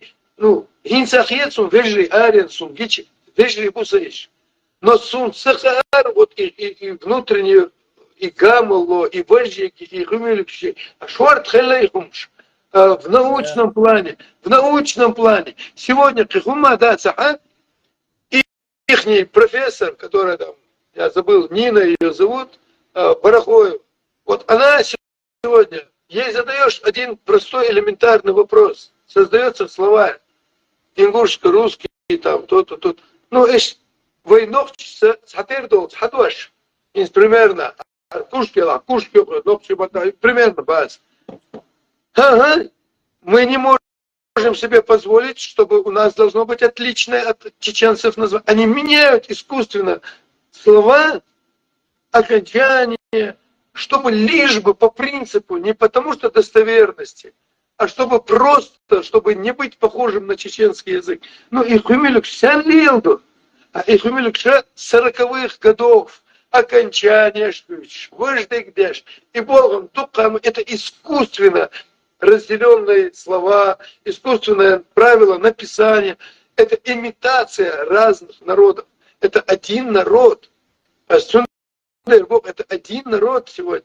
И если бы сегодня большинство, которое осознает важность, что мы вместе, что мы одна нация, большинство бы сегодня, если бы они имели право голоса в Ингушетии, царь, хаз, мерз, дыггар, цен, хамял, дырвайц, вещал бы и дацер. А вот эта прослойка балаболов, их просто держит под прессингом. И каждая фамилия, каждый человек понимает, что сегодня хаздуаш эллаг, нохча хаздуаш эллага, это завтра наезды будут, признание очевидных вещей исторических, еще что-то, ментальных вещей, это будет восприниматься, у них балаболами воспринимается как предательство. Сразу наалт оли, передаст оли, и люди сидят, молчат. Но и хан, таир, балаболы уйдут, в конце концов. С другой стороны, опасность, что новые поколения растут в этой неправде, которую они насаждают сегодня своим младшим. И молодежь растет, из этих детей растут взрослые ребята, которые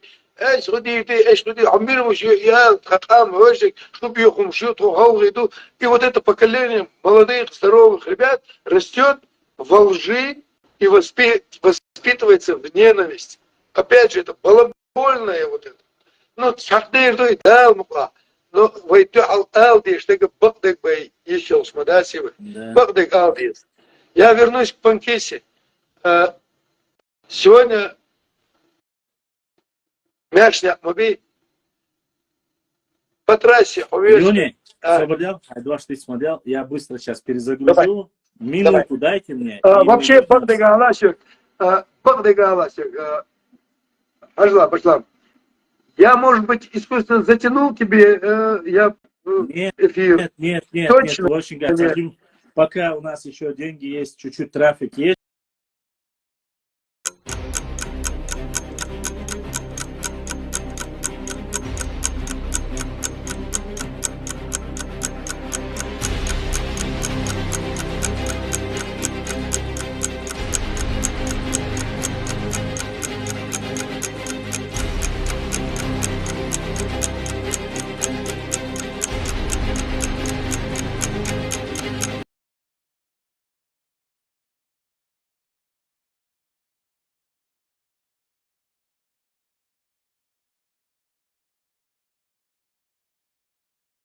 Дорогие друзья, не забудьте ставить лайки и подписаться на канал, кто еще не подписался.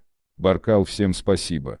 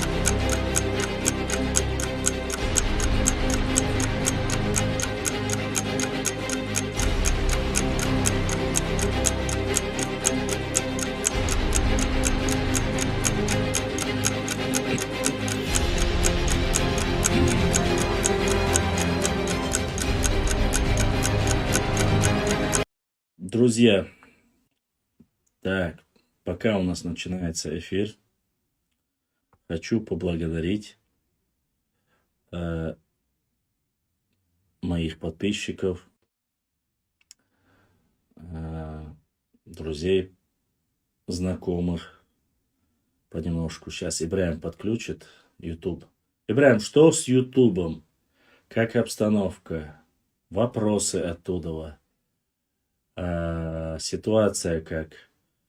Мастагу, что дала хочу даит. Заодно надо уже отвечать на вопросы, что пока все не заснули еще. Я тогда бы, конечно же, заодно и сказал. Сейчас пока небольшое количество. Бяхмобил Хацамова.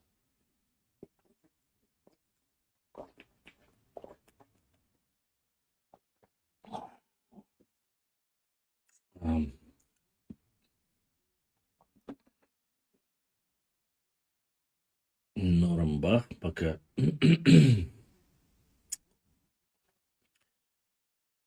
Так. Если есть вопросы, сразу перенаправляй, хорошо? А я отвечу на ваши вопросы.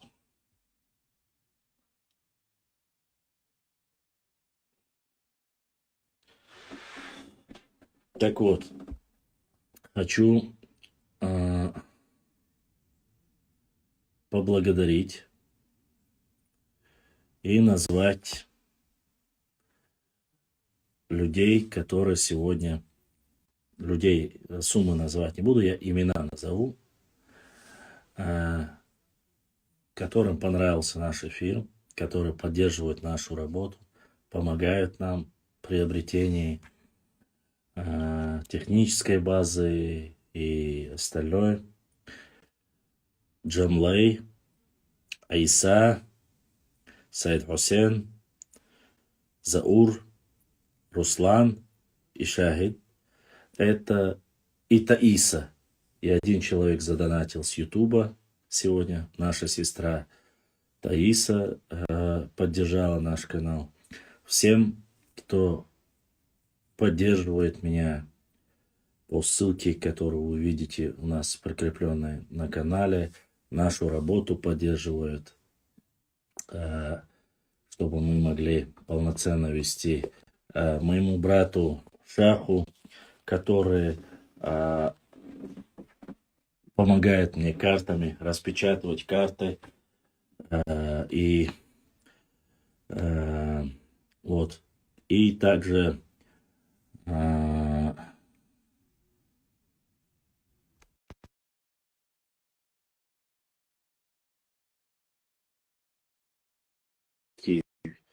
всем огромная благодарность. Не ведитесь на провокации.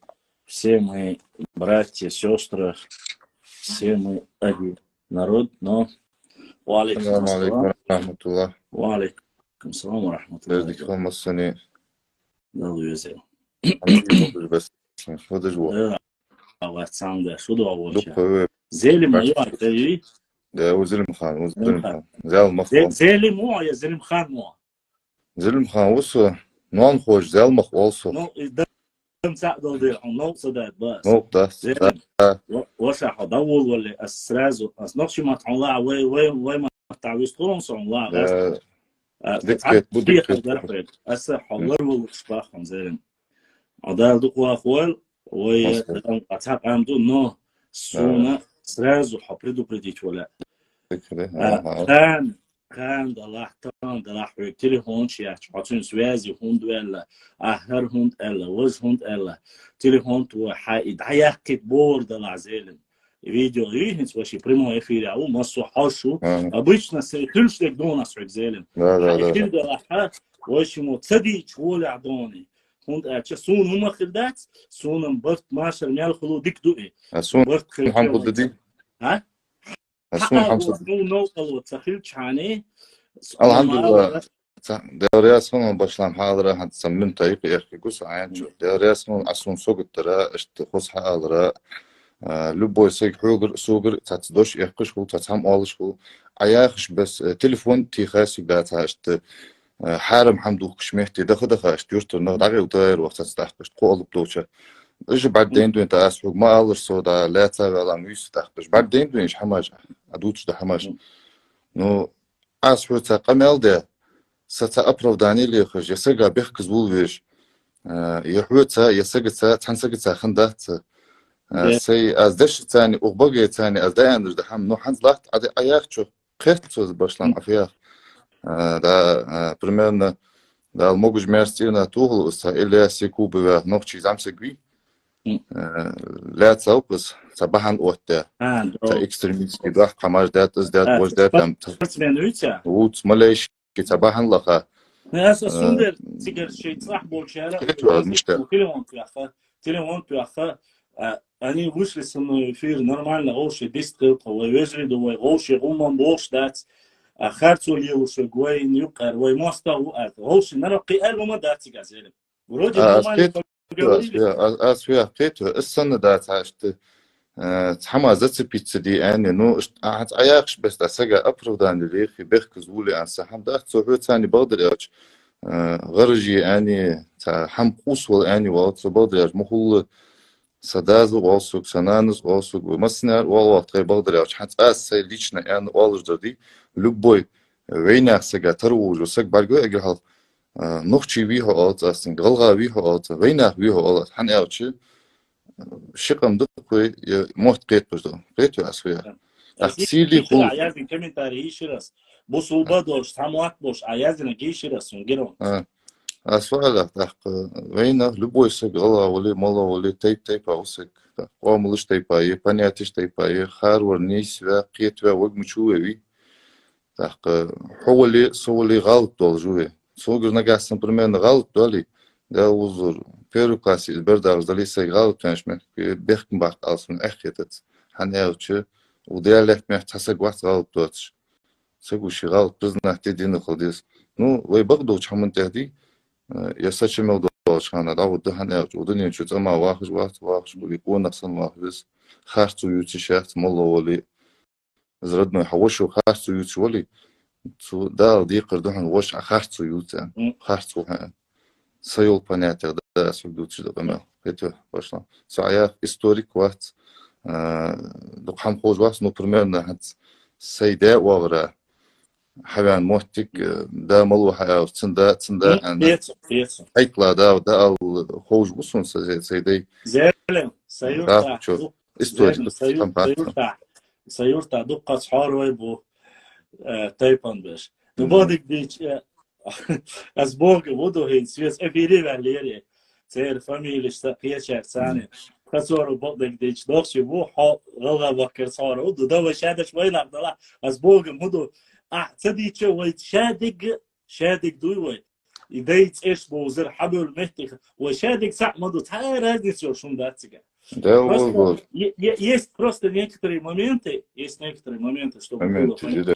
Да, и у меня нету нечего мне оспаривать с тобой, допустим. У меня блог непосредственно, не блог с теми людьми, которые об истории, или же он о том, что не стоит, или мне, или кто-то, допустим, примерно Бахас. Вот того шлор, он выходит со мной в личку и пишет мне, короче, ты занимаешься таким-то, он мне говорит. Ты оскорбляешь, ты говоришь, тебе придется ответить, ты оскорбляешь ингушский народ. Асбах, у меня 13 тысяч постов, почти 13 тысяч. Если ты мне покажешь хотя бы один пост, где я оскорбляю ингушей, или народ, или тейп, или даже фамилию оскорбляю, признать ты на сунг интердол аль-даяк. И иш дала. Но у меня есть одна проблема. Если есть люди, которые говорят и делают фитну между нами, получается так, в моей ситуации выходит так.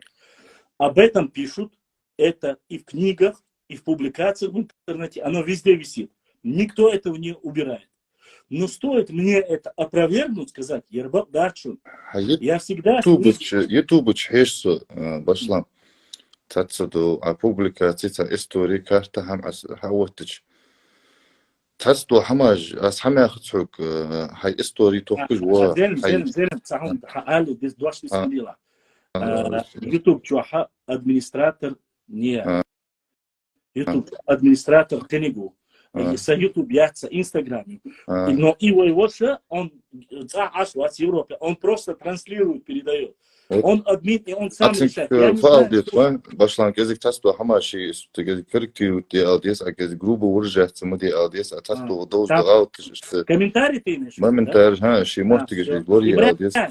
Ибраим, если там будут какие-то ноты или что-либо, и адаптацию, комментарий. Башлан, Хамад да, эфириш хайн хам хаве, ердуатиш ве, камел хан маханди ве шини не педаг мудава. Асфак дадяж да камел хан цухан дяри, ханс дяри сака хустен датфен. Сун нормально яхюлыш, сидулыш. Нормально, нохчи адла, борж валю, валга адла, кунах чудвалыш.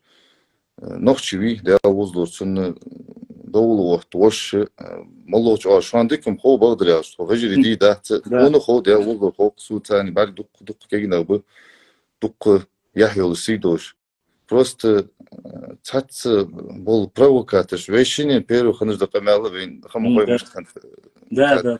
не с хорошей ноты а сундер майле мне без разницы и ночи вала и галга вала и сюли вала Инарни цуй, если юка питан диашуй. Нарница дош, ночи вали гала, вали сили, вали черси, вали общий яхда хазди. Да. Да, ла сош траста, особенно одарённый гала, что я хожу мохтер. Да. А с первого дня да Алла да. Асунд оша, Нарница дух бежабен узаму, что молло что мы. Он кайба, нарница вообще из сказки, детский кино. Вот хажался, шестерни, хажал. Да. Вот сказка, садовый что люем камер, вот это просто приход. Потому что эти люди рассказывают того, что между нами не было. И цундер Алла Астарах, чтобы, опять же, заметь, юг адол вызвал цадуода, дуакхал цадуода, гергал цадуода. Хундач ас, допустим, прямо я Галгабу, я Азербайджанску, я Армло, Нахан, Халхиета, Бусубстагина, Халсахиета. Только из-за этого. А так нет никаких проблем. Мы говорим о людях, которые врет, рассказывают небылицы. Только так. И опять, не более. Hakanalı atasdol dajdo qamal nisi qul atasdol qamal soryaz watış kan qamal jmudi da gndo atatnu asqetat примерно asqeto gosh hamdi tatama qeti va no asqoga hdar tor akamen terji shamiyah sun ve egra hal busul budi detsi busul nadi egra alhamdulillah taqdalı qamaj dosh haqlad ve qaladi mehtaj dosh ketayt voli molla vol her mohtu ve mohtu ويترد ويتقاس ده عن خيتتون ملبون سوتش دلي تحدي بولش تبجري دولش حدواغش دوي نوسون ديزت دي باشلان نوخشي ولي الغا ولي سوونا حغانوي حصور حغانوي سوياخش ده قمل دي ديزر داستو حالا ايوه بلزني بعدك دي چانيس مو بلزنيس واشطور مالور الساعتين جو يوني وقت غوري Sun Khan, Sinyanji Khan, Kajchi, Sindia Dagat, Sasdol Kamelj. Kanalizациясы Сапамелж, Духу Камелж. Чего, эфир чего, Иисуса, объяснить то он сам. Сунахлец, да, делим, Хазлан. Сунахлец, хунтанешли на Хазеле, му цару вахтай. Он осхун храхлец, постриж язос. حقوق أو إنه قالتها تلاحهم. ده لفظته. نقول حمل تو يزنك تو بوش كده. إذا в данный момент я адвокат вас, он занимается только своим делом. Он не занимается, да вот дичь. Он сказал, он занимается башлам, но не столько, что внимание акцентирует. Юет комментарий, и тем более целый ком сзади واحد تجديد عشت صوت عشت والجار ورجعت تجديد بدي إيش متشي تم تقول كان سقوشي بقر مودع ده شاد وقت الجديد تم قوي بينا منيبي سقوشي بقر مودع ده وقت الجديد صوت حتى أنا وردش كان هذا صوت كم واحد شو صوت موقع ملوز ولا يا إز جيسات صوت واحد قادر يا بيته بس أسفل у нас свои моду, ويهدر الأمير داشنا ويمسير يحصلوا ويتقون قولنا ويمسير يهدر داو سنديرا как раз Юнис сейчас чуваком Юнис Богштик именно тот слой ненормальных таких как ты, которые адекватны, а ненормальные люди, которые говорят за весь народ, сунах Богштарша Алмайлер. Сундер, мы должны быть осторожны в своих словах, потому что, Зелен, ты не можешь отвечать за людей, которые клевещут на Юни и на чеченский народ. Я не могу отвечать за чеченцев, которые клевещут на индийский народ. Да, но амца ауш. А вот собственно, Зелен, азел, войшим из ахсасатич, инсгон амел нисумспах. Я Юнис Сосатич, я Ассасатич, Вадяшдал, Камяла, если мы нормальные, адекватные люди с друг другом не будем говорить и останавливать эту фитну, кто это будет делать? Никто этого не делает. Хастер, Багдер, Муштоцу, дал любой сосагу. ليش كوتش حاطي هوش من صوت خاص حمدش كوتش دال من ديق تدلات حقات حمدش واش دال يعني صوت في قصة ويدش يعني الدعاء ده سحمدي الحمد لله وين دال هاقل ندري صلاة تحمد مس صور جنيت في واش السلام عليكم والدنيا وعليكم السلام. Но Амбаду есть фразы, дежурные фразы, которые Бартхал без... Бартхал без, Дикнакал без, Дикнак-диц без. Это все банальные фразы, которые как вода мокрая, небо голубое, земля твердая, примерно. Наблюдать вас у вас. Люди же, тем дискуссии. Во-первых, ты понимал, я четко разделяю волополов от ингушей. Поэтому я сегодня говорю, как есть. даже сегодня Зелиму это целый подвиг выйти в эфир Башламу, и сегодня мерз хамял, ин хамял, низ хамял, да, это подвиг по большому счету, и Зелим мне не даст соврать, что это так, по большому счету. Теперь дальше, я хочу дальше продолжить. Угар мерз, голый, в убог. Зелим, хозяйство. Да, хос. Зелим, хинц Юнис, камел дашу, то, что адинок борш умаду, дюенаду, адюштег нисунду бокс, шуши параллельно ши вискуч хэсун, самого. Он говорит то, что ты поступаешь, так, то, что ты говоришь. А теперь я перейду к главному вопросу, к Зелиму. Я не знаю, я думал, он в эфире будет. Ну ладно, передай ему вопрос. Самому порядочному, самому хорошему, самому угрмерс хамел дешву, со щихаттерду. Первый вопрос. Пусть Зелим честно ответит свою позицию по поводу ворованных земель. Кем ворованы, у кого ворованы и почему ворованы. Вот свою позицию пусть он ответит. Если он признает, что, как большинство балаболов говорит, что это чеченцы своровали у них землю, то тогда это все понятно, уже все понятно. И мерз хамял это дешевый хамял был. Если он говорит честно, как было, что ингуши сначала, ингушское правительство своровало землю, переписало его на частное ООО, и забрали себе и нохчи дехельче, да палилат юхадерзин хельче, ворованное вернули. Если он это признает, тогда помялдац асимарвулшу. Это первый вопрос. Любому вопрос, Башлам. Поэтому недостаточно выйти просто в эфир к тебе и сказать: «Вэй цакамду, вэй бартхалбез, нохчи галгай вежрибу, вэй мерз адез».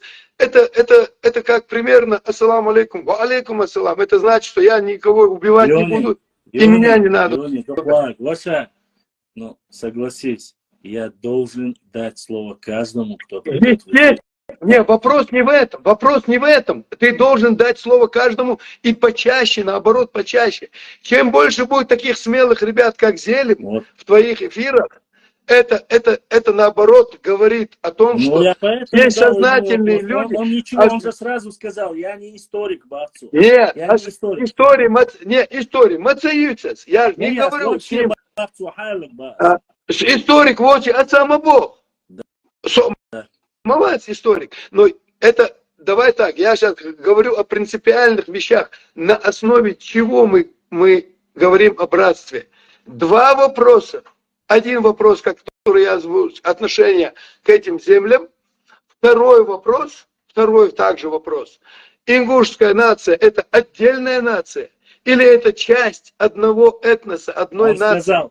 Он сказал, что мы две разные нации. Так, теперь так. Две разные нации, тогда так. История, чеченская история нахов, история Глигова, тех же Кистов, тех же... Это вопрос к историкам, Юни. Он не сможет... Так, подожди. Нет.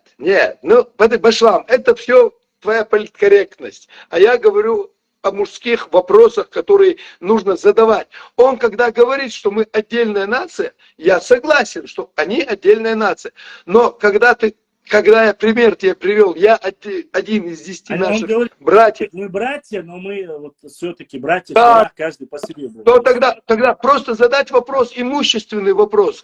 Я один ухожу, если ингуши отдельная нация, они уходят со всей нашей историей и говорят, что мы котал инхумшью, и история чеченцев нету никакой, это вся история ингушей. Тогда вот этот вопрос надо. И вот тогда, Башлам, становится ясно, кто искренне говорит, а кто говорит дежурные слова. Кто искренне брат, кто за единство наших наций выступает, пусть сегодня формирующиеся нации, или же это балабол. Вот и все. И самый золотой Зелим, ответив на эти два вопроса, четко становится понятно, кто мы, что мы с ним. Если он не ответит, то как нужно к нему относиться? Если не ответит, тогда он мне не брат. Он мне не брат. Вещи надо называть своими именами. Вещи надо называть своими именами. Если у нас с тобой один отец, а я говорю, что я не отвечу, кто отец, кто твой отец. Я знаю мой нет, он как раз таки, он это не про это, я тебе говорю. Вот сегодня вопрос закрытый на политическом уровне по земельным вопросам. А с этим был что? По земельным вопросам он не хочу сказать или хочу сказать. Башлам, давай, вот политкорректность, позволь мне задавать неудобные вопросы. Кто сказал, что вопрос закрытый? Юридически, да, но сегодня давай посмотри ты в твоих эфирах, посмотри у людей, посмотри в комментариях, проедь в Ингушетию, поспрашивай у людей.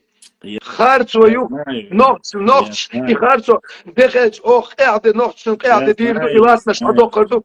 вопрос заключается, вот и все, тогда зачем мы говорим, что вопрос закрыт, вопрос тогда, когда он больше не комментируется, не освещается, не выражается ненависть к другому народу, тогда он закрытый. А если есть проблемы, все,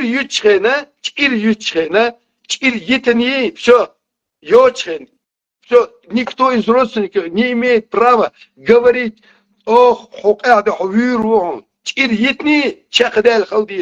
любой, кто открыл после этого рот, свои же должны ему заткнуть его этот рот. А сегодня какая ситуация? Ты говоришь, что вопрос по земле закрыт. А если большинство наций сегодня говорит, что тогда получается, он был это. Давайте до конца, если вы хотите, отвелись с этих шухечах, парушин, да такой тертук, что Бог, кто желает прийти туда.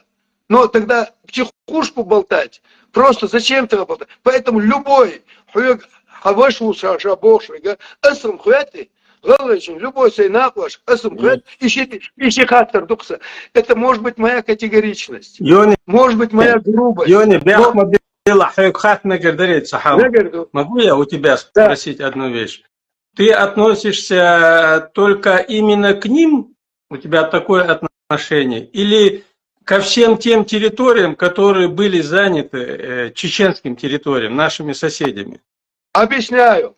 Я отношусь ко всем территориям, которые принадлежали чеченцам, начиная от Малгобекского района, который вопрос сегодня как бы исторически он закрытый, так, то есть юридически, туда-сюда, но я сегодня сотерки стерву, как эти земли были. Один момент, Юни, а как быть, например, с грузинскими землями, которые нам принадлежали когда-то? Он закрыт? Когда грузинские земли, какие грузинские земли нам принадлежали? Ты знаешь об этом, да? Ингушам, которые принадлежали? Нет, нам, чеченцам. Там есть два селения, Юня, это другое. Там были два селения, которые вошли в состав Грузии. Хорошо, мы сейчас говорим о тех вопросах, которые сегодня являются точкой соприкосновения для конфликта. Сегодня даже есть... Вот теперь смотри. Давай так, я не знаю про эти два села Грузии. Хорошо. Теперь я узнал об этом. Я теперь говорю, у нас есть основания, или у грузин есть основания, чтобы ненавидеть друг друга из-за этих вещей. У нас конфликтная ситуация. То есть мы знаем, я минуту назад узнал, что у нас есть земли с Грузией, территория, которая у нас спорная. Как бы. Хорошо. Не спорная. Принадлежавшая когда-то чеченцам. Хорошо. Принадлежавшая когда-то чеченцам. Я узнал это минуту назад. И теперь я говорю, что я озабочен этой проблемой. И я хотел бы, чтобы этот вопрос однозначно решился в нашу пользу. Если мы имеем на это право. Нет, я не говорю о том, чтобы он решился или не решился. Я говорю о нашем отношении к таким вопросам. Ну, я имею с точки зрения исторической несправедливости. Так, теперь смотри. Я об этом. Однозначно, любой кусок, который был это твое имущество, от того, что оно у меня сегодня в машине в багажнике лежит, я его могу ездить по России, по всем странам, и будет оно у меня в багажнике лежать. Но я всегда должен знать, что это твое имущество, и я его когда-то тебе должен вернуть. Точно так же, если есть вопросы, спорная ситуация, и мы знаем твердо, что мы правы, что это наши земли, мы однозначно эти вопросы должны ставить и их возвращать. Завтра, конечно. Послезавтра или послезавтра. Потому что это то, что касается Грузии. То, что касается территории до Кизляра, за Кизляром, которые к нам принадлежали. Это много. Теперь смотри, дальше мое личное мнение. Сегодня разговаривать о территории чеченской, которая была до Каспия, до еще 200-300 лет назад, который был чечен, там, Важек, я сегодня откровенно говорю, что я бы этот вопрос сегодня не поднимал, я просто его в любознательном плане, чтобы дагестанские народы знали, что эта территория когда-то принадлежала чеченцам. Когда-то принадлежала чеченцам. Но вопрос Ауха, он даже не стоит в обсуждении. В категоричной форме мы должны вернуть эти районы, эти села вернуть в лоно своей нации. Это однозначно должны вернуть. Больше того, симптомов для возвращения уже достаточно много, чтобы этот вопрос... Смотри, Юни, я о чем говорю, ведь мы же живем по определенным законам, да, то есть мы юридически эти территории, они не имеют к нам отношения, понимаешь, в данный момент. Хотя они принадлежали к нам и были незаконно, с моей точки зрения, отторгнуты. Ну, по тем или иным соображениям, политическим, скажем так. И сегодня вот так остро реагировать, как ты реагируешь, ну, наверное, можно, но нецелесообразно, я считаю, потому что эти вопросы, к ним надо более спокойно подходить, разговаривать. Ну, смотри, как легко говорить, разговаривать. Но когда-то мы же зададим вопрос, о чем мы будем с тобой говорить. Нет, то есть можно говорить, не мы с тобой, а специалисты с исторической точки зрения, с историческим образованием. Об этом идет речь. Нет, давай не так. Вопрос Ауха, он не стоит в исторической плоскости. Вопрос Ауха стоит в законе, в прямом законе о реабилитации репрессированных народов. Как и пригородный район Ингушей. Точно так же, как должен быть возвращен и пригородный район, точно так же наш Ауховский район, эти села, все эти территории должны быть возвращены. И это историкам для этого не надо быть. Башлам Владук. Послушайте минуточку меня, уважаемые мои подписчики, друзья и гости. Я попрошу вас не забывать. Безопасности в дальнейшем я не хочу, чтобы с головы ни Юни, ни Айса, никого вообще упал. Поэтому говорить о том, что если мы там возьмем Анахчиматьян, там мы от реки Кумы, у нас есть такие взгляды, которые говорят, мы от этого, я вам могу привести сотни доказательств, десятки доказательств, где от военно-грузинской, где от там за терека левобережья, от, допустим, от Адыгов и до Каспийского моря у нас были выходы. Есть об этом много чего. Это нецелесообразно, во-первых. Во-вторых, у нас некого туда расселять. У нас некого, потому что даже Вейнюка, чтобы... Что касается вопроса Ауха.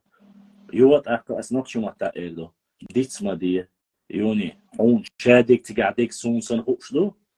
Ой, чуа икамиадич, тикал тюаха, разда, кидада, тигабол нокчушена, тиаха, харцу куша саницбир. Тут я ширку даят, и мюх эльпслаху адала, сун тигадол халху. Церна юштик, духар юштик худу. Церна шей аух оша, мухки, район, кош цихаяр. شيء يورتش بقود عيالر شيء تيجي بلغ دقيقة يورتا ولا عميل ولا تيجي عصبو نقش شيء اهتو خلر إدي أوي ويت دعادة احنا تعاوم ديس نيحا إذا نيس بروها نيحا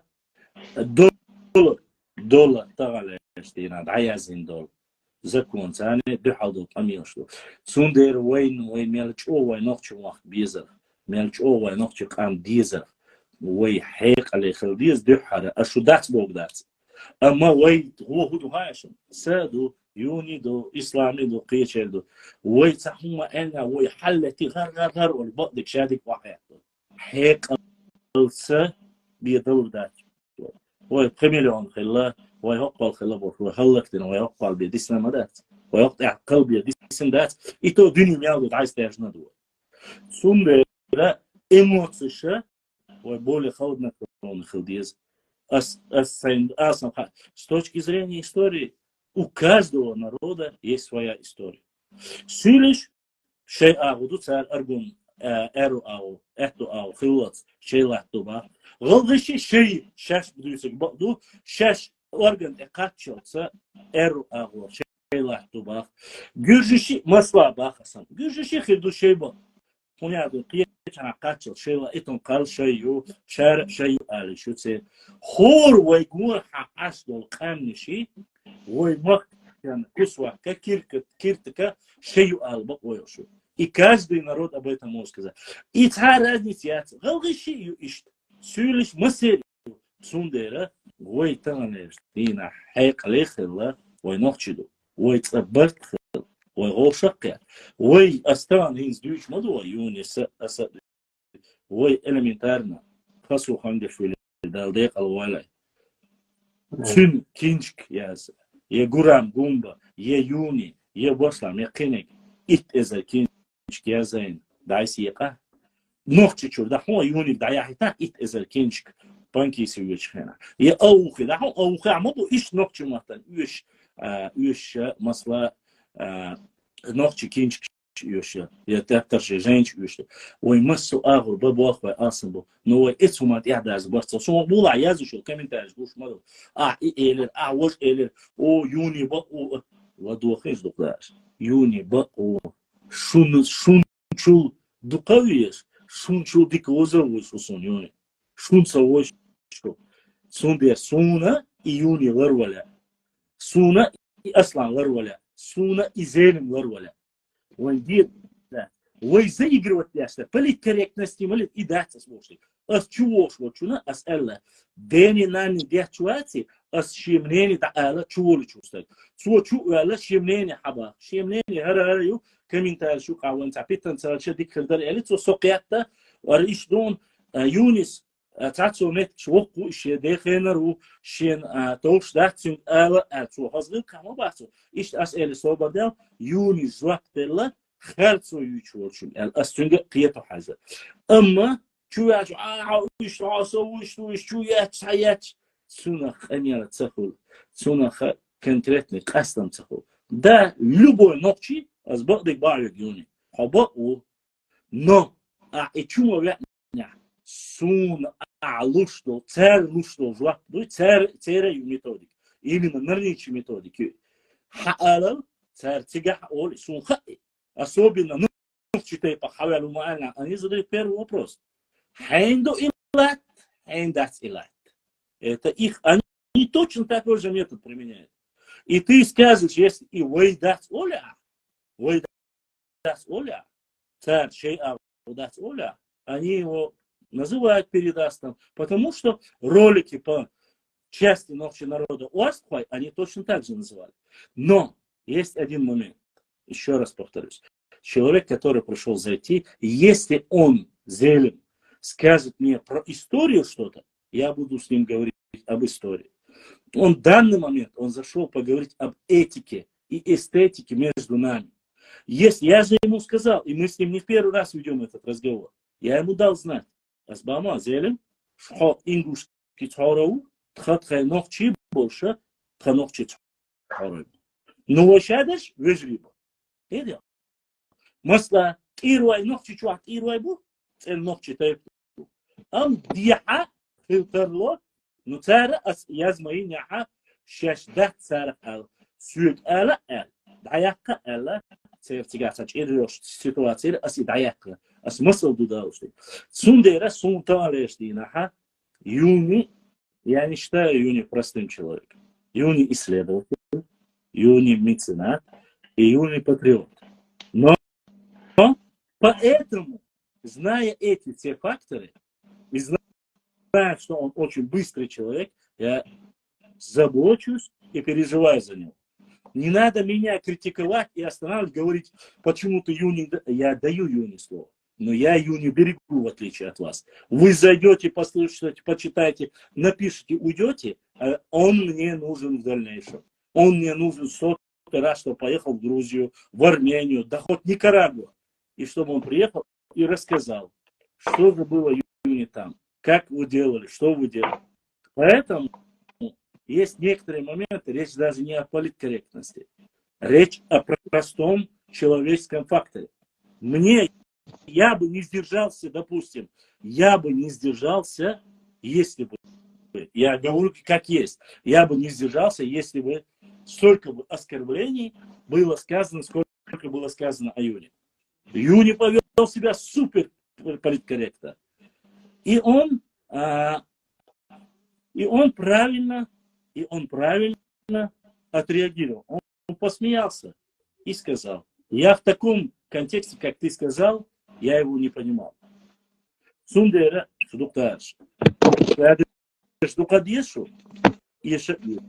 Но вейн юкаха, элементарный вопрос, хоххата шдукаха, ас балабош эл давулгаш хэнаха, Юни асэр хунда сунтига уж амон дарху, он был в моем эфире. Бэрт багачу, юка бэрт клиту суи. Масла суется мой, по крайней мере. Абу Бакр Бов, китауашевар, гамлай хамхоев, это ирила, она щен и решений законных есть, и мое мнение, все как должно быть по закону кастин элацу. Допустим, даже по той же ситуации, которая была по границам. Какие у меня могут быть враждебные к нему отношения? Или не враждебные отношения? Разные люди, разные взгляды. Поэтому я никого не осуждаю. Но я прошу еще раз, Шудухаеш. Я знаю об этих двух селениях, которые в Грузии. Я знаю о каких-то других местах. И Юни выкладывал это Суна, Юнина прекрасно. И мазал киял, юальш милхала, цигак дукабол, правительство милхала, Юни щамаина и страх выложит. Юнина ха и Суна ха. Ну таган мазал хаяк ез войюга не ислуй дат. Чек дердуй дат. Питан хирдуй туна. Хирдуй. Сундерас сун саюнилар валя ославлю. А что было в истории? С точки зрения истории, это можно говорить. Но это нужно говорить очень аккуратно. Потому что каждый провокатор ждет просто промаха нашего ждет. Только это. Сундера шушин сабьехарда. Шуши. Суэлла чо, но чуть-чуть, дуки ясну хасн. Но сачо диардар. Юни, ойца моду. Ой, цаци дош моду. Ой, мысет халазамбу. Сундер гоуши и хумша, ой. This, that's why when я вот именно это хотел к этому аккуратно сказать, но не знаю, может быть, не совсем правильно был понят. Я к тебе зашел по другому вопросу, совершенно по-другому. Ты мне только позволь досказать до конца. Вчера я твой случайно эфир увидел в этом антитерроре.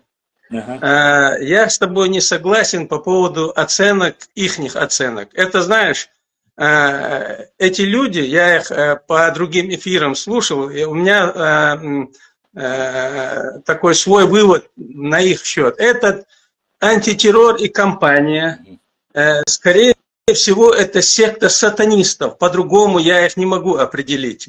Они богохульники, они отрицают все, но делают это очень тонко, грамотно, образованно. Я знаю. Что они делают? Позволь мне досказать, Башлам, я к чему-то хочу прийти. Я хочу, чтобы ты понимал. Я эти вещи многие не рассказал, дабы не делать рекламу. Нет, дай мне, пожалуйста, закончить. Потому что мне это было, я эту публику изучил, они что делают? Когда к ним кто-то грамотный или с правильными вопросами заходит, один провоцирует, другой оскорбляет, третий разнимает, четвертый примеряет, они задвигают этого человека и дают ему свою оценку отрицательную. То же самое было сделано и с тобой. Я знаю, что вот он сказал вчера по поводу тебя, мол, что это за историк, мол, я хороший историк, я все знаю, а ты, мол, ничего не знаешь, и тебе не дали сказать по поводу этих денег и по поводу этого, как его, Тамерлана. Тамерлан, якобы Тамерлан пришел распространять мусульманство на Кавказе. Но, как мы знаем, адыги за несколько веков в Египте управляли, были полководцами, были военачальниками в мусульманской умме, которых он разрушил. Второй момент, он говорит, вчера, тебе-то они не дали сказать, он говорит о тебе, и все ему аплодируют. Он говорит, что я-то не историк, в отличие от, скажем, тебя, я не знаю, ты хороший или плохой, не в этом вопрос. Но насколько я знаю, Тахтамыш пришел к власти в Золотой Орде с помощью Тамерлана, который ему помог прийти к власти. И после этого он стал нападать на Тамерлана. И письмо, которое Тамерлан написал Тахтамышу: ты же мой брат, почему ты на меня нападаешь? Типа, мы же мусульмане. Наоборот. Тахтамыш не хотел войны. Это Тахтамыш отправил. Наоборот, то письмо. Ну, Тахтамыш был мусульманином. Они были мусульмане. И он вчера говорит, что чеченцы, якобы воюя за Тахтамыша против Тамерлана, воевали против мусульман. Но мы-то знаем, что... Это идиотизм. Вот он об этом сказал вчера, я тебе могу Я это... понял. Да. Аиса, знаешь, когда я понял? Помнишь, когда он ушел экскурсом, он подводил, что все алимы, все исламские, я знаю, это было. Он зашел, я же ему, помнишь, в эфире, админ другой якобы, я сказал, это ты потомок Анунаки. Да. Он же заходил, говорил, что мы Анунаки, я его знаю. Просто я зашел не про религию, я это могу, я еще раз повторяюсь. Все, кто в этом эфире, можете передать ему. Запомните это. Я еще раз повторю, что во время язычества, когда не было ислама, не только в Римской империи, в любом другом месте, убийств было больше, и они были еще хуже. Я хочу напомнить, что до прихода нашего любимого пророка один из лишь обычай арабов, один, а это было не только у арабов, это было у всех, было убивать девочек новорожденных, закапывать их живьем. И точно такие же обычаи, если я не рассказываю об истории во времен Джахиля, нашей истории, это не значит, что я не говорю. Я просто-напросто понимаю, что людей, которые плохо говорят о нашей истории, намного больше. И то, что они вот этим заманиванием пытаются, собрали туда кучку, во-первых, язычников, богохульников, арабоненавистников, а именно так, пророконенавистников. Это секта, я знаю. Но я этим людям хотел показать то, что они несут. То, что они несут весь бред касаемо религии или нашей истории и первого имама. Это неправда. Они сразу начинают говорить, у нас лекции, не надо, гори, вожи. Они не дали сказать. Не дали, ну, да. Ладно. Я высказал свое мнение частично. Могу я в подтверждение твоих слов добавить еще то, что ты говорил о мечетях, которые они задавали. Например, в Никархо-Галачевском районе восстановили мечеть то ли 18, то ли 19 века, которая была разрушена. Но где находится Никарх, куда даже сегодня пешком тяжело пройти, это непонятно где.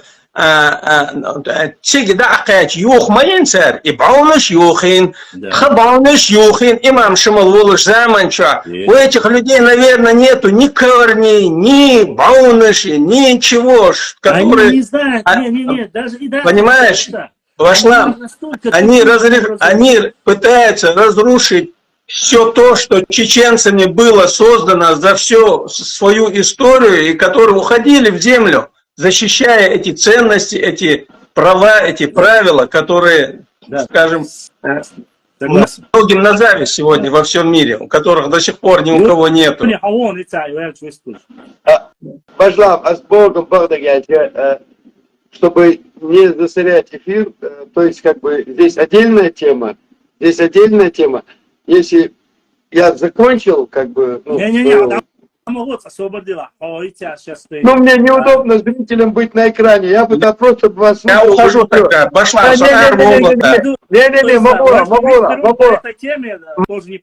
Могула. Я не к тому, чтобы... Я просто к тому, что мне неудобно, вы беседуете, а я просто в эфире сижу на экране, поэтому... Я ему обязательно эфир дам, он теперь, тебе скажу так. Вот по поводу вот этих всех заявлений, невозможно и не нужно, категорически, не нужно всех пытаться... Есть политики, есть власть, которая считает, что сегодня этот вопрос поднимать нельзя. Сегодня это вопрос на уровне власти. Но это меня не обязывает простого человека, который от того, что я ее озвучиваю, свою позицию, и мне не будет дана должность или какой-то чин, или мне не нужен ни чин. Я знаю, но еще раз повторюсь, Юни, это не диалог между Юни и Башламом. Это диалог почти что... Я не хочу, мы же с тобой не стоим на перемене, где-то перекурить вышли. Я понимаю, что это эфир, который может работать против. Вопрос озвучивания позиции. И я сегодня считаю, что если сегодня те же Нохчибац в Ауховском районе, правда на чьей стороне? Мы же не... Конечно, мы... Но больше, что я тебе о другой скажу. Они же ищем инах мабут элда, вы Нохчичуа. Это вы республика Нохчичуа. Элда, хамукун алха, туэх лять, садуаш, хидуаш алха. Но, мабу, там мотивирует. Сам до Юни. Üç sermet kuat var. Sağdu. Atserre مهتق نحكي شو حتى يز قيد عليك دول إذا تجع عشيمة هما تجع بولش ناخنا يحلو مهتق وقتهم على أويسبوكان زاد نيت بوتسان تحصلنا أويسمو سان غديش داتوي سان نوكلو يات مستوى. البروبليم يوش وين أصلا ينوش ويدو باخوي قيدك ويدو باخوي. أسبوع تعجم أويسمو بيشتك تعجم رازدهم دول دربان سيوني. Почему и кусок хаят ногтичу хату есть из-за уже заявления докнах больше, а я что призываю из-за уже статья его подохла. Нет, я всего лишь опираюсь, еще раз, я опираюсь на закон о репрессированных народах. Это я согласен. Второе, это правильно. То есть, во-первых, во-вторых, я ничего не говорю того, что не сделала власть. Сегодня выделив деньги с бюджета, мои, твои налоги, всей страны налоги, выделили людям, которые живут в чеченских домах, в Ауховском районе, выделили деньги, построили им коттеджные поселки, дали дома, и сегодня эти люди продолжают и жить и в чеченских домах, и получили эти коттеджи. Уже 2-3 раза эти деньги, которые выделяет федеральный центр, они съедены. И я разве не прав, когда требую... Что я другого говорю? Я говорю всего лишь о способности власти заставить выполнить свои же законы. Свои же законы. Тем более все... еще что я сказал?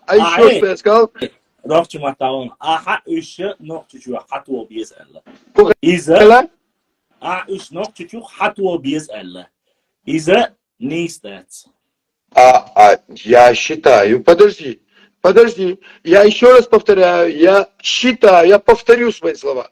Я считаю, что согласно закону о репрессированных народах, о восстановлении территориальной целостности, эти районы, дома однозначно должны быть возвращены. И вопрос... Восстановлены. Нет, жители должны вернуться в свои дома. Но это есть свои дома. восстановление права. А восстановление должно быть, это возвращение Ауховского района в состав Нохчичуя. Это однозначно. Нет, он не был в составе Чечни Адукварек. Он не был. Адукварек он не был. Хорошо. Дайте ему район. Не был. Дайте ему район. Имеется Хаза, Юни, прошу не путать. Я говорю конкретно, что был создан Ауховский район, и на протяжении 2-3 лет он был Ауховским районом. После, это 40-е года, до депортации, 39-40-е года, потом нас депортировали, этот район упразднили, сделали Навалакский и Казбековский. Разделили Шиюта, Казбековский район. Но, если ты говоришь, до 1921 года, во времена имама Шамиля, это совсем другая история. Но то, что касается после создания Советского Союза, иши уай цахилла. А идича, я тебе еще раз поясняю, ты исторически, я понимаю, что ты не историк, но я до тебя довожу до сведения. Исторически, если мы говорим во времена имама Шамиля и ранее, тогда да, иши уай цахилла. Но после этого его и цахилла. Хорошо. Да. Сегодня хорошо. Хорошо. Мне дилетанту. Я сегодня считаю, что этот район, Ауховский район, это чеченский район. По справедливости, как должно быть. И я говорю свое личное желание. Вот. Этот район. Вот. Я говорю свое. Кто-то за мной стоит, что ли, я что-то мнение говорю? Я и до этого говорил, что я считаю, и это мое личное мнение, как и народа, проживающего в Ауховском районе, будучи с моими соплеменниками, моей нации, они, естественно, захотят и хотят быть в лоно своей республики. И для этого власть. Мы же слушаем народ. Мы же сегодня СВО делаем, потому что там русские сказали, что их обижают украинцы. И мы пошли туда защищать их. Почему сегодня, если жители Ауховского района, чеченцы, хотят, во-первых, вернуться в свои дома, во-вторых, вернуть название своего района, и потом изъявляют желание жить вместе с чеченцами в одном доме, в чем проблема? В чем проблема? Нет, если идеально бы должно все было. Вот да, я говорю о своей вот мечте. Вот я говорю. Это другое дело. Так, никаких вопросов к тебе нету. Это твоя мечта и твое видение. Я не запрещаю видение. Вы должны понимать, что просто мнение, видение и массовая пропаганда здесь разные. Я еще раз говорю. Незнание закона не освобождает от ответственности. Поэтому, Юни, сейчас ты сделал самая правильная вещь. Ты сказал, это мое личное мнение, и я это вижу именно так. Тогда никаких претензий обосновать. Исторически ты можешь это обосновать, документально. Но мы должны понимать, есть разница между Гоголем и Гегелем. Они не одной нации. Я понимал бы опасность, если бы примерно район взять Ауховский, я предлагал бы какой-то другой республике, новой стране, Азербайджану или там, Армении или Грузии. Я говорю о перестановке этой кружки вот с этого места вот сюда, в пределах своей квартиры. То есть и все. И для этого никому в России... Тогда и почему бы не остров Чечень? Если так говорить, конечно, можно. А какая разница? Ну, люди, к сожалению, мы-то шутки шутками не так рассматриваем это. Потому что мы даже за каждое, допустим, вот возьмем с тобой шейх Мансура, первого имама Кавказа. какое отношение ты завидел, как религиозные деятели оттуда начали обсуждать это. Вы сказали там такое на нашего, что имам Шамиль предатель, а на самом деле точно так же сдался и шейх Мансур, он знает, что... То есть вот эти вещи есть, некоторые люди цепляются к этим вопросам, ни больше, ни меньше. Он зашел, просто сказал, и я хотел, чтобы люди задали вопрос тебе, чтобы последняя часть была в том, чтобы вы задали вопрос Юни, чтобы Юни смог ответить, чтобы вы не говорили, Юни с Башламом поболтал и разошлись, чтобы не было. Если есть вопросы к Юни, задайте, я ему передам. Ты про... Они говорили про это, Панкиси, да? Да, про Панкиси они просто говорили. Да, я как бы рассказывал про свое ощущение тут. И да, вот как бы знаешь, вот как, когда ты идешь по улице, и ты знаешь, вот дети стоят, вот дети к тебе бегут, и ты знаешь, у них есть родители, да, на одной больше буцер, чуах, я аю, шайк, ты аю, это буцер, шадик, ну, это как бы ты по одному с этими такими детьми разговариваешь, а потом идешь, и там стоят детки, у которых сироты, у которых какая-то нужда есть, и ты к ним совсем по-другому относишься. Ты их просто вот обнимаешь, ты им помогаешь, ты им больше внимания уделяешь. Вот примерно, чтобы понятно было, мое отношение к Панкиси. Я сегодня туда приезжаю, вот как будто с Нейнхой Болшен, с Мерза Болше, Нейнхой, с Мерза Болш, которые тебя любят, баловали. И вот они, сегодня у них чуть-чуть вот, они аренс будешь. И вот это отношение, у меня ощущение, я туда приезжаю, вот с Маждином Миршлага, Цигабицким, Шунахма, Масу, Хоппой, Мараберхна, Ацахавой, Шавик, все стоят у себя дома, все у них все хорошо. Вот, и вот такое вот отношение, оно неподдельным, оно бывает, у тебя будет ощущение такое же, когда ты приедешь в Панкиси, ты с людьми начнешь общаться. Вот эта вот искренняя наивность, аренс, аж видишь, получается, со аренс хинву. Аренс, вот, она сумшат дегивается, цатерхиета, шавига, мерза, отставить, ламрой, тяркой, чуярна, унядинок, менядинок, вождик, кинок, оппозиция, туда, это Агуши не алчбошта. Вы социация просто как можно ногти и хумш кастомбеш. Хинц и тайпнаш дич, вождик дич, тайпнаш дич это. Амел дац. So он твоего, эх батоего. Дич это, но мадич это. Это сайте чавдель дош. Исторический тхо. Возвышать своих бы над другими, я понял. Конечно. Или же вот это что за тема? Вот сейчас я хочу встретиться с Милювой, молодой нашей истории. Амин Тиса. Да. Амин? Амин Тиса. Вот, например, у меня к нему серьезные претензии.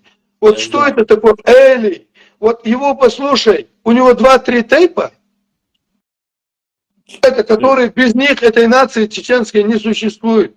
Потом он тех назначил оружейниками, тех назначил там такими, этим там дал такое прозвище. Ну, это же неправда. Это сегодня политическая конъюнктура называется. Сегодня это продиктовано политической конъюнктурой. А надо говорить, сила-то наша в чем? Что у нас нет феодального строя, что мы одинаковые. Миллиард ждала с сомдаться.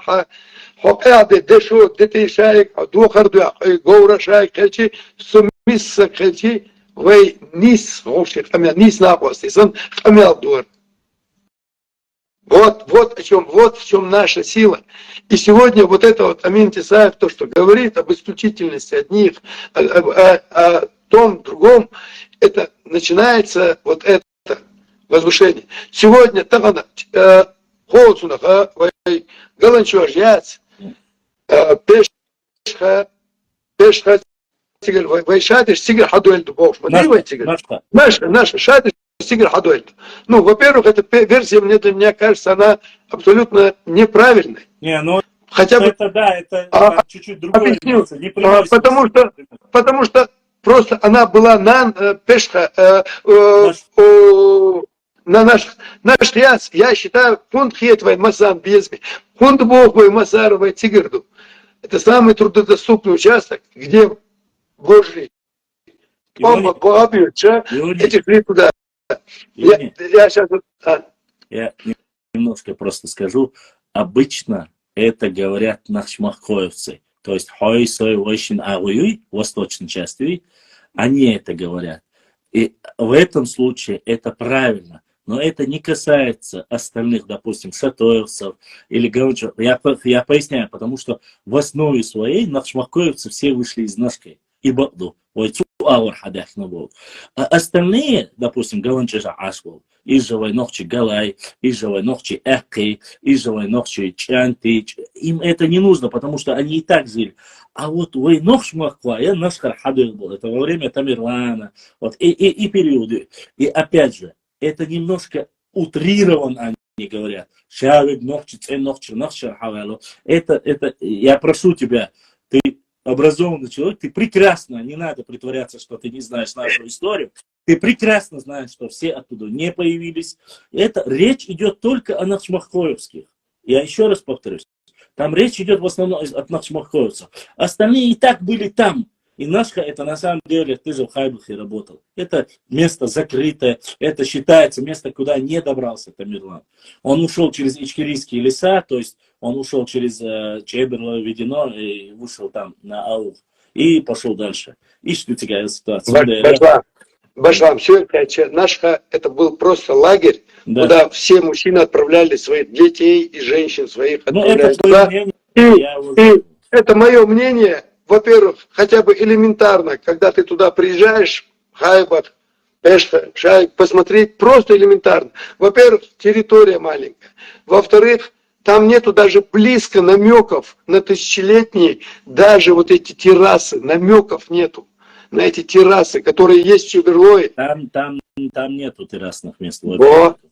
Тогда теперь скажи мне, 100 человек прожить вот на таких склонах, и вот такой маленькой долиночке, это одно. А где тысячи людей, там же можно перекантоваться туда, прийти, лагерь сделать, побыли там. Поэтому люди оттуда возвращались, когда уже... Они проходили, естественно, они все безумцы, безобеш, и на наш безобеша, на мох, бог, это моя версия. Опять же, это мое мнение. И они вот так у людей в массу тэпнышка дисенду, это любовь осталась, нана пешка, нана, допустим, колыбель чеченской нации. Это просто был лагерь, где мы же, где были в пионерском лагере, безми махетивой, неной болчевой, дахча, безми махети, нена, ваша мерз махетивой. Поэтому это, ладно. Теперь просто я хотел бы по нашем покисе просто закончить. Вот Инат Бас, я хотел бы чуть-чуть заступиться. Цацевик Сухезинц, примерно, Хали, да, Бог, еще ногчи Бас и Жгюджику. Это Алмигердач. Это Алмигердач. Вы дикабл. Мадервай, дич, ценабош, даггар, цуарец, цугиржи махка, вай, шаш ногчи духуш, ицал, ишадыг, ларадин, вилч, адач, муат, ценал, шадыг, инставам бог, а даже христианский язык, как он чище, ну, то есть, поэтому как мы можем сегодня говорить, что еще, но все вас еще гиржи, цакир, швеги, я швед хотя дагца ногти вот сюда и хумш дитер. Необразованный баран, дух мою. А необразованность, она складывается из черствости души. Ну, порой. К сожалению, как бы человек, потому что это проблема все, естественно. Необразованность, когда человек злой, абсолютно изолвался, он начинает говорить глупости и гадости, и мы говорим, что он хайпал сбати, недалекий человек. А он всего лишь хайпал дуцин шадик, просто он гнилое сердцем. Гнилой он. И поэтому нам он кажется ненормальным, мы говорим, что он баран. А он еще хайпал дуцин, у него еще хватает ума еще обосновать свое, еще бьехал, там еще что-то говорить. Поэтому ни в коем случае панкисе асмасага дихарда. Панкисе что напич, да пали, молодца яш. Ваш ищ сана маравали, хаз дваш волш, даггар из безобеж, да мукла, да не сложь душа, дыги. Инсбам взял на Панкиси, гюргиба. Юни, добавлю, панкиси, ниш гюржибачон, аухер, ниш сюлибачон. Аухер чара из Из ол сюлибу, дели духабац, эна нохчи, вай хлебеш кеппар, цу аухе аш был нохчи, хазнексан, эна нохчи бабуш. Цундера бекши, ихум ошвега, я нохчи вац, иша бежевуи, оудулвуи, док аршсагавуи, ихум дючвей. Нохчи чо, и тенек дючердац. Во-первых, ша адаму халаха, саду шел дала, сажимцун хайпал, хочешь дала. Я не говорю о знаниях, я не говорю об институтах, университетах, я просто говорю о простой человеческой мудрости. Любой ночь вес, любой войне сагам весу, не то что ночь, войне сагам вес, лартвей. Ну, шебьехал, говоришь, хочу так, и соваш валас, он все вес, Не все. вот. Собах дегаш пошла уже холох сутки на без. Хотишь ли? Сомар атигно вали сансата мазалки на бинверса так дина цик аксюрен гала каче на хвосте хаят субисна на бинас ситра хапойче всегда бюкш вождик халбалош вишт волкич Да, духва. собар диас аминат кицахумат. Aha, давайте Эрдос хэштег духом. Он ахцаха Эрдос юни. Хо эфир сюес вола الصح دام اسعون بيحت واشي إتاج داول ولا ويديك دوستو ديو صح ديو دادو سونديرا أس وجا شايل ليميتوما أس وجا دعيا كنيوش واشي قيد عقمي هذا شو سوندي اسعون بيحت بيلحق أنت يروال حتى نعيد بيا أسبوعي عيد بينا بشلام ديل دا بقى البوغ Достал дождь, беш был Бог, а сюку так Бог, истхалди, что китит без вымысу, остал дождь, бештега, мысально доглош метагиони. Так, хажал дейли, да, бакмату сун матер пол второго. Со сахте хажа да ропта, сахт, согласен? Сунде сун, хажа ропта, сахт, да, сахажа, хоке хажа докса деген, не за эльти бы, эла, да, представь, вот, просто я пока делился какими-то мыслями, и общался. И то еще не со всеми, и не все сказал. Книжки, там публикации, нет, Инстаграм чаю, Фейсбук чаю, книга, которая заставила меня плакать. Да, мукла. Вот эта книга у меня... Подписать, авторы, куда хинсар мукка чахаунсун. Суховок, Исмаил Акаев, писатель, Хузауи, Белися. Суховок, Юни, Чуверси, Соволч, хозяйки, пакет Кячпиргон, Сацкет, Хумш, Вожекина, и Термак Хаят, Хабет, Суи Хабет, Сучур, Харкиник, Хаят. Ага, Томбу бьет سيرشارة بوخو تكنيك جرجمك داي عن يونين داي اللطو صعبة يورشو تنيش سندي со понедельника я вьючву типографии, в типографии. Да, мова, и ногчи, гилчи, и хасу хангашвили, и вай адачи, хар книги, пицца книгиса дал мукла, иза дал мукла, не сказал, что буса, حلوسو Adam Abdulkadirov bu şuy voksa guy. Мгм. Su suna ente bu. Gala aşbu pasarı pramıslam. Su şeker şabe gak ente sünker ta aşbu. Şabe suna ordina. Nesri gotsun or ürün sün kul ürün dikeye bu iş. Alon швац. Бери шадер сункенти и настоящий чеченский домострой лукай. Со язин рукопись чечега. Хинский книга дал мукла адец, ногти гыл халец. Это он жизненным опытом и уже в опусе он собирал этот весь полевой материал, дал ему и книга в ее прёк. Да. Так что а книга он говорит, дел да вилганса, а книга.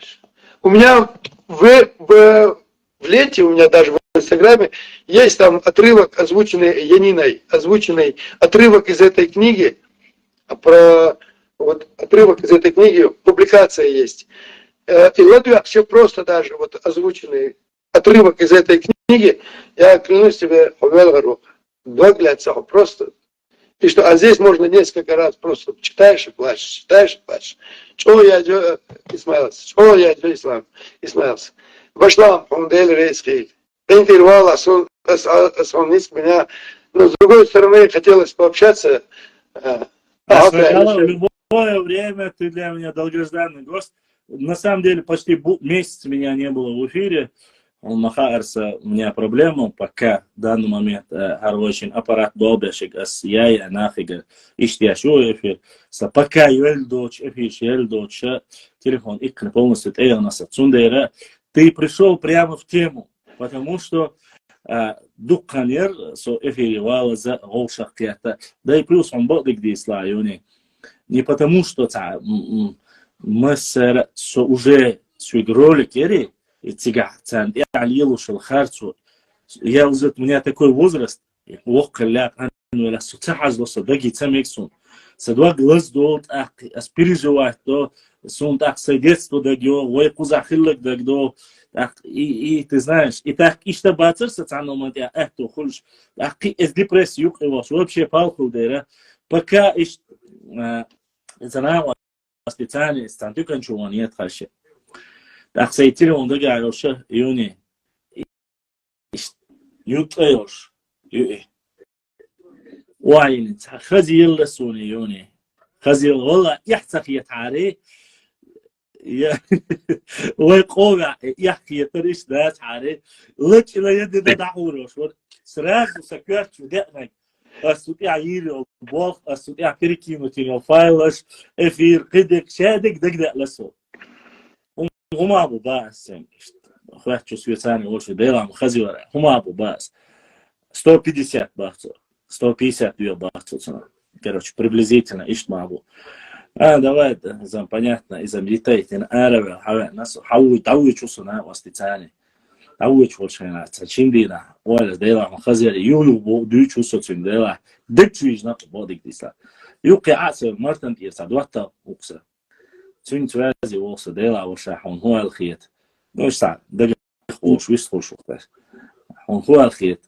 подразрачку حقيا جيم دالوش سيبوخت إتع بايس نخ دقشة ديريكت شريازيو عافيش سيخ هونسي أول يقر هوندوال أول داق تعتبوشا سقير ويلميات يسوس دات سدينا ميات داق سوديج ولا خيط هون قال لي راسي ديلا هونسا دياشتوي سوى ريتايشت عن ولا خيطة حيتا جيم دعديلا هوندي دواتو دا سودا إيش ده جد يعني واش بولشيت أكسونت إنوست حيو إبوست حيوسون واش تريوان ده إختن ده إيش يوني وكويش وين دير هذا ودير ده أخشوش ده حقيسواني أغير ويسا يوني ما هو لا ترى إفي الأداء معنية إذا إجازة قطعت ما من شيء أنت ترى قبش حور بؤس لا إفي شو يروس لا شو شا سنديش داير نصون سعر أو دروزيا وقيدك دو يتسرعسون يوني واقع وقت شيء دي كذا سكرت دنيسون ده دينا وتعوشوا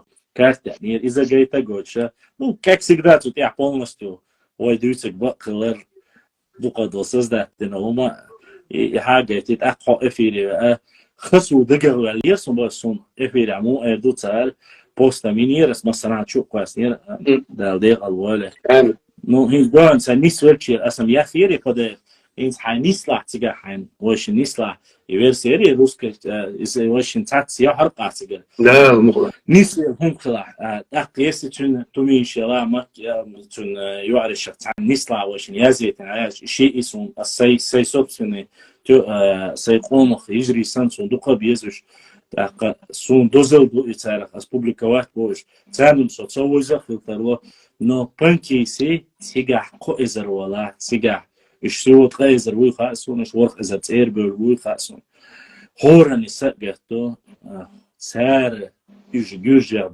داتا يبلي خاصون سبوغم هدون اج موت عامين ترحيق لخلا اش شيلات حقيقة تار بورشل ديونو تار شي جايتن يلا تهينا سون تير فيديو شاك ترانسليرو بريمو افيرش دا سون بيجي خير سغيت سونش но само дей сетима дей تهينا خيلو سيتواتسي سابولنستو تيرسور так султан وزي كبش وزي عثمان وزي دخل ديار وزي سيجر تيرسان افيش بولسان مصر حوش اشياء مومنتش سون اوخ بانك زي خونكر محكعبير شي اردو محكعبير شي الشابش بويشن قد بيشش بود احسن مصر ندو قويز حوجة سأتوش سارين سون بولا يا اسلوقي تعسي يوني ويسخلت يعني حبا آخر بايد بوي يوني ويسخلت يوني بريوت بولدوزر سن يوني عطا عدعما أولي شهادة غار أولي دا أول أسون يوني يو وايتا لا خزهم ديستا لا مدر ديش أصبح حلر ولا أسون سيئي فيرا ميلر ولا أسون سيندوقا ويزدير ساقوم خود أوش سون بيز различно да дайта асун ноqte kudu дуqabol noqchishni nechtiga so'ymata ol duqabol noqchishga da elch sunaq petan khidutish sunaq bal khibuti deg da diz wecha shu duqda khash deg da osh بدك تقدر نيس وتقيل هالدنيا تشقدوش تعالي duqador humush way kholi tardasa هين ستا مسلا باخس تو فلسطين دق وين بوش مدي وين خاقي فلسطيني موخ بوي خاق وين قديك خاق وين نت دولتي بوصل قول عشابش عرب وي بو شابش почти что 99% بوصل بو чек دقيقه صدق يدو شو بوشتك حيلال البوش نيتقن عادي تداوت اتريتر فايدين بات فايدين ده بقدر لا حقيقتي مش نيف بو سيربات شاقليف هر دو ساعدو نو احضر دو شومان ثاني احبلتاتين احلسم زيدو هاي إيسا يونس مالا إيسا пониманию إيسا политику سوندر بنكيسي لا تنخشبو او خلا تنخشبو غلغش достойно غلغش وجري شا وجري دو نو تغلغي دو أدينا دوباقي الحمد لله أسيوات أخبات يدشينك تيرغانش خلرسون خلقية رمضات والله دات نوجري دورشة تار شينك دوش وينك مثلا كارتش دوفخديك وينك تسديتش عني شيء أزر بريتو تقاتشلس حبار خليوني никогда в жизни бацался цан годы чнока насун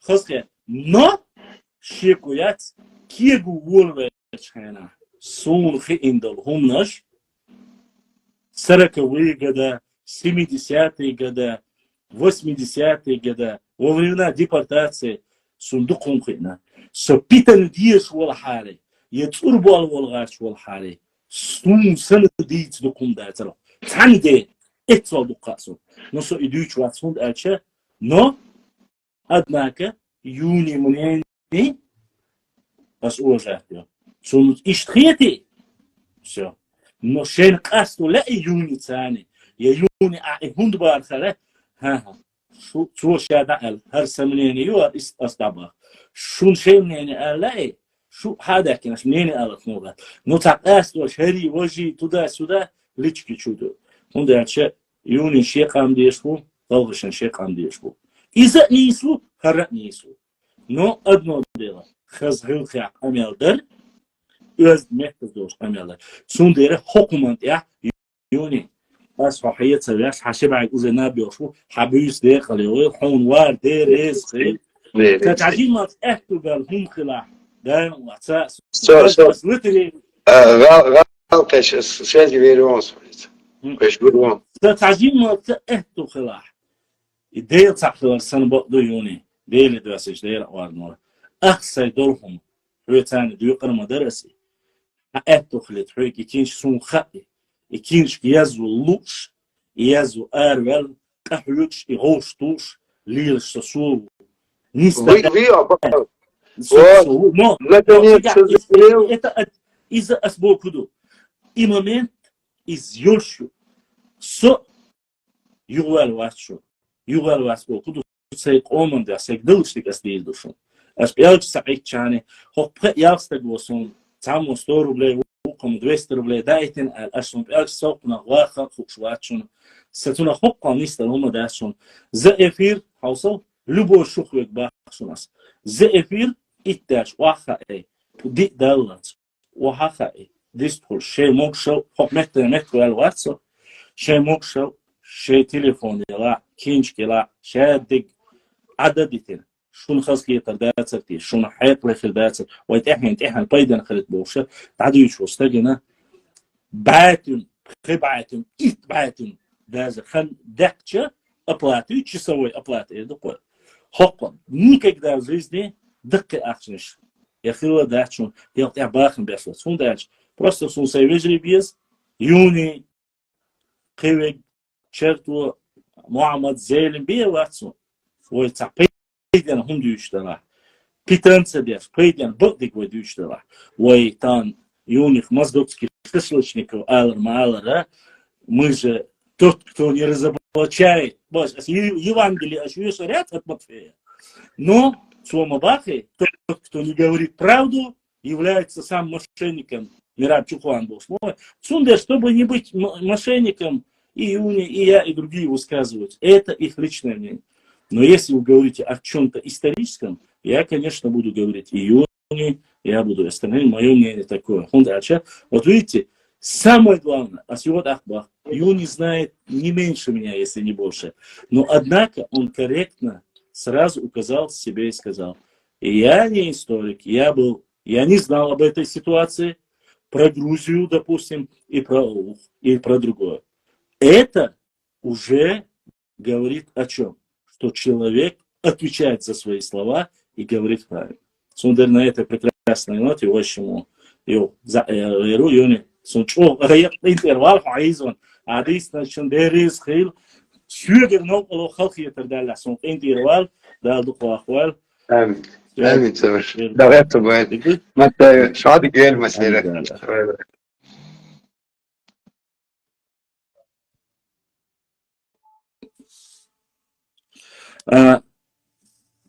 Уважаемые мои друзья, уважаемые мои подписчики, я это могу еще провести, пока на нет не сойдет. Я могу провести и до утра, и до рассвета свой эфир. Но я не хочу, чтобы вы, хоть завтра, воскресенье, много накопилось. Я даже половину не успел вам рассказать. Много чего можно было рассказать, много ответить на ваши вопросы. Я постараюсь, я не знаю, оставить ли у меня на завтра телефон.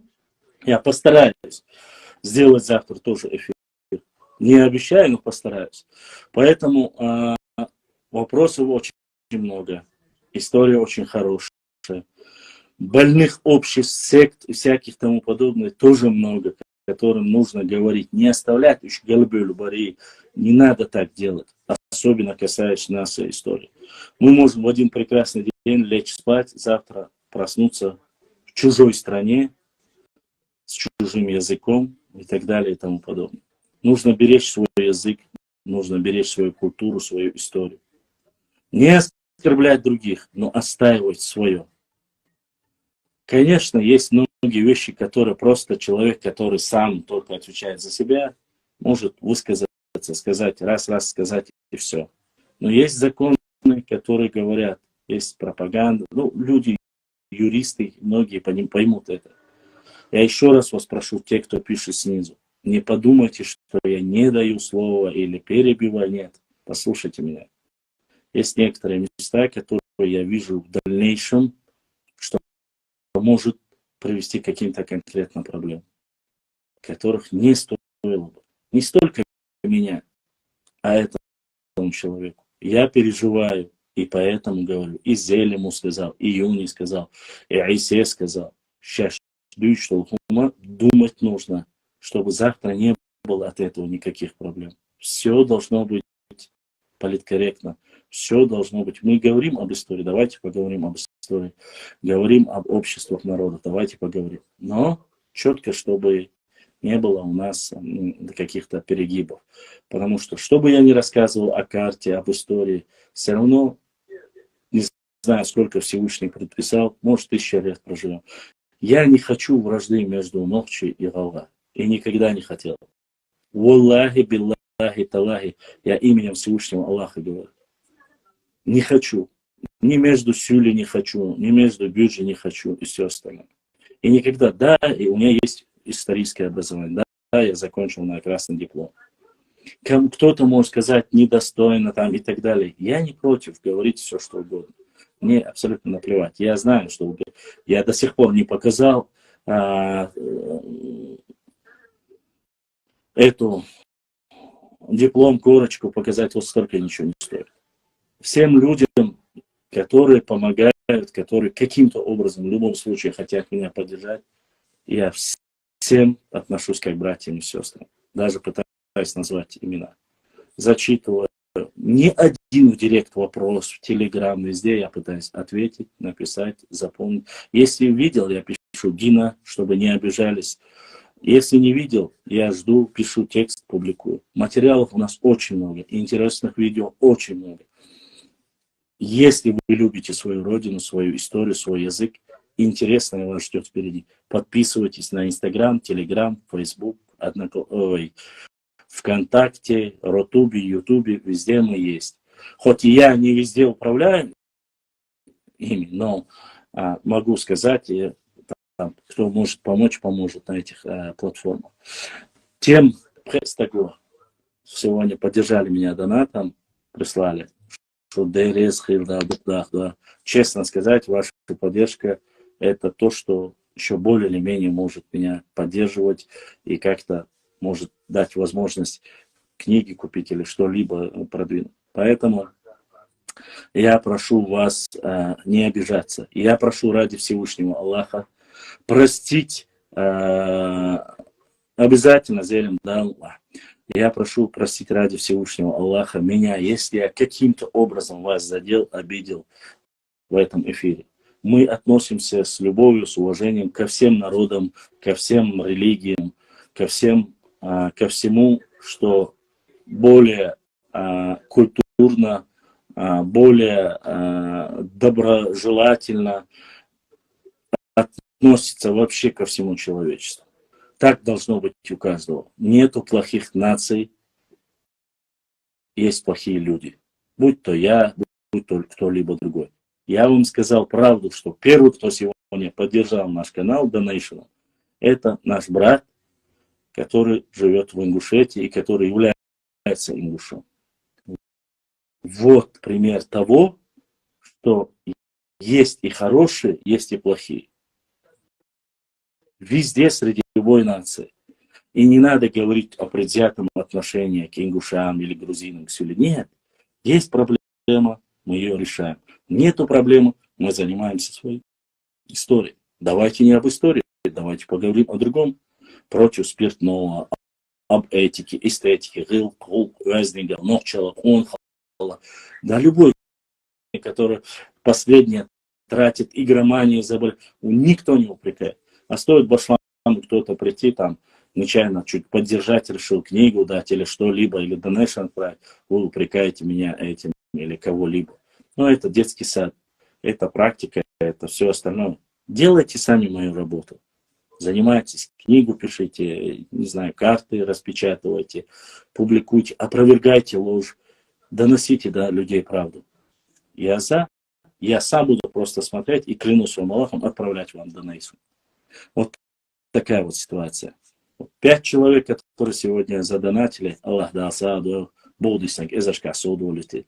И сестра Таиса, которая с Ютуба тоже отправила донат и поддержала меня. Он отдырился, то есть ты, как всегда, сестренка. Как есть возможность, пытаешься помочь. Да, Дукеха. Ибрahim, есть из Ютуба вопросы, есть ли какие-нибудь что-либо, что хотели бы, чтобы я ответил? Сколько человек? Валикум салам. Если есть, сколько человек? Что они хотят? Ничего не хотят. Если нет, тогда я вам дам отдохнуть, чтобы вы могли отдохнуть и, так сказать, немножко переварить. Валикум салам, Зелем. Валикум салам, ва рахматуллахи ва баракату. Или Ибрahim уже не на связи? Ибрahim, раз, два, три, четыре, пять. О, шуя, ватса. Походу, мой брат Ибрahim заснул на YouTube-канале. Хотя классом биакса был. 63 человека. Ну, сегодня мы стабильно до 4 часа наши братья остались. Я видел твое сообщение, набежали норвийцы. Ну, а что ты хотел? Пускай набегают. Надеюсь, кто-то из них стал умнее. Может быть, они перестали думать плохо. Там, где не стоит вообще думать плохо. Вот. Есть вопросы какие-нибудь?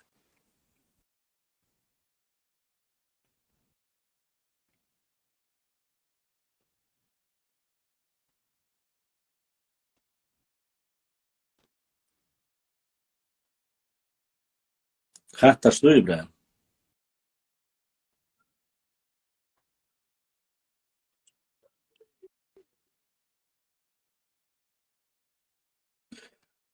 Есть, конечно, есть великолепные новости, но есть какие-то новости, которых нужно говорить, есть которые не столько. Но я вам скажу так, на родном. Ой, муак, цен луш пушун, швар луш пушун, та луш пушун. Я говорю с точки зрения истории, географии, культуры. Когда ты остаются дать, но дикник дуй, мелле санго умацош, дикник деш, чаптош метк бушун. Ахюгш бушун уай, соуч буч, шех оман дуа, шех махкан дуа. Иш болнох шех он хуаши, да си дуа да духвах вал. Шудалах, соула, милла валах. Бено усберес хил бено. وهي دقة دي شو مش ده طبعا إنسان يستلي ده وهي تخلع كان يا حوصل له يتسخلع أخوي دهم ده تسخل شنو но пишите, лайкайте, комментируйте, не забывайте, приглашайте больше к нам подписчиков на YouTube канал Башлам.39 Live. Подписывайте, нажимайте на колокольчик, увидите там свежие новости. На Instagram Башлам.39. И много я вам обязательно Башлам. Усванов по ДНК есть связи с чеченцами. Читал где-то работу Тесаева, что Сваны были частью Дзурзукора. Я не буду комментировать слова о Амина. Это раз. Во-вторых, скажу так. То, что совпадают ДНК с Ногчи народом, да. То, что у нас очень много общих слов по значению и смыслу, да. Что касается работы Тесаева, не читал, не знакомился и непосредственно цитировать или опровергать или поддерживать их не могу, поскольку не интересовался и не читал его. А так, по работе, которую я провел, я вам говорю, полностью ответственно заявляю, что со сванами у нас очень много слов, минимум тех, которые мы даже узнали, до 200 слов, которые со смыслом по значению полностью совпадают. А то, что ДНК одинаковые, да, у нас, у Ногчи народа, есть ДНК совпадения со сванами, пшалами, хевсурами, тушинами, и нет ничего удивительного. Потому что, как говорили наши предки, которые старые, которые в горах, они определенное время, да и по книге Маргашвили, которую я вам зачитал, Там говорится о сотнях и тысячах, которые перешли и поселились жить в Грузии. Они огрузинились, они говорят на грузинском языке, они вполне возможно, что на сегодняшний день являются частью сванов, хевсуров, тушин, пшавов, и ничего в этом плохого нету с точки зрения истории. А ДНК показывает, да, в Грузии очень много ДНК совпадающих. Особенно у них это северная часть, у нас это южная часть. Фактически ДНК, не скажу, что 99% совпадает, но очень большое количество J1 и J2 находится сегодня в Грузии, которые являются большинством у чеченского народа, у ногчи народа. Вот. Из тех, что есть J1, J2, и по Q и L3 я не могу сказать, потому что, возможно, есть, и G есть, и все остальное, но я из больших говорю в основном. Так что вот такая вот ситуация. Надеюсь, я ответил на ваш вопрос. По остальным вопросам обязательно отвечу. Постараемся сделать завтра эфира, и да, Аллаха отвечу. Если есть вопросы, пишите в директ, в Инстаграм, в Телеграме. У нас есть чат-бот для обмена. В ВК есть, в Фейсбуке. Пишите, приглашайте побольше. Заходите в эфир, отправляйте запрос. Клянусь, я вас приму. И если вы хотите, я даже буду молчать, пока вы все расскажете. Если вы, главное, чтобы не матерились. Так, я только за. Просто иногда, когда перебиваю, это так нужно бывает. Так говорить, чем где свои счастья. Ойлар да диез. Мой камлар да диез, мой махклар ба диез. وأجدادي يشتغل بيتنا بالخلو شايوق أمنق أيلي عيس ألا دات حيق لخديز ويقام особенно кигер хвай дар да это время, когда побеждают не мужеством, храбростью. Это время, когда побеждает стратегия и тактика и ум. Будьте умнее.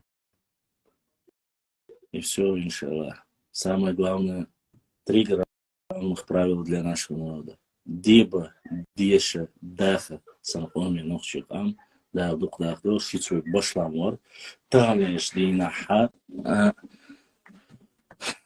да, Лахавы, Эфиридол, Хаусаду, Канис, Каша, Ошки, Хаусаду. Здорово, Башлам. Сваны воинственные тоже очень, может, они в древности. Все возможно, все может быть. Да, Дух Дахдо, Бюйставдек, Алеуэл, Масера, Адикюэль, Марш, Бюйставдек, Алеуэл.